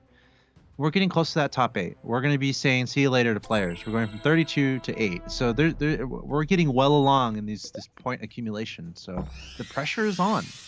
And if that pressure is on, it's like, okay, I got to get top 4, I got to get top 4, and then you're making the decision to purposely lose in the game like Monty's doing, purposely losing like 5 rounds in a row. That's not necessarily an easy psychological step to take, where it's like, okay, I need to win. I gotta win. I gotta stay out of the bottom 4. Okay, let's go for open 4. Let's just get a loss streak going. That takes a lot of confidence and ability to be able to do. So we'll see if it works out for Monty. Yeah, he's staying at level 5 on that 5 loss streak. Flame also going for a loss streak of himself, but meanwhile, Choke God and Kamburo going for the win streaks at the top. Yeah, let's jump back on board with Choke God. Let's see what's exactly going so well for him. Up at the top of the leaderboard. See what exactly he's able to string together here. He's going actually for Marine off the start, or was going for Marine off the start here. Yeah, still is. He's just able to get a bunch of early level 2s. I think that's just the really big thing here. Able to get that level 2 Abyssal Crawler, pretty massive. And now that he's got, I'm actually a fan of the Argali Knight. I'm not sure if that's like a popular opinion or not, but especially with the changes they made, this is 250 pure damage. Especially in the early game, it's going to do a lot, especially now that it is default going to be placed more aggressively or placed optimally to do the most damage. And when you add to that, everybody else is level 2. These are all 2 stars. This is going to be a very tough board to bring down. Yeah, and it's just a nice bonus having the Marine bonus with the 35% magic resistance. Not necessarily something he planned for, it just kind of worked out for him. Able to get both that Abyssal Crawler and the Abyssal Guard, and also getting them both to a 2-star. That's pretty strong at this stage in the game, and you mentioned it, tacking on those 2-star goblins, certainly not. It's certainly going to help him as well, even though it's not even though no synergies are really happening with those goblins. But as you said, just the fact that they're 2-star makes them pretty strong. So Choke God with a pretty nice board. I want to take a peek at Kamburo as well. He is also a player who is currently on a win streak, so we'll take a quick peek at that. He's working on Divinity and Priest. Also has a couple 2-star goblins to his name, the Soulbreaker and the Ripper. Also at the 2-star God of War. Nothing too like remarkable for Kamburo, I don't think, right now. But this win streak's working out for him, and he's got a decent economy. Yeah, building up that economy, of course, is so important. Monty and Flame are going to be doing actually Monty's going to be doing a little bit better job of that with Ziggy as well, getting up to 30 already, getting that 3 interest on the round, going to help out a lot. Kamburo and Choke God, though, are actually doing a fantastic job of not only keeping these win streaks alive, but also building up that econ. What we saw in that last game, which was very interesting, is the fact that our first place player, Gogoboss, just wasn't building an econ. He built an econ after he was like on win streak 15. He won like 20 rounds in a row or whatever. So I like this play a lot more. You're going to get on a win streak and you're going to try and keep it, but you're not going to like go broke trying to keep it. You're still going to play smart. Yeah. If you get the win streak, it's nice, but it's not contingent on your strategy for the game. Yeah, that is definitely a good thing to point out. And Kamburo also, if I remember correctly, not too far away from being in a good position on the overall leaderboard. So Kamburo is definitely love a nice game. And looking at his play here, he's got that Water Spirit doing a little bit of work. And he is going to prevail once again. So both Choke God and Kamburo up to that 8 win streak. Nice. Meanwhile, Monty's on an 8 loss streak, but still at 60 HP. So definitely all on purpose for Monty. He's got a really big bank as well. Looking at his units, looking at his pieces really quick. He's got that Warpwood Sage. Pretty non-committal towards the Druids, though. I mean, that's the only Druid he really has. Let me just make sure. Okay, he does have one more Druid on his bench. So I mentioned earlier how strong that Warpwood Sage can be. Just can be a really tanky, sustaining unit. So Yeah. Lots, No, I think lots of gameplay still to come here. It's still anyone's game. It's not like anyone's out of this. Oh yeah, absolutely. No, we are still early days on this one, and it's actually I think it's really cool that at round 13, Ziggy, Monty, and Flame all have between 60 and 63 HP. That is really good for a round 13 loss streak. Like being above 50 is solid. The fact that they're in the 60s, they've actually been playing this really, really well, not taking a lot of loss damage. Yeah, Ziggy's going to go down to 53 here. Flame's going to lose his loss streak. He's going to look to stabilize now, but that's actually really solid play from the three of them here coming into round 14. But I want to also take a look at some of the players in the middle right now. How are these players doing? Actually, I should note Devless is in that same company, but how are Bobula and Pure Zun doing? How are these two players hanging in there? They're not on these massive win streaks, but they're holding on pretty good. They're not on these huge loss streaks. How are the folks in the middle hanging out? Cool. So Pure Zun might be working out for Pure Zun for his Glacial Knight play. If you remember, he got a really quick 2-star Hell Knight. So it looks like he's kind of been turning that into just a Glacial Knight strategy, which is very logical. So this could work out for Pure Zun in the long term here, as it doesn't seem like too many other people in the lobby, if any at all, are going for any sort of Glacial or Knight. So this could be a situation that could just work really nice for Pure Zun based on composition alone. Meanwhile, Bobula, it feels like he just has a lot of 2-stars. It doesn't seem like he has any remarkable synergies going on. So he's kind of hanging in there, I feel. I feel like Pure Zun might be in a slightly better position, especially if Glacial Knight keeps working for him. Makes you wonder where the Lightblade Knight is, actually. Well, that's kind of the key. It's kind of the key component of this build. In fact, it is I would say the key component of this build. You need to build around that. Notice he's holding on to his items. He's not really giving those out. He doesn't even have a Lightblade Knight either, by the way. No, he doesn't. I mean, that's actually make or break. That's actually make or break or Pure Zun in this game, if he can get that, if he can get the right items on her. Why does no one have a Lightblade Knight? Like, I'm looking through. Sorry. I don't see it anymore. No. Wait, team. She's like, guys, I'm taking the day off. None of this for me today. None of it. I'm sitting at home. It's just I don't understand. I don't understand. I actually don't see a single Lightblade Knight. No, I don't anywhere. see a single one. I just looked. There's not a single one. Not even on the. So everybody who's seen one has turned it down. No, everybody's. There's only one person playing Knight, so there's only one person who pick it up. Yeah, everybody and I else was like, is wait, just I guess no. a couple people are going feathered, so maybe they would pick it up. And no, Yeah. nowhere to be seen or found. Lol. By the way, it's fun. We're getting some live commentary from the chat. We're having players kind of update us on what they're thinking as the game goes along. On the game, guys. I know you like that level early, guys. Guys, it's kind of. I would rather trust me, guys. Let's heart to heart here for a second. As much as I appreciate the deep insight into your minds, as much as I really do appreciate, letting us in on the strats. Focus on the game. You're playing for tens of thousands of dollars. Yeah, I've never seen someone more active than Kimburo while he's playing. He's filling in all the text chat quotas for this stream right now. It's impressive. I mean, that's the thing. You're playing on mobile. You've got that phone right there. You can quickly just get those messages in. I love it. I don't love it. Please focus on the game. I'm being sarcastic. I was being facetious. Oh my goodness. Oh man. Okay, Kimburo lost his lost streak. Meanwhile, Choke God's still on it. Wow. Oh, Monty. And look at Monty, because he's stabilized. He's stabilized Sure. in a great way, actually. Actually, he just lost. He went down from 60, but he's looking really good so far. He's rolling down, looking for something. He just spent a lot of money there. Okay, he went up to level 8 just then. Let's see here. Monty, what are you up to? Monty? What are you up to, Monty? Monty. Feathered? He did get Is a he couple going more for- level 2s. He's got 6 feathered out. He does. I wonder if he's going for 9 feathered. That would be pretty crazy. That would be actually a little bizarre. I don't know if I necessarily love that. Just the fact that, I mean, the fact that mages have still been prevalent in the meta, the fact that divinity spirits are still a thing. I mean, obviously the feather's great up against these really heavy melee boards, or sorry, auto attack based boards. But up against magic, they just get up. Yeah, and I believe in the interview, Nova was speaking towards Feathered. I think he said something like he likes Feathered. It just hasn't been viable. Yeah. If he doesn't get this light blade, he's not going 9 feather. Okay, he didn't pick it up. So that would be surprising if he went 9 feathered. But it's easier to do if you're going Druid, because a lot of Druids just have that feather. I guess specifically 2 Druids, Warpwood Sage and Whisper Seer have that feather already going for them. So if you're going Druid, Heavy Feathered works with that. So let's see how this ends up working for Monty. He's got 6 of those feathers out.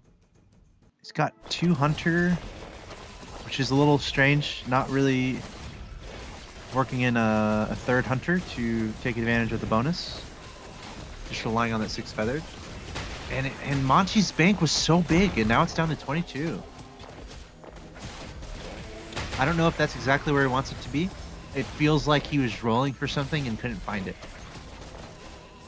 Yeah, I agree. Maybe he was trying to get his Warpwood Sage up to level. Maybe he was trying to get up to level 3, possibly.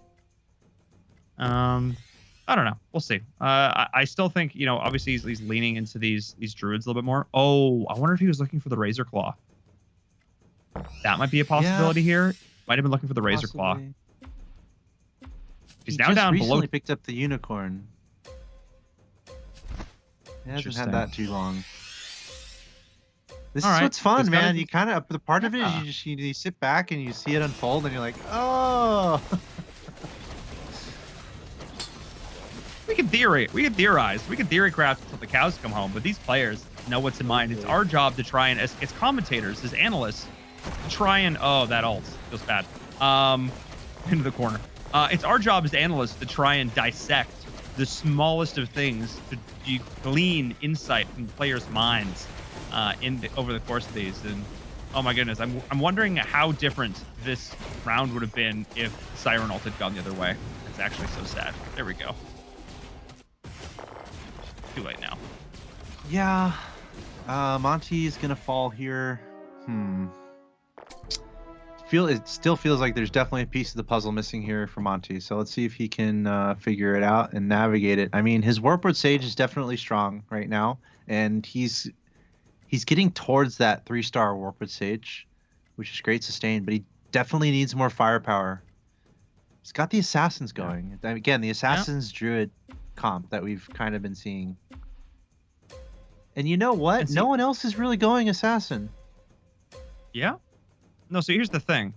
Like, part of the reason I actually like Feathered Assassin so much, well, obviously it's like kind of a classic build because there's a lot of natural crossovers between Feathered and Assassin, but the Assassins sort of fill in where you're a little bit weaker. I mentioned the idea that like mages will smash you, but you can able to get those Assassins to the back line. If you can one-shot a lot of these mages, that actually helps deal with that element where you're weaker to magic damage. So they sort of help fill in where the other one is weak. And that's a lot of fun. We are seeing the Shining Assassin potentially coming in now here. Level 2 soon. If he can find another one, that would be huge. He's still going to stay above 20. He's not going to totally tank his economy. But we've been watching Monty for a while here. Maybe let's jump on board with Ziggy, who's also been having some problems here. Ziggy, of course, one of the Canadian players, no bias, one of these returning stars from season 4, who's going also into the feathered, but this time with a Garrus Hunter. He's flexing that feathered in a slightly different direction. Only 3. He's got a lot of synergies going, actually. Yeah, and I kind of like it. I play around with this type of builds. Very good damage output, especially if you can get those hunters going. Combined with the Garrus can really scale well as the game goes along, and that's working out just fine. And I did want to point out we have our first 3-star. I feel like there should be, like, how it's like first blood in FPS games. Yeah. There should be something to indicate the first 3-star or something. We had the first 3-star from Pearzun. And we've been talking about him kind of a lot of this game. The fact that we mentioned earlier that he was the only player really going for Glacial Knight composition. Guess what? He's the first player to get a 3-star, and it's on his Hell Knight. He's got a 3-star Hell Knight with a ton of items on it. So Pearzun is looking pretty strong. I like the way he's looking. I also don't mind Monty's position because I don't see many other players going for an Assassin's comp. So that's why I like Pearzun and Monty here. Of course, we're looking at Ziggy, which I believe we are still. Yes, we are. He's got the Hunter Garrus going. And you know what? No one else is really going Hunter or Agarsis in the lobby. So it's pretty interesting. That's 3 examples of 3 players who kind of figured out a build that no one else is really going for as much. And that's where I feel like even already, I don't know. Here's the thing. Did the new patch actually enable this, or is this just players thinking the new patch is enabling this? Because last time we saw a lot of the same builds. We saw people like everybody trying to force goblins. We saw everybody trying to force out the Veno carries. And now that's sort of gone out the window, despite the fact that I still think it's very strong. But now what this has done is the perception that multiple builds are strong. People are going multiple builds. And that's what I think is so cool. Is just that, you know, it's confirmation bias. If something won't be strong if you don't run it because you're not running it because you don't think it's strong. And it's like the cyclical thing, and it's, I don't know, man. This is so cool. It's so cool trying to figure out what these players are thinking. Yep, and there's some meta there as well, like other players identifying that and then changing their play based on that, so on and so forth. I think ultimately what it really boils down to is going for something that other players aren't, and just finding the really nice timings where you can get everything you need. And actually, as I say that, Monty, that might have been the round he was looking for. If we can take a quick look at Monty, who just secured something I think he was desperately looking for. He's got his 3-star Warpwood Sage, and he's got his 3-star Whisper Seer. So that might be the anchor that Monty is looking for to really make this Feathered Assassin's build work. He's got the 2 3-stars, so right about now is the time where Monty wants to turn this into a win streak. Also, meanwhile, we were talking about Ziggy. Ziggy went all the way to level 9, so he's also looking to get the win streaks going from this moment. You say this, though, I'm really, but Choke God... I'm just going to interject, because Choke God's already level 10. You're good. Ooh, which is crazy. Yep. So Ziggy's kind of, he's got his back against the wall now, but we'll stay on board with Monty. We'll see how these druids are going to be able to do work for him here, because he's running out of, you know, he's starting to run out of gas a little bit, only 37 HP. He's down towards the bottom. Not in the worst shape ever, but losing here as well would be not ideal for him. Looking at Monty right now, and he is cleaning up, no problem. Wait, was that against? Oh wow, okay. I think those are the two players in a pretty strong position right now, and Monty was able to do that without too much trouble. Yeah, I mean, just all those 3-star druids, they just make a big difference. And also, for the record, I've heard it pronounced Pierzun, but also, like, instinctively, I'm pronouncing it as Pearson, which I don't know if that's actually his name, but I don't know. Anyway. Just for the record, guys. Just for the record. I want to jump on board. I mean, I see it. I'm not going to disagree. I see it too. Yeah. It could be. You're good. Just like very nice. No objections here. All right. Devless. Let's jump on board with Devless, though. They're just going to show up in the chat anyway. They're going to show up in the chat anyway and tell us. So it's all good. So remember how I talked about, you know, the idea that there was still this Goblin Kira build that I think is still pretty strong. People are sleeping on just because it got slightly nerfed. We're now seeing 2 of them come out. Choke got up in first place, who's already gotten to level 10, and Devless, who's also running it here, still at level 9. They're both building around these Veno carries. It sort of seems like maybe they were watching that last game. Maybe they were all in chat because everybody was delayed watching it, and they all just went, wait a second, maybe this build isn't actually, maybe it didn't get nerfed that hard after all. And maybe my gut instincts weren't too wrong, because this is looking really solid right now. Both of these players are looking good. I expect Choke God to be back on a win streak, and Devless is already on an 8-win streak. Yeah, and also Choke God does not have a Venomancer, which is a little surprising. He's got all the mechs going on to help, which goblins are helping towards. Looking at Venomancers, though, Devless has the 2-star. The only other one that I see is Bobula has a 1-star Venomancer. I might be missing something somewhere. But no, it's a great point. We're seeing Devless go for that heavy Venomancer play and with Kira, and we'll see if he can if it can work out for him. It's been working out for other players. Well, he's up against Bobula. This is actually his first time facing up against Bobula, who also has that other Veno, like you mentioned.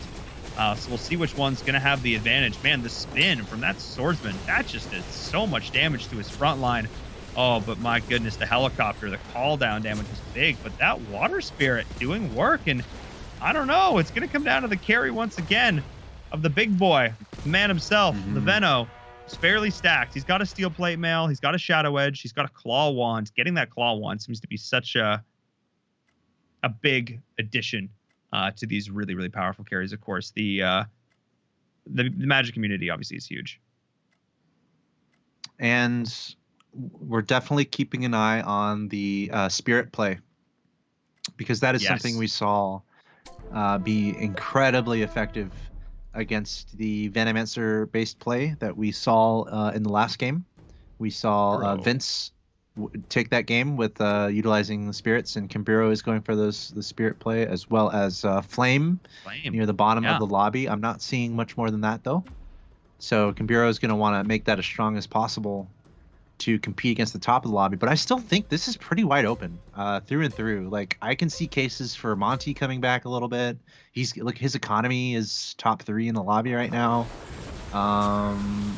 Purzun, the only player going for Glacial Knight. Guess what? He picked up a 3-star Desperate Doctor. So now he's got 2 3-stars. So I just feel like there's a lot of strengths for a lot of these players still. Still a very open lobby here. I don't think there's necessarily a convincing argument for a winner. I don't think it's close to finding that yet. No, I agree. I think this is still anybody's game. Oftentimes in these lobbies, we've had one player just sort of really go out in front, and they've sort of been the player to beat, and then it's resulted in this epic 1v1. We are not close to that yet. I think Devless is probably the one making the biggest case for that right now on a 10-win streak, but still, I think this could really go anybody's way. As now Comburo, though, despite the fact that we were hyping up the Spirit play, it hasn't been able to line up quite yet for him. It's still resulting in that 5-loss streak, which I'm obviously kind of be disappointed for him. I think the big part of that is just he hasn't gotten any of these really big ults with his Grand Herald to really duplicate. So maybe that's a part of it here.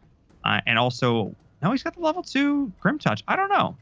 I'm not quite sure. I think it really comes down to how well he can utilize this Dark Spirit. Yeah, I think he's trying to he's just trying to amplify what he has. I think he has all the pieces he more or less needs. He's just trying to make everything stronger, and he might need time to do that. Although I'm sure Kimbiro he's just going to let us know in the chat within moments, I'm sure. But I think there's time for him to scale up. The problem is his economy is super low, so he's not going to be able to roll for... He needs to find room to roll, but his economy... It's not helpful for that right now. We're looking at Monty though, and it looks like Monty is going to be just fine. Again, making that feathered assassin build work. Got up to his 3-star abyssal crawler. We saw how absolutely savage that can be. So again, as I said, Monty, he's looking okay. He's looking okay here. Also, we have the first light blade knight picked up. He's looking better than okay, by the way. Oh, okay, that's a good note. Because I was watching Choke God's board, and Monty actually dominated Choke God on Choke God's board.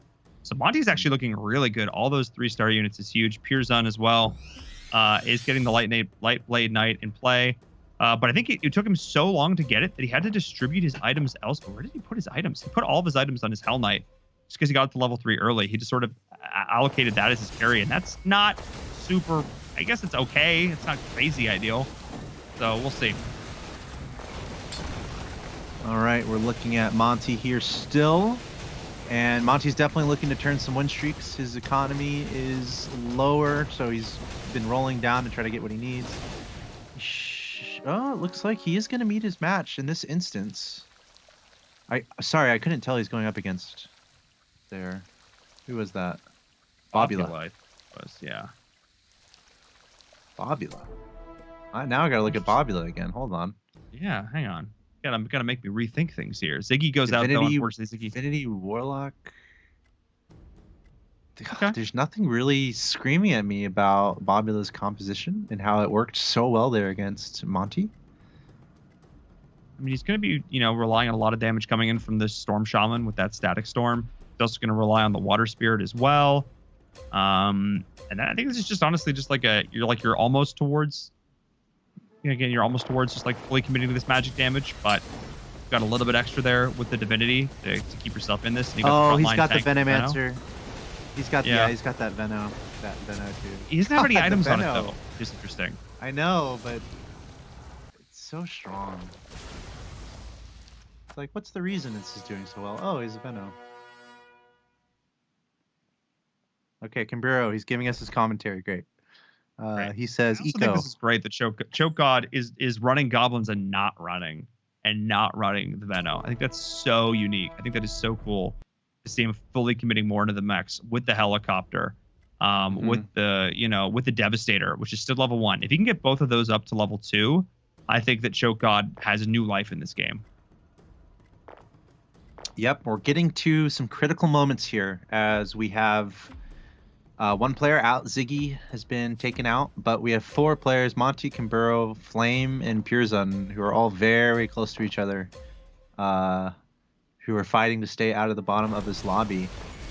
And the top 3 aren't too far away from that either, and also the top 3 are very close to each other as we're taking a look at Choke God here.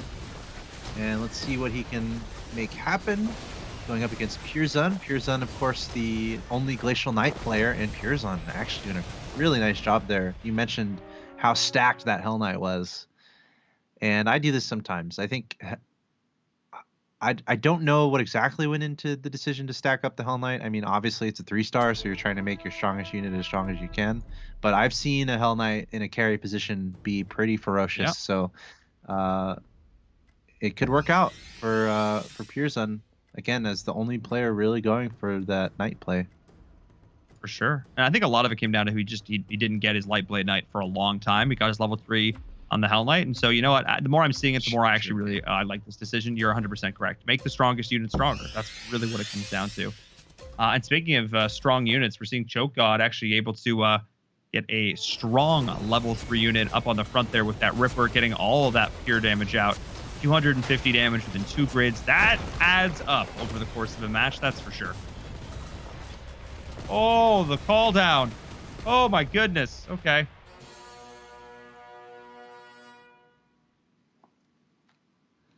Meanwhile, Kimburo, our hero. Come on, Kimburo, you got this, dude. You got this, man. I know you're potentially listening.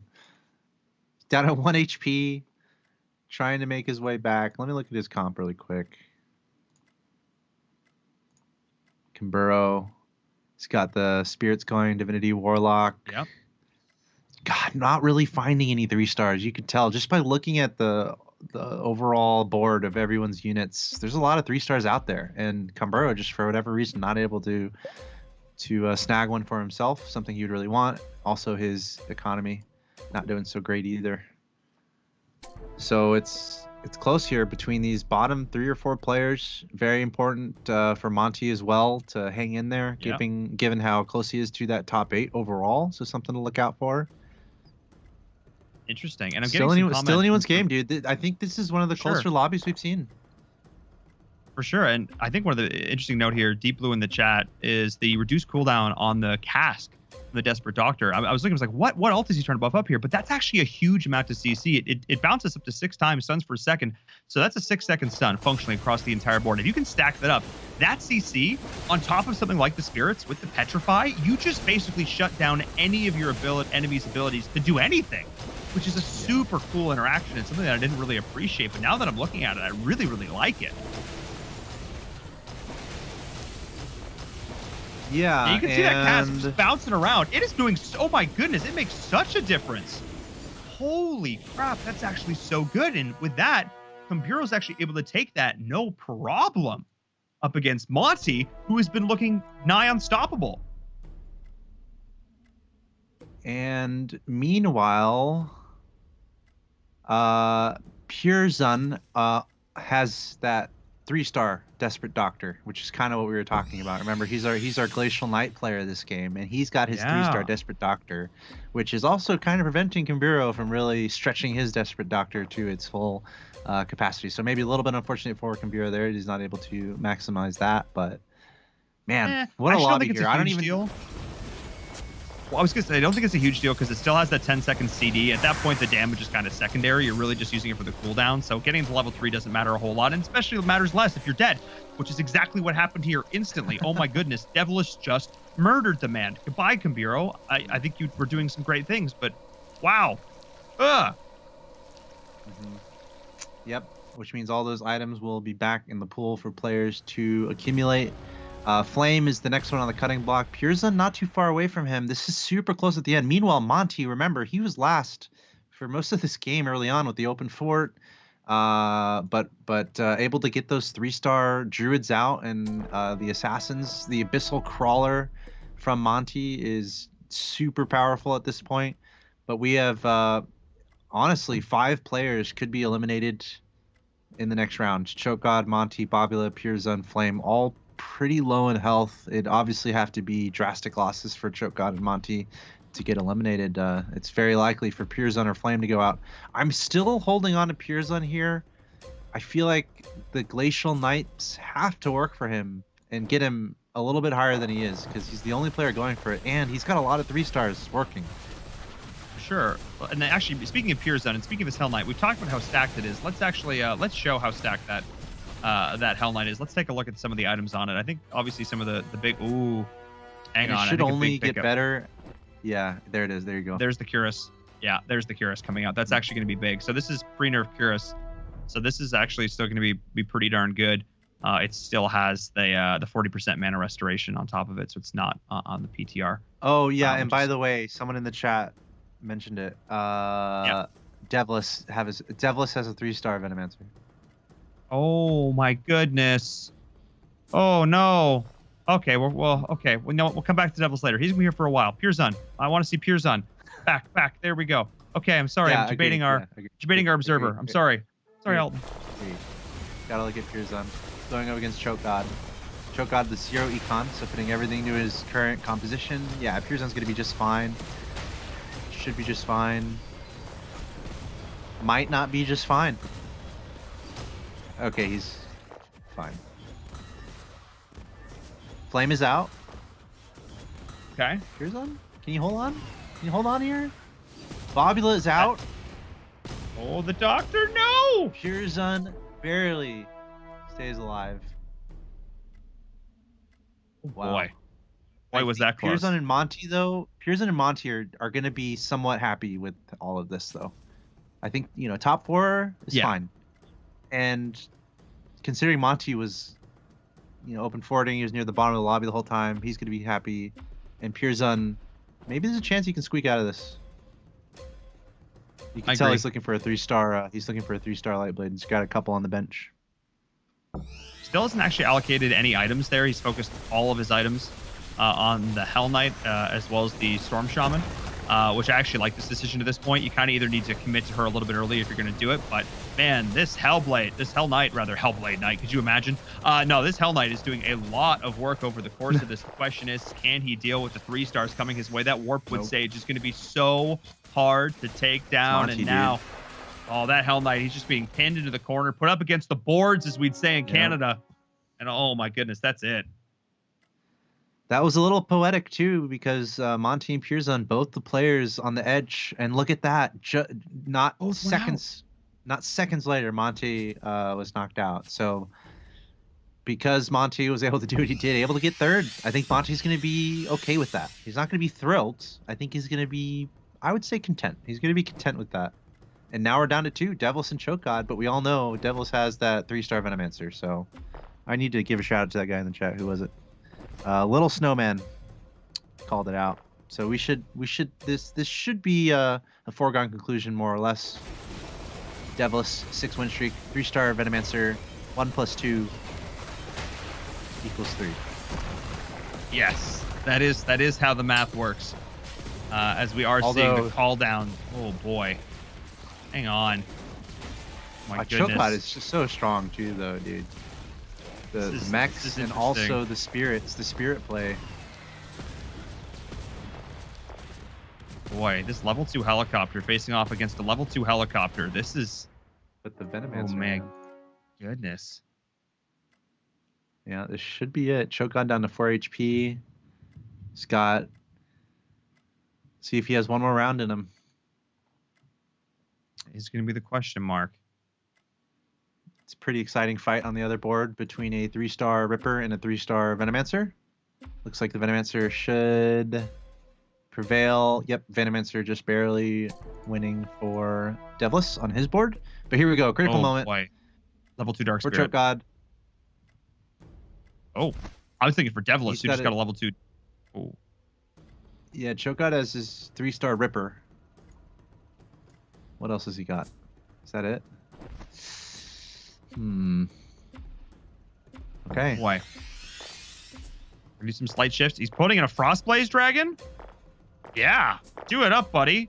Get that ice wall in there. I believe in you. That could do something. Not a unit we see too often. I think it's so cool conceptually, Hopefully but it just doesn't. It does go out for like a millisecond. Okay, Choke God, can he survive here? My goodness, There's no. the 3-star Venomancer. Nope. Oh my goodness, no.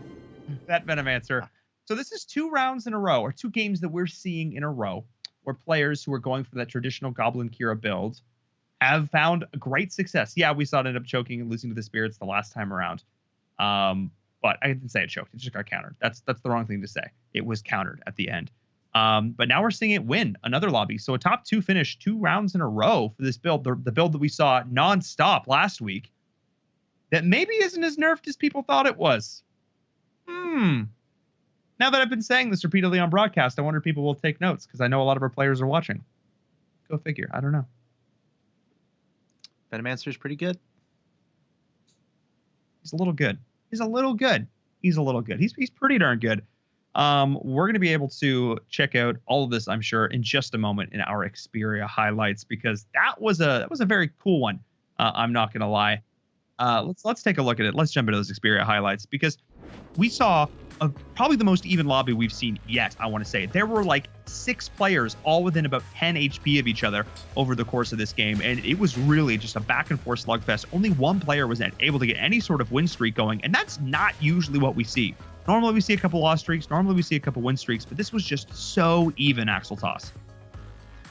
Yeah, this Sony Xperia highlight will basically show you a very back and forth story that was told in that game. We see Kimburo near the top in the early game. Choke God ending up losing his winning streak, but making the mech work for him the entire way through. Of course, we're looking at Monty here, who opened up with an open fort, and then going for the feathered assassins and able to get some 3-star druids in the mix. We saw how strong they were there. Monty was number 7 in the lobby, but it was able to turn that around quite nicely. Here's Kimburo.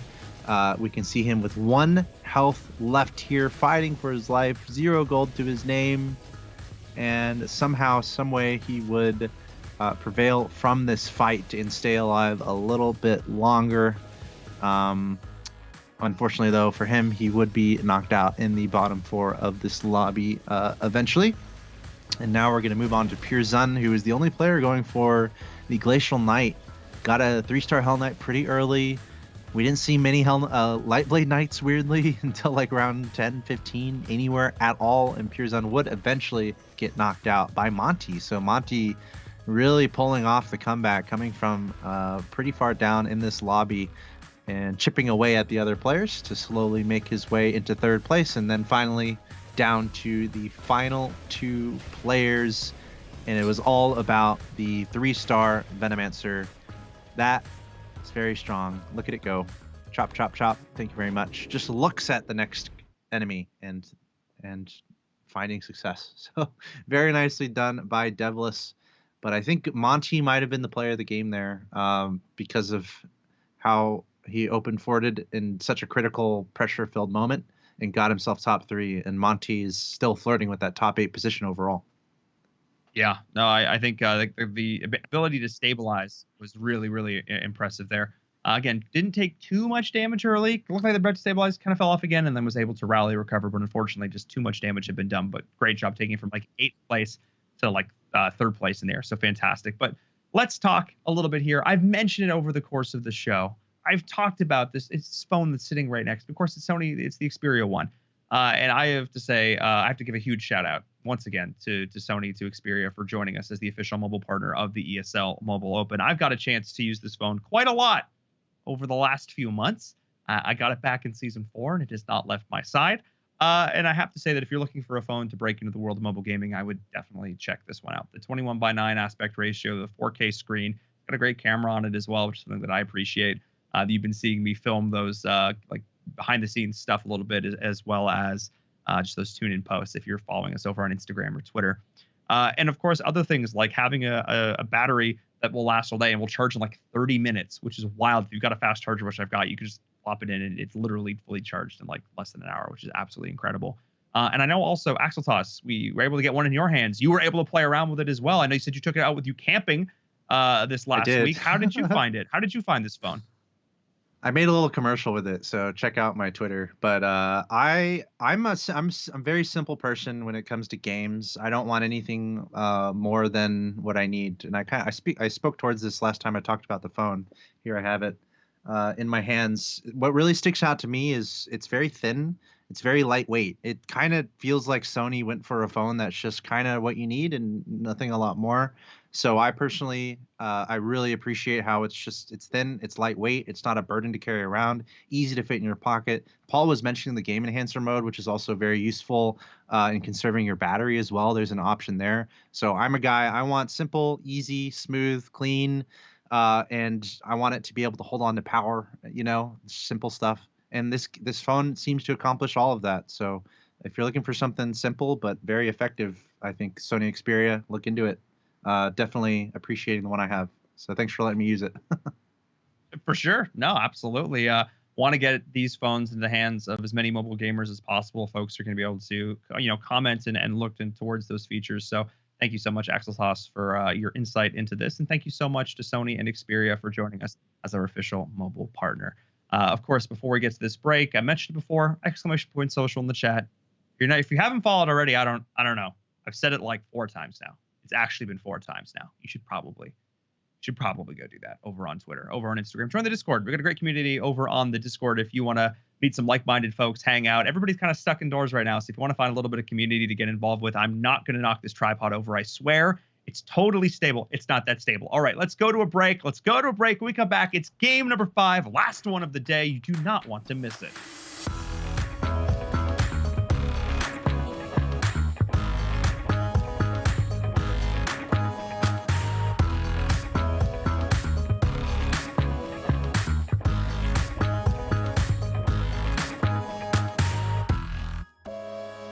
This is the ESL Mobile Open, presented by AT&T.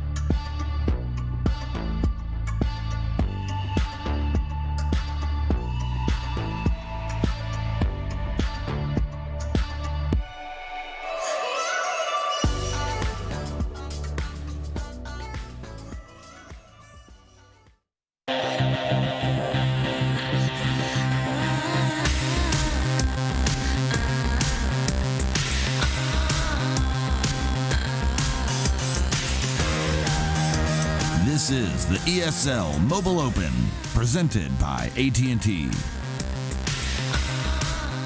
Hello and welcome back, everyone, to the ESL Mobile Open Season 5 playoffs. We have our final game of the day. I don't know what was in the water this morning. These players have been eating their Wheaties because we have had some brawls start to finish. They have been knocked down, drag out, 50-plus round nightmare fuel games that have resulted in some pretty fantastic finishes. My name is Paul Inverum Toddkill. I'm the host of the ESL Mobile Open. You're casting auto chess today. And I have to say, if all the games are going to be like this, it's wow, we are in for some crazy finals. Axel Toss is here too. I know he's been hearing me rant and rave about it all night long, but I think we're all pretty equally impressed here. These have been some pretty fun games.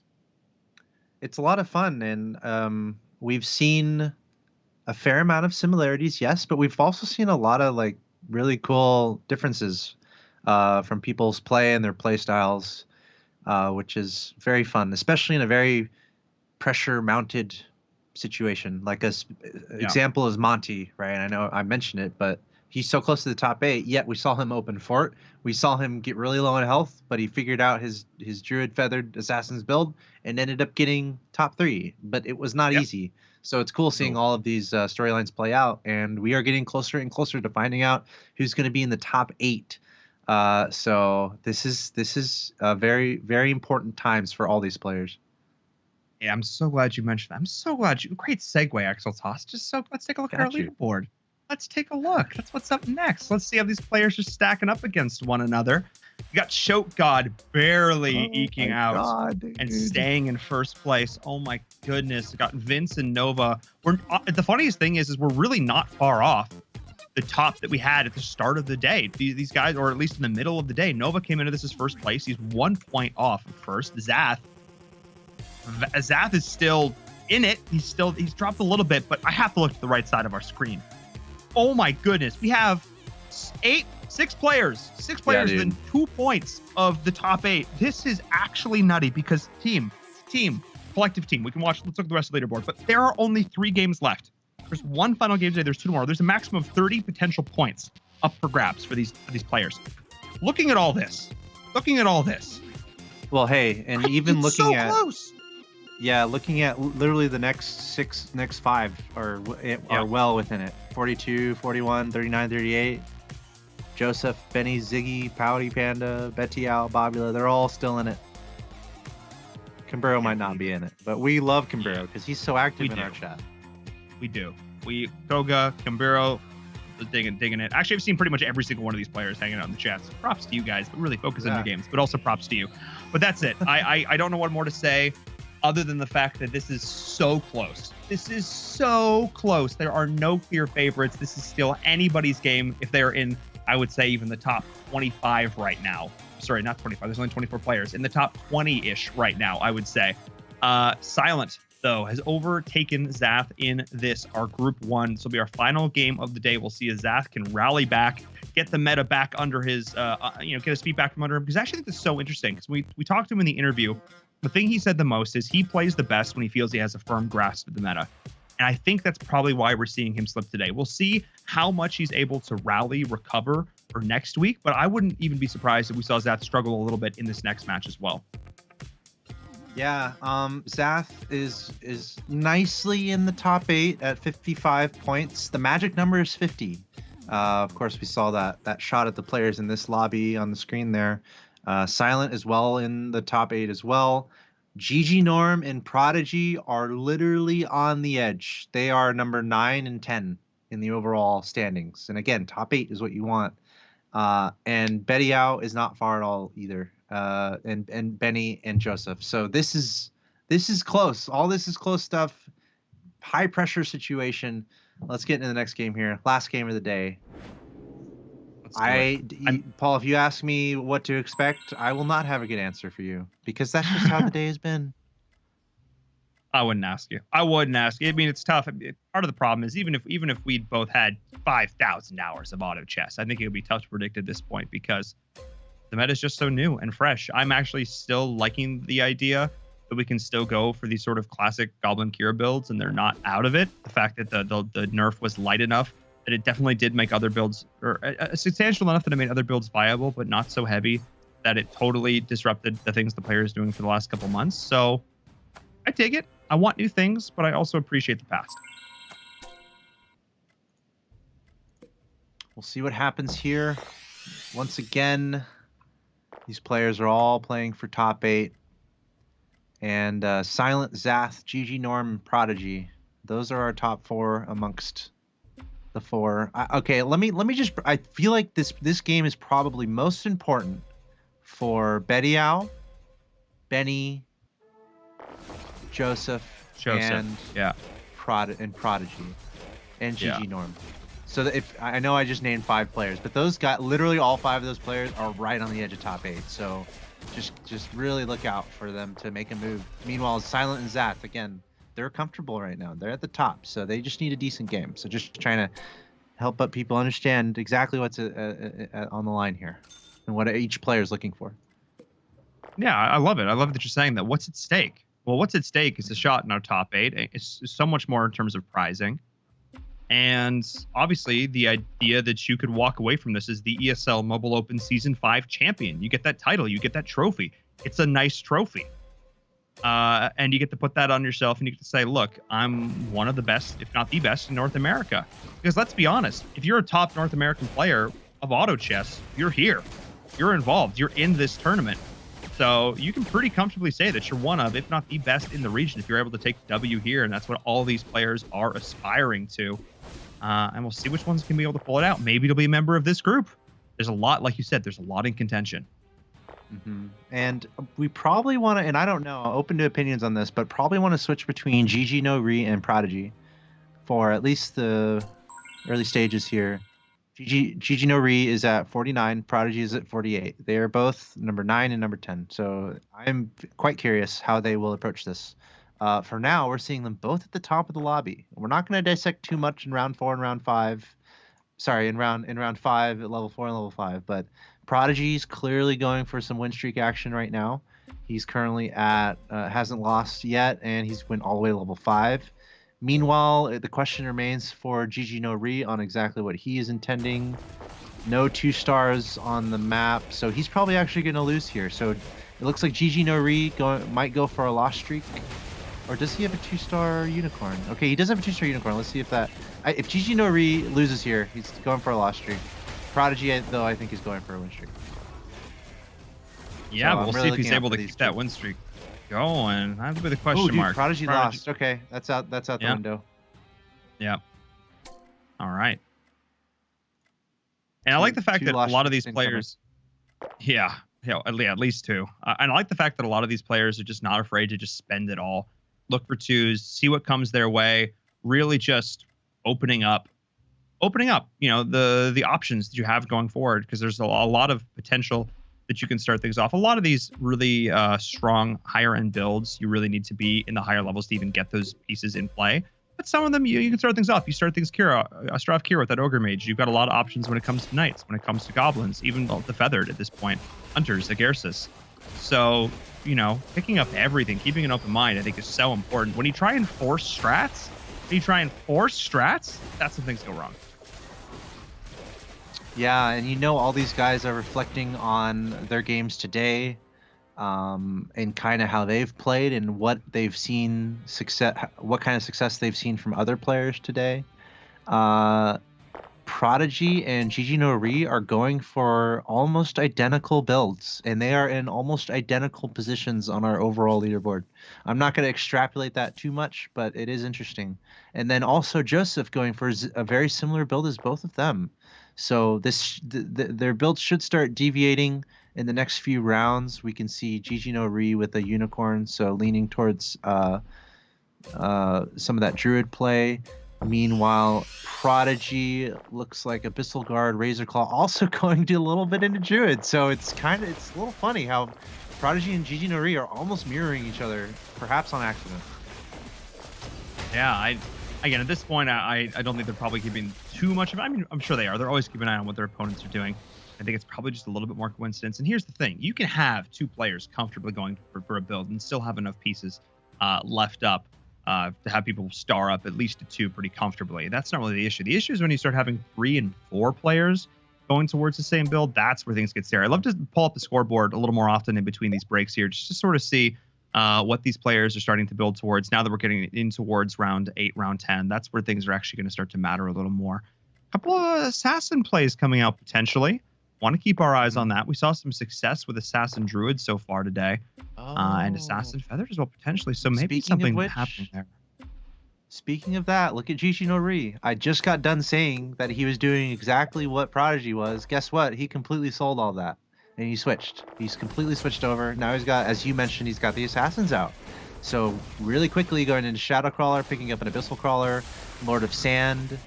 He's pretty much pure assassin, and this is a decision he made very quickly, very recently, and I don't know if it'll work out. Mostly because if you look at Benny and Betiao, they both have a 2-star Abyssal Crawler already, and Betiao is already going pretty heavy into assassins. So I'm a little bit nervous for Gigi Nori here, in the fact that he just changed kind of what he's doing, even though a lot of those units are still on the bench. The direction he's deciding to go in is already being populated by other players. So curious stuff so far. Yeah, I know. A little bit of a more of an old school build here with goblins flexing into these assassins as well. You've got obviously that overlap, and this time again, if you can get that early Abyssal Crawler, if you can get that stacked, we have seen that unit carry so hard. I think the top 3 carry pieces that we've seen so far have to be the Venomancer, have to be the Abyssal Crawler. Probably that Dark Spirit as well, and then I would definitely put in that Lightblade Knight, which we're seeing here on the screen, as we are seeing some Knights coming out now. But of course, with that Lightblade Knight, if it's not stacked, if it's not leveled, if it doesn't have items, it doesn't do a whole lot. Yeah, and weirdly, we didn't even see one for a good amount of the early stages of last game. And honestly, we were talking about last week, not really seeing much Knight play at all. In this game, Zath himself, who we were able to interview earlier, Zath is going to be the guy going for Knights. And as of right now, it doesn't seem like anyone is challenging him for that. Inversely, if you look at those assassin logos again, in another weird way, Prodigy is doing what Gigi Nori is doing. He's picking up some assassins. So we have 4 players going for assassins right now. So a lot of switching around for a lot of these players. I'm a little bit nervous for Gigi Nori right now because he's picking a lot of making a lot of decisions that other players are already going for. So see what happens. Yeah, I mean, that's, again, you can have a little bit of congestion. You can have just a touch of it, but you still need to be, you can't have an entire lobby going for it, which is something that we have seen in the past. We do have 4 assassin players, though. That's kind of that critical mass I was talking about. So that is where they are going to start to strangle each other out. I think a lot of that just, though, is around playing around some of these early goblins. We'll see what the adaptations are as we do have a couple of these. What are you seeing? Sorry, Gigi Nori. He changed everything again. He's just opening it up. He's going to go full priest. He's going to take no damage. He's going to try and build an econ, which is funny because he's already at 40. He's already at 40. I don't know if I like this decision. I feel like you're too late to join that party. These are good questions, man. These are good questions. Definitely not what Gigi Nori has been. He didn't plan on this game. He's made 2 tech switches, I guess you could call it. I mean, he has a great economy. He's got still a lot of goblins on the bench, which is pretty interesting. So stay tuned, folks. This is interesting stuff. Let's see what else is going on in this lobby. A pretty decent economies for everyone across the board. Prodigy going a little bit low on his econ. Yeah. I don't know if anyone is really flirting with anything 3-star. Silent, remember, he's not our overall leader, but he is up there. Silent is currently 4th in our overall standings. He's got 2-star God of Wars out, which might be the most of any piece that we currently see on the board. Okay, so I like this more for Silent because this is sort of flexing in, just a touch, just a hint, not full committal, but flexing into going into one of these late game Divinity builds, these Divinity Spirit builds, which we've seen have a lot of success. And have been able to do pretty well. But the problem is you've got to get them going. You've got to get them pretty stacked up. You've got to get decent levels behind them. But I don't know. I mean, I'm not going to overcommit him here because he's definitely still hasn't fully committed on that front yet. So we'll keep an eye on that. I'm just blown away by the amount of priests that have come in. It seems like everybody's deciding that, look, if I'm going to lose, I'm not. I just want to just give me less damage. Just I want to take less damage. I was about to say the same thing. 1, 2, 3, 4, 5, 6 players are going for priest. And what's also interesting, again, to go back to it, GG no Re, guess what he switched to? He switched to priest, and now he has 5 other players going for it. Is he gonna switch again? I mean, you only need one. You only need one. To be fair, you only need one. So he just has a priest unit in. But yeah, true. Clearly, obviously, he has a ton of goblins on the bench. So that's his play right now. Prodigy and Betiao are going for goblins as well. We definitely have to keep an eye on any Venomancers that are making appearances. Got to keep an eye on that. I'm not seeing any deployed yet. No, not yet. Not yet. But I'm wondering, and I remember, like, I don't know, 20 minutes ago. It wasn't even 20 minutes ago. It was like 15 minutes ago when I was like, hey, all the other players, when they're waiting in our lobby and they're watching this, they're seeing how well these goblin builds are doing with the Venomancer Kira, like what they were running last week, and it's still pretty strong. I wonder if they'll do more of it in our next game. And what are we seeing? Huh. It's almost like I predicted that. No, I still think it's a strong build, and I think it's a very comfortable thing because it's what they've been playing for the last couple months. I don't mind at all the fact that they're going back to it, but it can be beaten. We saw 100 to 20 that it can be beaten. So if I'm anybody in this lobby, and there are a couple, I'm not worrying about goblins. I'm just worrying about the counter. Yeah, it's a good point. Definitely these players reflecting on games that have happened previously today. That's a reason we have best of 3s, best of 5s, best of X, right? You play the same players, you get used to different people's play styles. You mentioned it earlier of like a player's picking one particular strategy. I mentioned Lucky, the female player that did really well at the Auto Chess Invitational. She did the same strategy pretty much every time. So there is a element of that in all this, adjusting to others and making changes on your own. And there's a lot of meta to consider with all that coming into play. So we'll see. I still keep going back to GG no Re. It seems like he's still having trouble just picking a direction to go in. But one thing's for sure, we're seeing a ton of goblins in this lobby. Something sticking out to me still is the fact that Zath is the only player going for Glacial Knight in a game where GG no Re has switched tech like 3 different times, trying to find something that no one else has or something. Zath, conveniently for him, is the only player going for Glacial Knight. And I guess if there is a speck of good news for GG no Re, he's the only player with the Spirit right now. So we'll see if that can snowball for him at all. That's what I'm keeping my eye on for sure. That player on the Spirits. We'll see if he can see. Oh yeah, he's dropping some of these assassins potentially here. We'll see how that continues to flex. Betty is going for Assassin Feathered, which is one of these really old school builds, super old school. And he's bringing it in once again. We'll see how that does. A little bit of Beast also peppered in for Joseph. But I want to see what Betty is up to. He's got his 6 Assassins to play. He's got his 3 Feathered. Oh, man, he's just got the big tanky boy up at the front. Such a huge distraction. So sustainable while the Assassins just jump around and just destroy everything. This is such a classic. Like, I think for people who are looking to, like, get into auto chess, who are looking to, like, what are some simple, easy builds to pull off the... This is a simple one right here. Anybody can play this. You throw your Assassins to the back, you throw your tanks to the front, and you just let them go to town. Build up your Abyssal Crawler. Get them nice and stacked. They can stack up to, I think it's a lot. I think it's like, I can't remember what the exact number is off the top of my head. They did change it recently. But it can still do a ton of damage. 20 times. I was right. I should have said it. I should have trusted my gut. It's 20 times. Yeah, and I feel like slightly nervous for Betiao. Because of all of the other players running Assassin. Benny, for example, has a 3-star Abyssal Crawler already, which is pretty crazy. So look for Benny to make a little comeback here. But let's just say this would not be as easy for Betiao, or this would be easier for Betiao if there are only if there's only one other player going Assassin, but it looks like at least 2.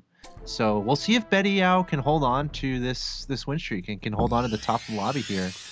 Obviously, he has the 6 Assassins in play. He's got the Warpwood Sage in front, providing the buff. He's got an Egg on the bench. I don't know if he's going to try to go for Abyssal Crawler because Benny has the 3-star, so I don't even know if he'd be able to find it. But that's what worries me as far as Betiao and if this will scale as the rounds go on. It's definitely a great question. That was a question we saw, I think, somewhat answered, or at least partially addressed back in game number 1. I know it feels like so long ago because we've seen so many massive games since then. It's been a long day already, and we are not even halfway through this match. But we have seen that build do fairly well. But the question is, can it scale? You've got to get the levels in play, and we're already seeing it start to go down here. That's going to be the win streak, and I love it. You ask, and you should look at you go, Axel Tosh. Like, I think it's going to start to have some trouble, and then it immediately does. I maybe blame you, actually, now that I think about it. Maybe you're the problem. I'm just thinking out loud, man. That's what we do. Yeah, and something to also mention is we're not really seeing Mage at all, really. No. Weirdly. You know, Gigi no Ri just picked up a Tortola Elder. That's pretty much it. I mean, a Thunder Spirit. After this round, I definitely want to jump on board with Benny. Because I think he's actually, and you were talking about him as well, because I think he's basically got Betiao's build, but it's just better. But just better. And I think that's huge. I know you're touching on this, but I need to see it now. We just took a look at that scoreboard and I went, ooh, shiny. I want to see it. Let's go. So we can jump on board with Benny. I think he's going to start to really go off. And I also want to see what items he's got on that Abyssal. Okay. That's a good start. That's a really good start. I mean, okay. I dig it. It's like literally almost identical. It might actually be identical. It is feeding time for that Abyssal Crawler. You know, like it is gonna chomp away at everything that it encounters, and it might be fun to watch. So let's see how this unfolds here for Benny, our hero, currently in 6th place in the lobby. Oh, of course we have a neutral round. We're gonna, but you could just see how quickly that neutral round was dispersed of. So let's see if Benny can turn this into a win streak. Meanwhile, Gigi no Ri, I don't know if it was because I was just talking about his game and what was happening. 71. But he's not really finding anything that's working, man. Like he's been switching around and he's on an 8-loss streak. He's down at 25 health and he's in a critical position. He's in a critical position in this tournament. He found a Venomancer and he threw an item onto it. He's got a ton of gold, so he's gonna roll down a little bit here. Actually going all the way up to level 9. So this is we're getting close to the final stand for Gigi no Ri, based on his loss streak, based on his health. Yeah, but he's gonna go down. Benny first. Yeah, no, watch one more round of Benny for sure. Watch one more round of Benny. I just want to see what that Abyssal Crawler can do. Then we'll go jump on board with Norm. Let's see here, and it is up against Zath, the only Knight player in the lobby, and maybe for good reason, because these Knights just seem to be melting a little bit. Well, maybe I spoke too soon. The Wave Slash did decent work. He had a good stun. moment. Yeah, he had a good moment with the Knight Shield against the Abyssal Crawler, but it was a short moment. The Abyssal Crawler went straight back to work. 4,373 damage. Thank you very much. It's like in The Hobbit, they have many meals in the day. That Abyssal Crawler is not done with servings for a long shot. Look out. Benny's on a exactly. Benny's on a 5-win streak too, man. Oh boy. Let's jump on board with Norm though. Yeah, agreed. Yeah, let's jump on board with Norm. Let's jump on board with Norm. Also, dinner, supper, afternoon tea. I mean, there's a lot. There's a lot of meals. Okay, we're switching some stuff up. 11sies. He's throwing in the exactly. He's throwing in the. Yeah, I can't believe. Sorry, I can't believe I forgot 11sies. Oh boy, he's got the 2-star Venomancer, and that's pretty much it. That's going for him. I think he was swapping some stuff around, but like you can see, he's got an unleveled unit on the board, on his bench, I should say. I actually think he was sort of caught with his pants down a little bit here, and it's going to cost him because he's 3 HP. 3 HP. Wow. I feel for him, definitely. Like we were watching him, you know, we saw the changes he had to make through this game, and then none of the changes really pointed to where it was working. So this is going to be the final attempt for Gigi no Ri to stay in this game. He's got the 2-star Venomancer, he's got the 2-star Soul Reaper. Does that equate to a Garrus bonus for him? No, so there's no Garrus bonus going on. He's got Kiera going on, but just not really a whole lot, honestly. He just rolled down from 70. He leveled, sure, in the process, but he had 70 gold like 3 rounds ago. And he's at 1, and he like didn't find almost anything he needed, and now he's just going to get slaughtered by a stacked Abyssal Crawler. You hate to see it.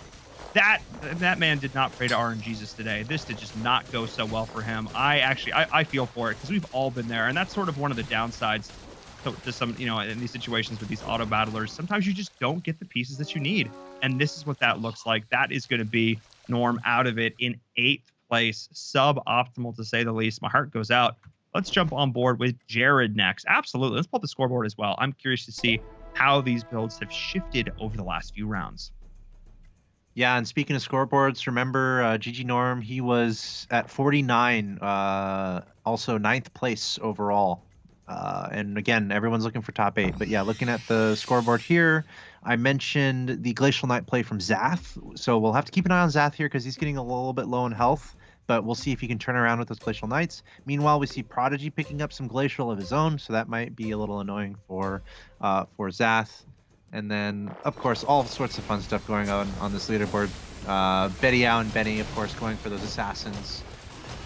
Betty Yao picking up a 3-star Warpwood Sage, which is critical for his assassin strategy. Here we're looking at Jared. Jared, not really anything too convincing going on. No 3 stars to his name. Has got the full divinity bonuses happening, but that's about it. He's going to get chewed up by that Abyssal Crawler from Benny. But this build can scale really well.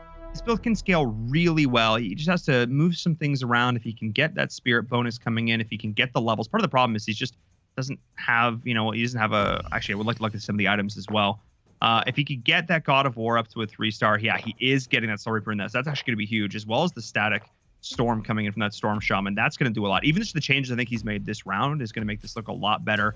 And we're going to see, he did switch things. So he's down only to the 2 Warlocks, but I still feel like I'm going to like this board a lot more from him. Yeah, and we'll see if he can pick up the last spirit that he needs to complete that bonus. And let's see, I wanted to mention Jared's economy is not doing too well either. All the way down to 2. No, it's not. But he did just go up to level 9. But still, the econ is clearly he was rolling down and just didn't really find what he was looking for. Oh, but he did get? Okay. Hang on. He's actually going to trade out. Okay, he's going for full DPS right now. All right. He's trading out the shield. He's going all damage. Let's see if the Wrath of Zeus can come raining down from the sky and do some big damage this time around. Let's see what Jared can do. Everybody's now at level 9. We do have Joseph to level 10, so they're going to be on pretty even footing. It all comes down to composition. Going up against Benny here. And where's Benny's Abyssal Crawler? Yeah, that wasn't hard at all for Jared to navigate. Although Benny still has a win streak, so still doing fine on his own board. Somehow he just shut down Benny's Abyssal Crawler. Yeah, I'll have to keep an eye on that next time we see it. I feel like just the way he stacked them all up, the Abyssal Crawler just couldn't really do a whole lot of damage. We're going to see a bit of a shift. I actually like this, bringing the tankier Storm Shaman potentially. Though actually, I like the Storms. I like the Thunder Spirit out further on the corner there because then it could do something else. He's trying to bait some play-in with the Storm Spirit out on the outside. I'd be curious to see. Oh, actually, no, that actually makes a lot of sense. Never mind. I dig this a lot because it's going to function as a pseudo tank while also getting the ult off early and create a little more space to bait in the assassin play. Okay, no, this is really cool. This time going up against Zath, and Zath is, again, someone to keep an eye on. He ended up rolling down and spending all his money. He's only at 25 HP, but the only player really going for the Glacial Knights, having to deal with a couple other players that are incorporating a little bit of Glacial into their play. Lightblade Knight, can it stand? Yes, it can. And Zath ends up getting the better of Jared in that moment. Jared not losing too much HP though. It was just a Lightblade Knight that ended up taking him out. Should we? Let's Yeah, jump should we Zath. go? I was just about to say that, man. Wow, that's On the crazy. same- just read dude. on the same wavelength. That's the word I'm looking for. Yeah, let's jump aboard with Zath because he came into today as the number one place. I was gonna say the number one seed. No. Sandwiches. Sorry, I almost said the real thing and not the frozen line, like some sort of animal. What am I doing? Gosh, You do get every reference. I didn't believe you, but now I do. So Zath, the only player going for Glacial Knight, which is why I would give him some hope. I was feeling like giving him hope, but he's all the way at 15 HP with no economy, so he has to make this work with what he has. And actually, wait a second. Oh, he's one away from a 3-star Light Blade. yikes. Okay, I want to see that Light Blades items too. He wants it. I mean, he needs it. Oh, he's a penguin. He needs it. Oh, now he's a penguin. Sometimes you can't always get what you want, though. In this case, he's also not getting what he needs, so that's suboptimal. Oh boy. Wait. Okay. Yeah, Okay. Not the best items. It's all right. Got the infused mask. That's obviously really. Actually, no. I guess that makes up for it. I was like, I want more, but yeah, the infused mask is actually really good. But he didn't get it. He's on money. He's got money. It's so tough when you're so low in health, but you don't have any money to roll down to get the unit you absolutely need. This could be the end soon for Zath. Oh yeah, and he's going up against Benny. And the savage 3-star Abyssal Crawler that is just ripping. It is just ripping apart the entire board. Oh, it two shot the done. priest. We're on to supper. We're on to late supper, and Zath is out. Oh my goodness, Zath is done. Back to the drawing board. And again, we saw the interview with him earlier. He said, I feel good when I can play confidently, when I'm confident in my grasp of the meta. The day of a patch, nobody is confident of their grasp of the meta. And it seems like the perception of some of these builds, how strong they were or weren't, just wasn't quite there. But I think a great little bit of learning. He's going to be able to go back, watch these streams, watch the games from the other groups if he wasn't able to catch them, and see what these other players are doing. Of course, all these players, they chat Axel Toss. These guys, they're in Discords and stuff. They know what's going on. They're all talking to each other. So I'm sure even from today to next week, what these players are doing, what the meta is looking like is going to be totally different. And the top 16 is super crunchy right now. It's super close, almost crunchier than the ferocity from that Abyssal Crawler. Zath, he was at 55. Like, he's barely into the top 8. So getting 7th there, not what he wanted. Definitely not what he wanted. So he's gonna have to work a little harder as the games continue this upcoming Wednesday. But for now, looking at the overall state of things, Betiao, interestingly, able to find a 3-star Abyssal Crawler, even though Benny has already had that 3-star Abyssal Crawler since like round 18 or something. So perhaps some eggs helping out Betiao, able to find that for himself. So Betiao still in a pretty strong position at the top of the lobby. Looking at the bottom of the lobby, remember, Silent is also in deep contention in our leaderboard. He's at 57, 4th overall, and he's on the verge of being knocked out. So we might want to watch Silent here, as it's every point that Silent can get is pretty important. Looks like we got a quick glimpse of Betiao and success. Now we're moving on over to Silent. He's got the 3-star God of War in the front. That's good for him. Okay, he's got a 2-win streak going. That's what he's looking for. His economy is nowhere to be seen. So he's got to get a little bit lucky with rolls, but he had a pretty comfortable victory there against Joseph. That's going to make him feel pretty good. But I'm afraid for when he runs into Betiao or Benny, who have the really scary 3-star pieces. So let's see what happens with Silent going forward here. Yeah, I mean, but this is kind of what I'm talking about, though. This build does scale really, really well into the late game. So keeping an eye on that, and of course, how you utilize that divinity bonus, how you're reducing those cooldowns is big. And we'll keep an eye on that for sure. I think all the lifesteal that you're getting with that warlock bonus just makes these durable units, especially up at the front, even more durable, able to get out more and more crowd control. And that's really what I'm looking towards here. It's just controlling these fights. It's not anything crazy. It's not a blow up. It's not a knockdown. It's just survive, endure, outlast. Yep, I think that's a really good way to put it. Oh, and this is what I was afraid of, going up against Benny. Yep. Benny has been just destroying everyone. Look at this. See you, Silent. Oh boy. Silent but dead, and out of this game. Oof. You hate to see it. No, because what's the thing that counters enduring, surviving, life stealing, controlling? Pure, raw, unadulterated damage. Crits coming out the two shots, and that's exactly what we're seeing from these assassin players. That's the level of ferocity that they're bringing to the table. And now Betty is sitting in a great place up at the top.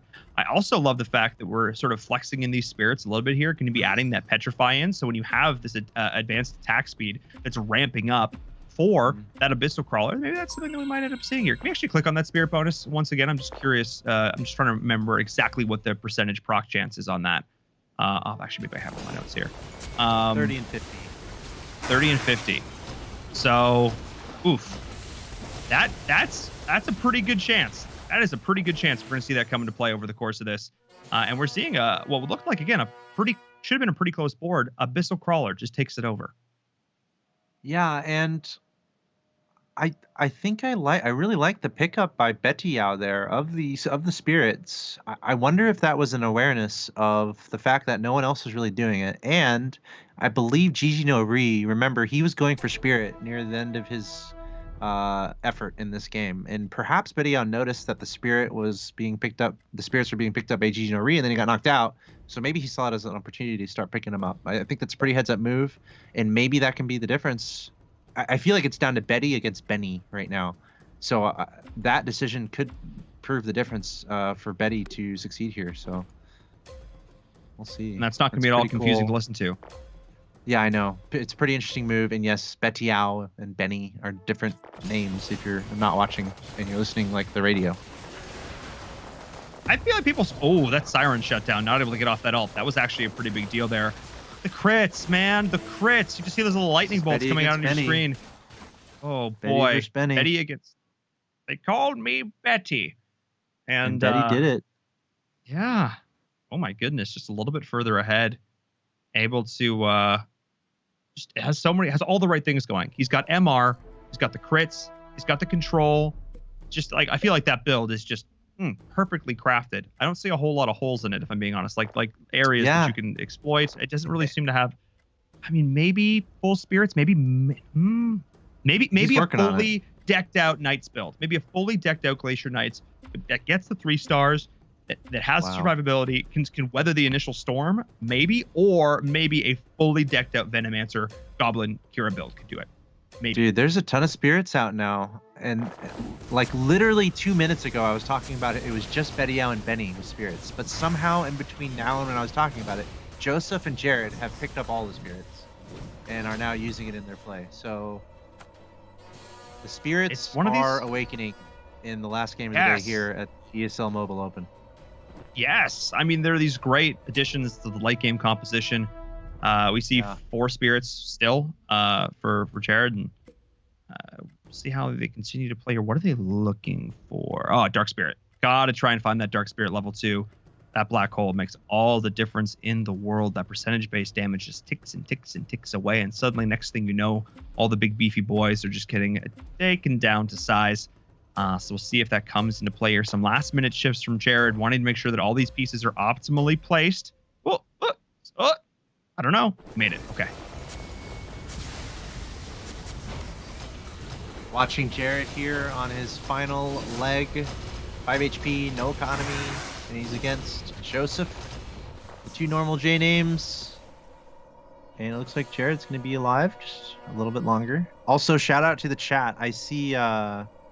Zath showed up in the chat, and he's talking about his play, which is pretty cool. And Silent also showing up in the chat and talking about his play. So shout out to those guys. And if you're in the chat, ask those guys questions. They're cool. Click on their names so you can see their Twitch streams. Yeah, I know Zath streams on Twitch. I don't know how many other folks. If you're also playing in our tournament and are a streamer on Twitch, well, definitely let us know. We'll shout that out. I know Zath is for sure. Yeah, and Zath said Knights was a good pick for the lobby, just didn't see my 3 stars. And that's pretty much what we were saying. We were like, he went Knights and no one else did. That could work out for him.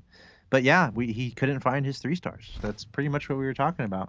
But good game, Zath. Ooh, Edio lost. He actually did go down a little bit. He was at 80 HP for a while there. I'd be curious to see who he lost to. I missed it on the screen. So you're seeing a level 2 Siren, a level 2 Dark Spirits from Joseph. Oh boy. Some key pickups here at the last minute. Yeah, he's got a level 3 water spirit in there now. So will he lose again is a good question. He's gotten rid of all his golds. Looks like we're looking at Jared again here. And Jared on his last leg trying to survive. It might be it here. He's going up against Betty Yao. Betty Yao's strong. He's got lots of 3 stars. And Jared is out. So yeah, Betty Yao, I was going to comment how he was the only one not really reaching his full spirit threshold. And I was going to question if that would hurt him. And it looked like it did. But 2 other players who were running as Benny gets knocked out, by the way, that's actually a surprise. Benny's out. Yeah, that's wild. Benny was so strong going into that late game, but he got knocked. So what's interesting here too is that Benny and Jared both dropped a lot of spirits. So let's see if Betty can find that Betty Yao, and even if he needs it. I don't even know if he needs it at this point with all the 3 stars he has. Betty Yao still in a great position. Prodigy is going to be fighting for his life.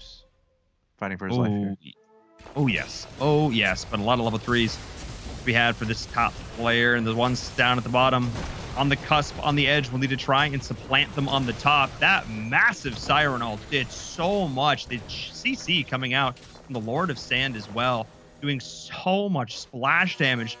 And all through all through that, you just have those carries just wailing away. Oh, man, you've got the Warpwood Sage just staying alive. It's like he joined the Bee Gees or something. And on the other side of it, dishing the damage, a Hammer and Anvil. Yeah, that was wow, that was an old school reference. And then it's Hammer and Anvil. Yeah, you got it. But the Shining Assassin actually really close to a potential 3. Okay. I think we should peek at Prodigy here. This could be the last moment for Prodigy today. And remember, he is on the threshold of our top 8. So this is actually a pretty good finish for Prodigy. I think he's going to be okay with this. Getting top 3 and when he's on the edge, especially when other players in this lobby are also on the edge. Prodigy is going to try to get himself in that top 8. And it looks like, okay, we are going to stay on Betty Yao for now and watch just how, just look at the right side. Just look at the DPS being dished out by the 3-star carries. It's a beautiful thing and a scary thing. Oh my goodness. Oh my goodness. Yeah. Wow. Ugh. Ugh. It's scary to see. Okay. Can we switch over to the Prodigy fight real quick and see the final, see if we can catch the end of this fight? Or Prodigy's board, if we can click on Prodigy. Click on Prodigy. Will he survive? Is that his Venomancer? That's his Venomancer. That is, okay. It's getting locked up. This is the counter. This is the spirit. This is critical here. Yeah.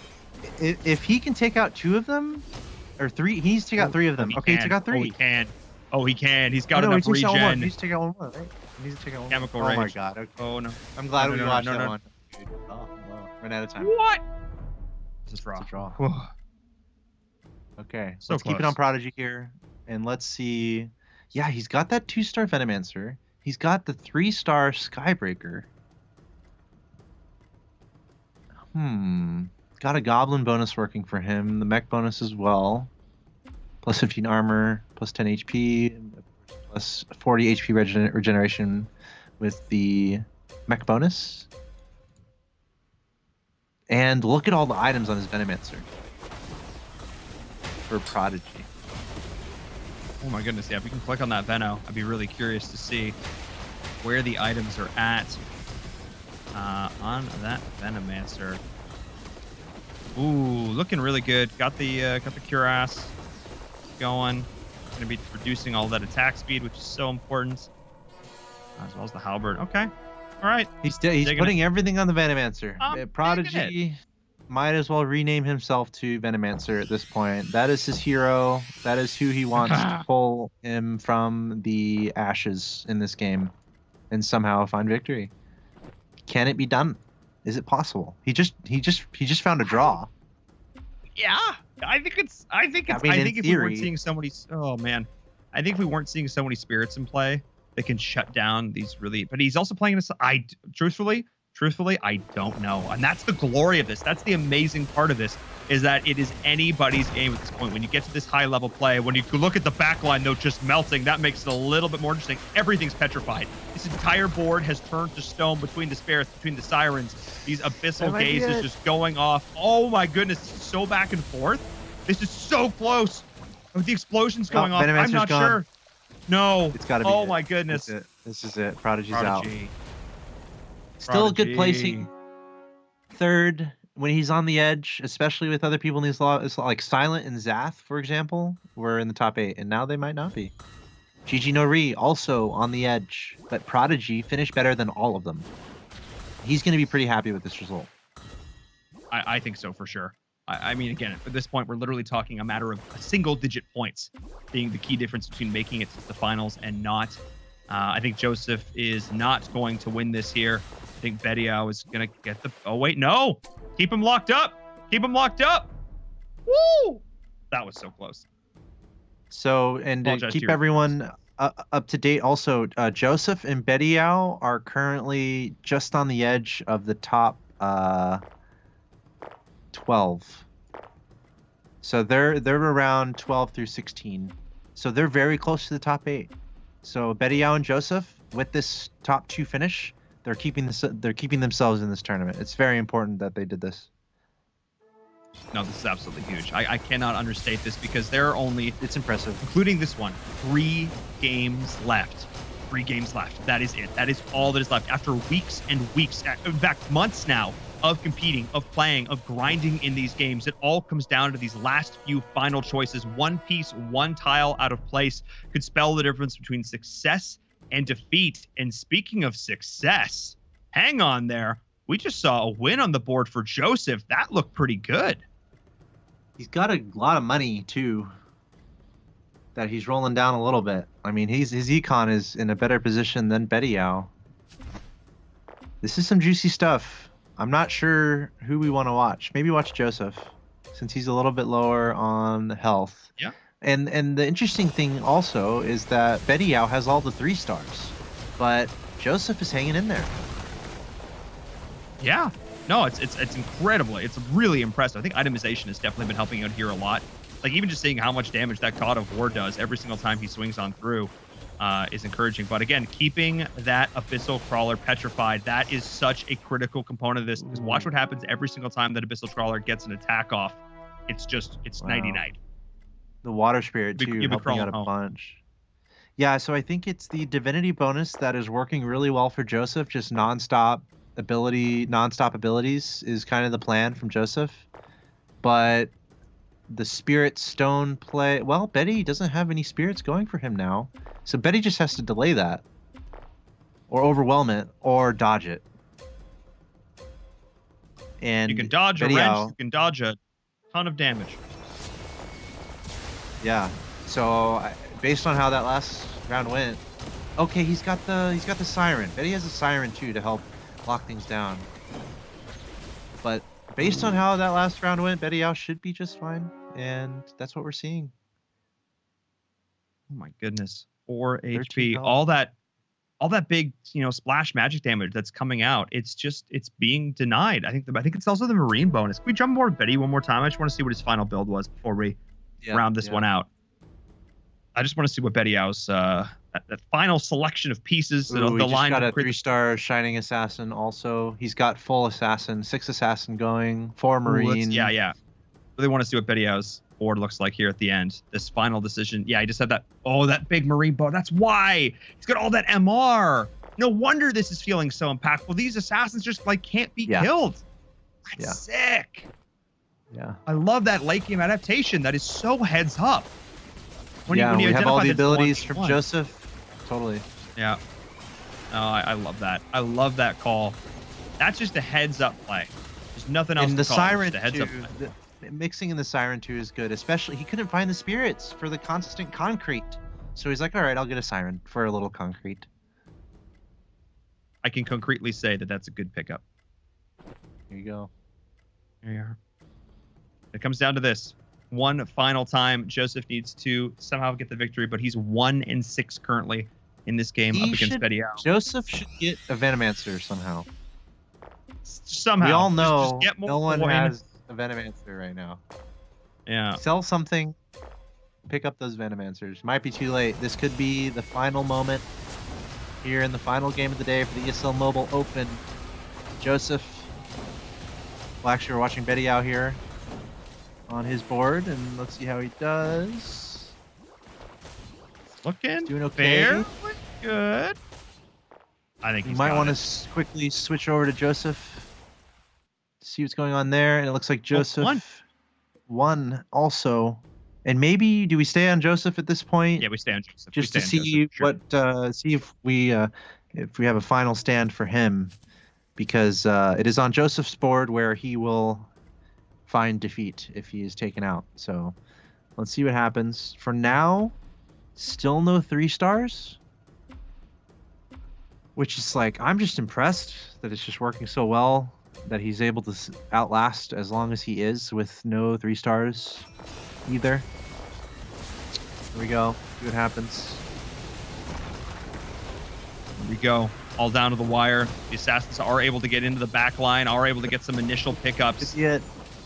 Oh, this looks like it's going to be GG. The Assassins were left unchecked, unchained, undaunted, as that is the victory there. Oh, so close. So close in the end, but not quite able to take down Betty Yao, who was first place in that lobby from start to finish, got that early lead, never looked back, got the pieces that they needed, and then made some really smart adaptations, some really smart swaps at the end, dealing with the opponents he knew he had to take down, got the rolls, had his economy in good shape. I can't say enough good things. Yeah, that's what's really fun about the last game of the day. There's a lot of really fun storylines for every player. And we saw a lot of players who should have won run into things that they weren't necessarily expecting, and they ended up falling a little bit lower than expected. Zath, Silent, Gigi No Ri, 3 players that are pretty nicely very near the top 8, if not very well in the top 8. They were in the bottom 3 or bottom 3 of 4. And yeah, all the Betty Yao just really playing well throughout. He was going for Assassins. He had another player in the lobby going for Assassins, so he had to kind of adjust to that. He ended up going Spirits, but then he couldn't really find Spirits, so he ended up switching over to the Marine for that magic resistance, as you mentioned, Paul. So just really cool play overall from Betty Yao. Let's go ahead and take another look through all those highlights through the Sony Xperia highlight as I take you guys through the last match of the day. And again, storylines all across the board. We're starting off here with Betty Yao opening up with a 12-win streak. We can see all those Assassins in action.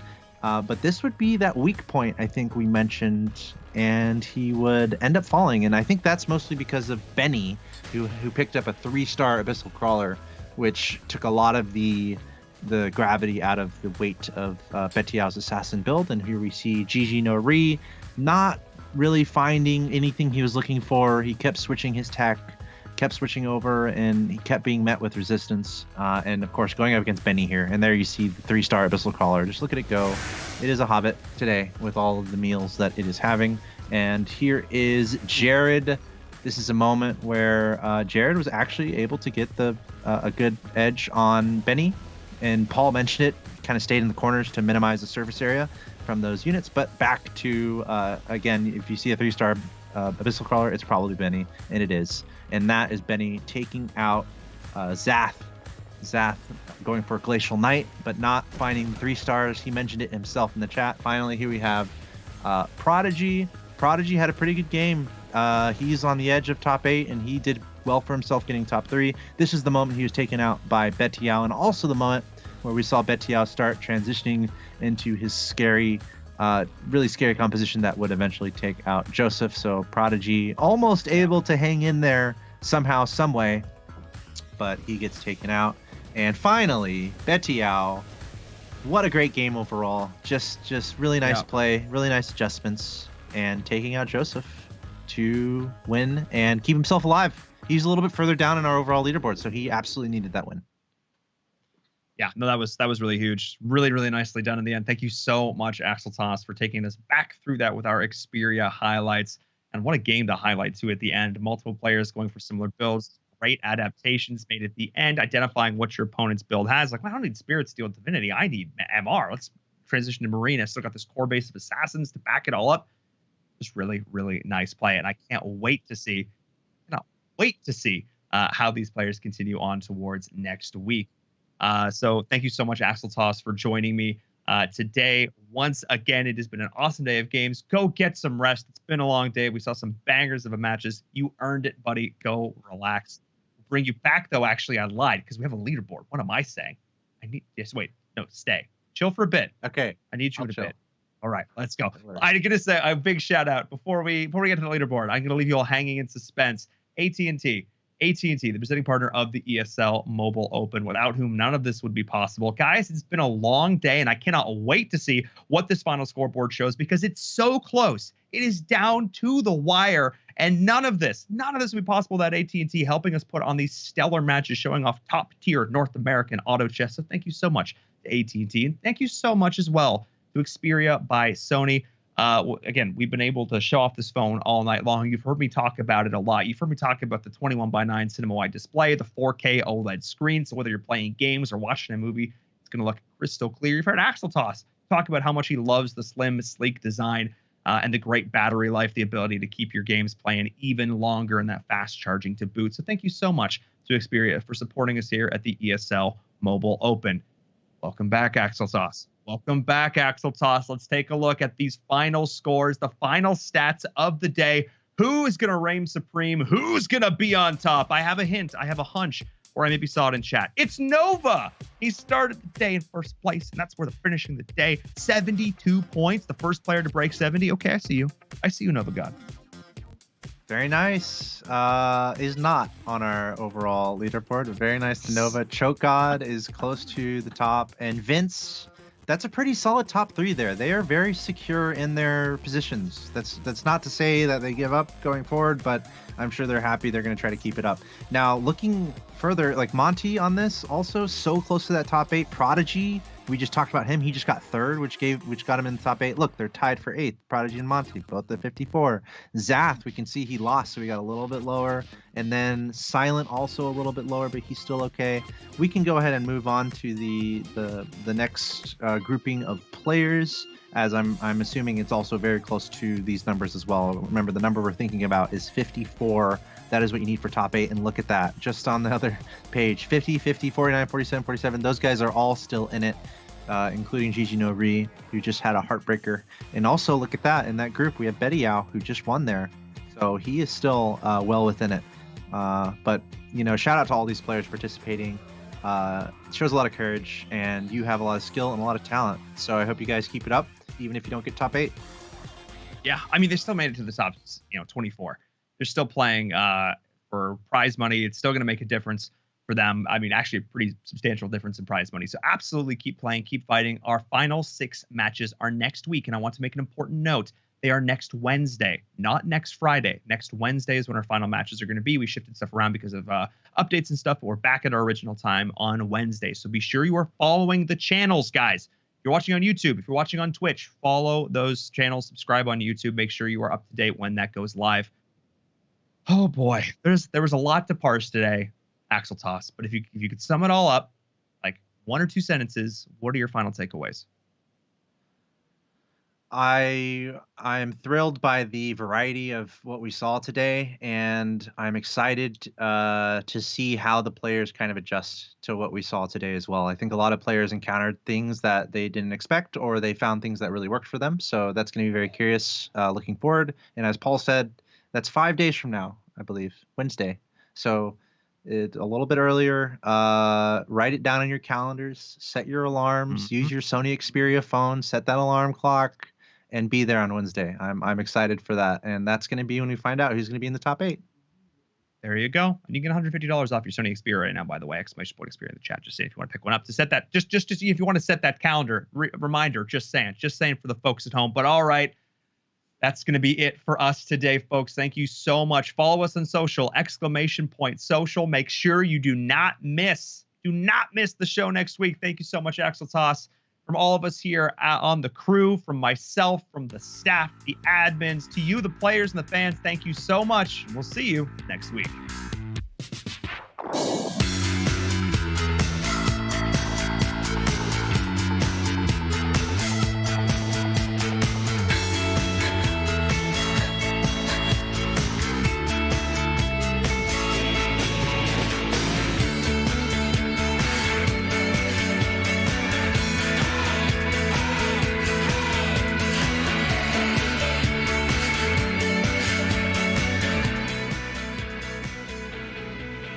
This is the ESL Mobile Open, presented by AT&T.